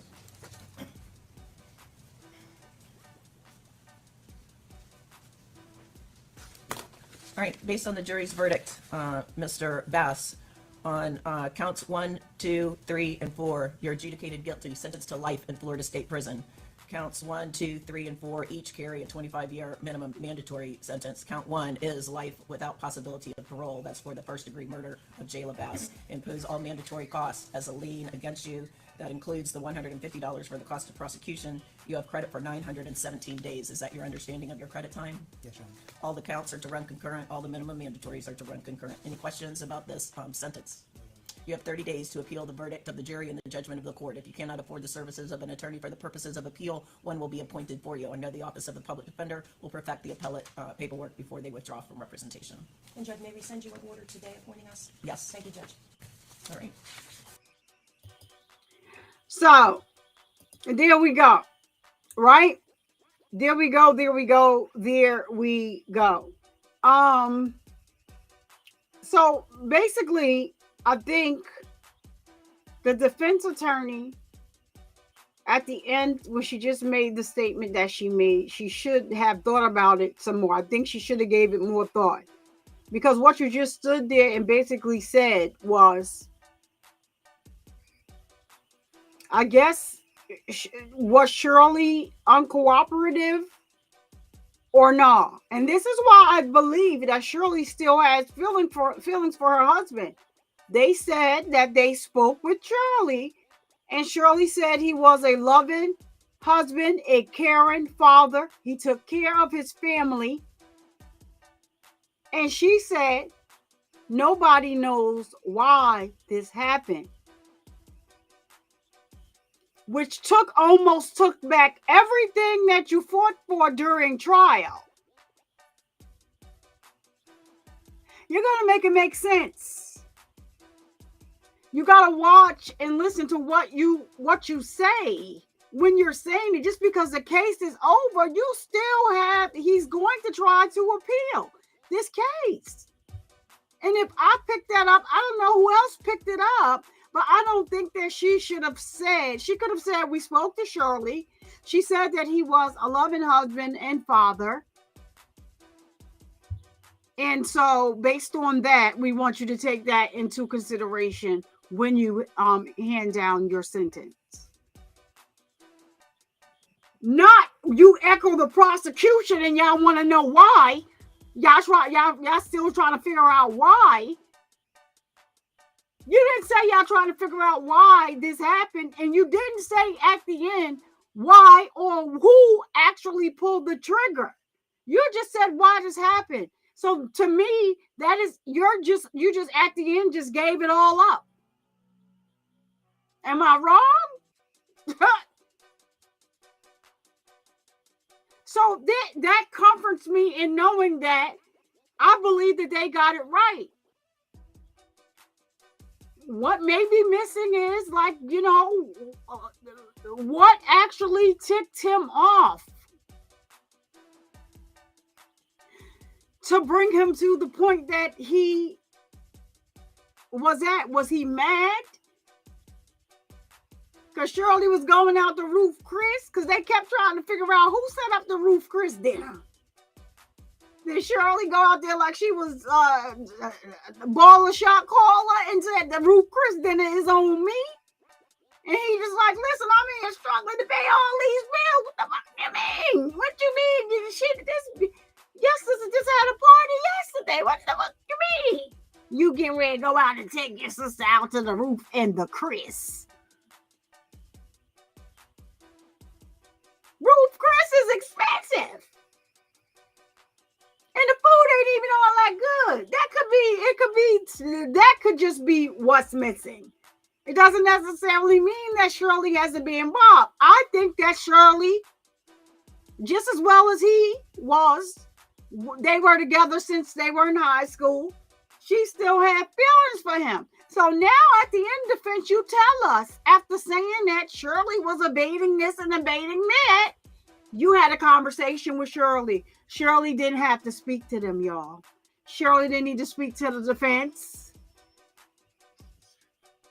Shirley did not have to speak to the defense at all. She didn't have to say nothing to them. Y'all remember the ASAP Rocky trial? 12, he was like, no, I wasn't speaking with the prosecution. They didn't want to speak to me before, but they want to speak to me now? No, I said no, I declined.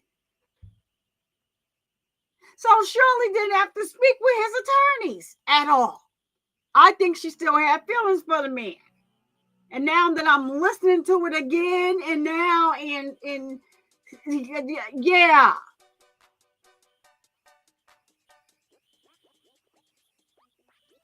Maybe she was standing outside because she was like, wait, hold on. Did he just put my child? Oh, he getting ready to get me next. Maybe they was arguing. You want to argue? I ain't arguing with you. Yeah.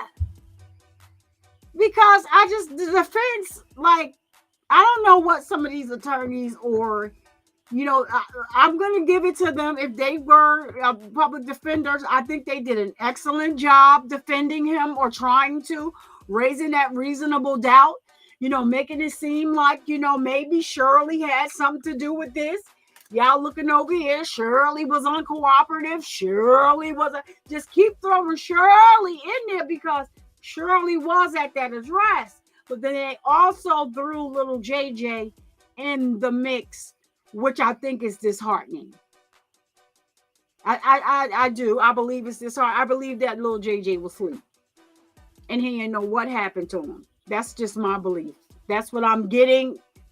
That is what's filling up my soul, filling up my spirit. And so that's what I believe. That little JJ was asleep when this happened. And let's not forget,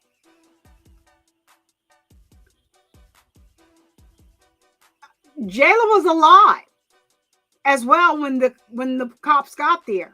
She was still breathing. She was still breathing. This is why Detective Jones I need to, you know, I need to get her down. Put some pressure on her head. Let's go. Let's get see if we can save her. Some people would question, like, should they have moved her? In this, you don't know. These are little children. But I think that JJ was doing a little more movement, making a little more noise than his sister. And so the father is like, probably was shocked back to reality.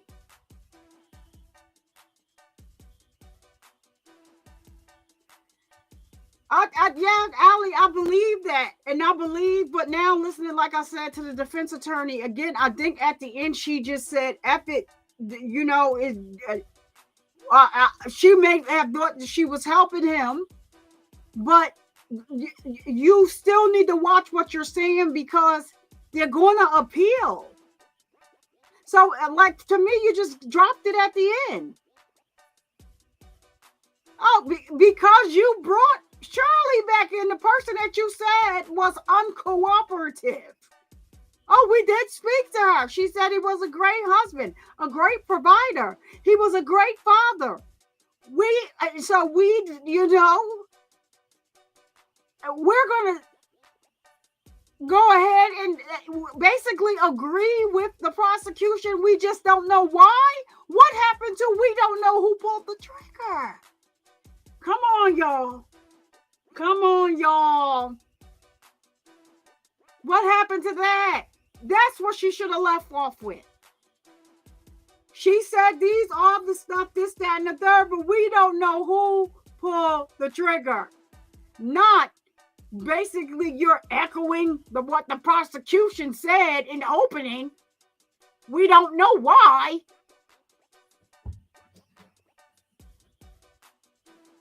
Y'all. It is what it is. It is what it is. And I thank y'all for just letting it, watching, you know, with the sister. Y'all is still here. Shout out to everybody that's still here. Shout out to the people on Twitter. Y'all always, you know, are in the house watching from, you know, wherever you are watching from on the Twitter. Shout out to y'all. Over here, and shout out to Allie and for always coming over here and being supportive. AOBD, my girl Nessa, thank you so much, and it's a happy birthday to your little man again. Today is Nessa C's son's birthday. Happy birthday to him. Prentice Jones, thank you so much for stopping by. AOBD, I think I said your name already. I think I said your name already. And I don't know who's watching on Twitter because I don't, it doesn't mix over here. So Emily Stokes stopped by. What's up, Emily? Thank you for that. It's Rebecca tonight. Rebecca is not here now tonight. She probably has something to do. But anywho, mark your calendars for March 7th because Jarvis Butts is coming up. I've already put up the thumbnail for that. And I'll be up at 8:30. But I'm telling you, on all of the documents, I think he has about 5 or 6 charges. Everything says that the hearing is starting. I mean, one charge says that the hearing is starting at 8:30. The other ones say 9 o'clock. But then you had 9 o'clock or 9:30. But then you had, let me take a look over here real quick. Then you had one that said,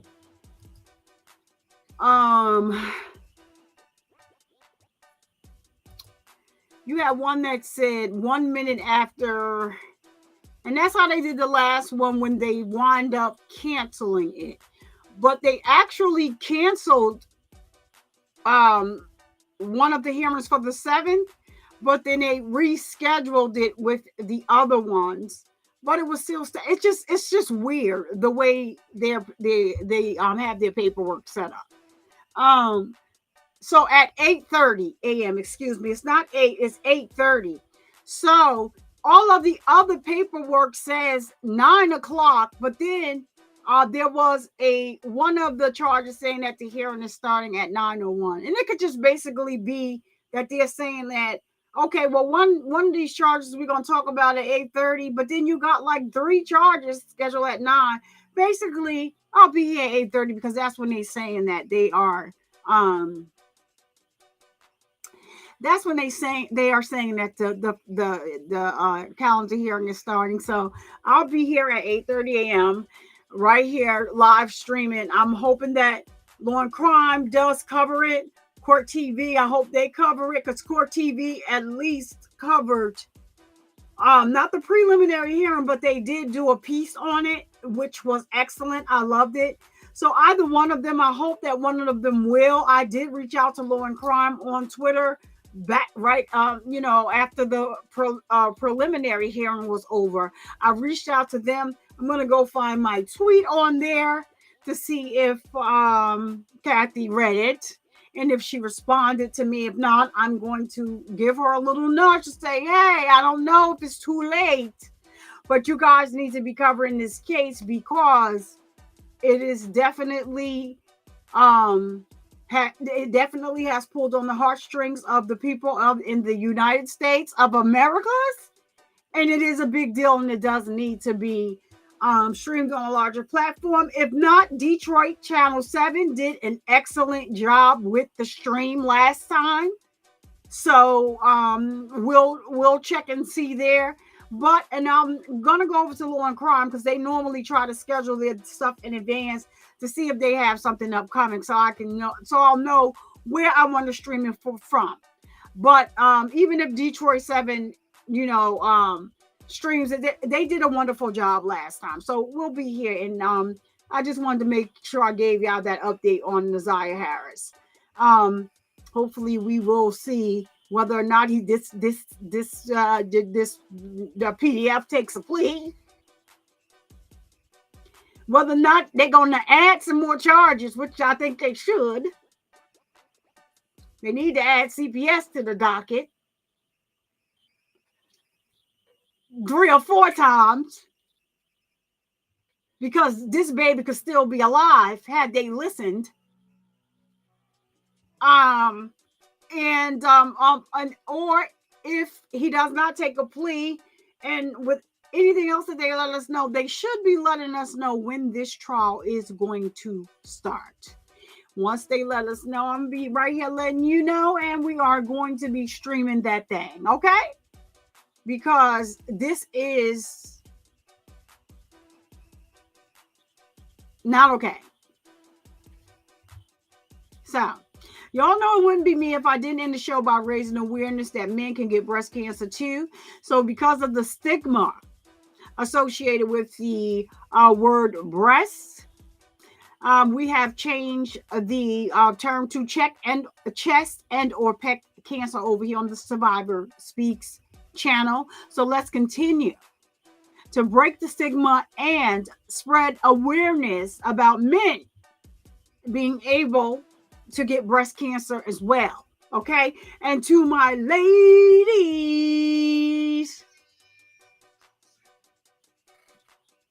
please make sure that you are getting your mammograms, filling on your boobies to make sure that you are all right. All right. And don't you dare let anyone come into your house and disturb the peace that passes all understanding. I'm Survivor Speaks, and it's still my god daggone birthday month. Happy birthday to me again. And I'll see you guys in the next live stream or video upload. Thank you so much. Thank you, Allie, for being so supportive. And everybody else that supports the channel, thank you for being in here today. Nessa, I dropped no one's link earlier. If you're a content creator, you need music, hit no one up for your background music or whatever. Follow Kat Not Williams over there. If you're not following her, and follow Flesh of the Gods if you're not following him. I'll see you guys later, and I'll check you out. And bye. Peace. Good night.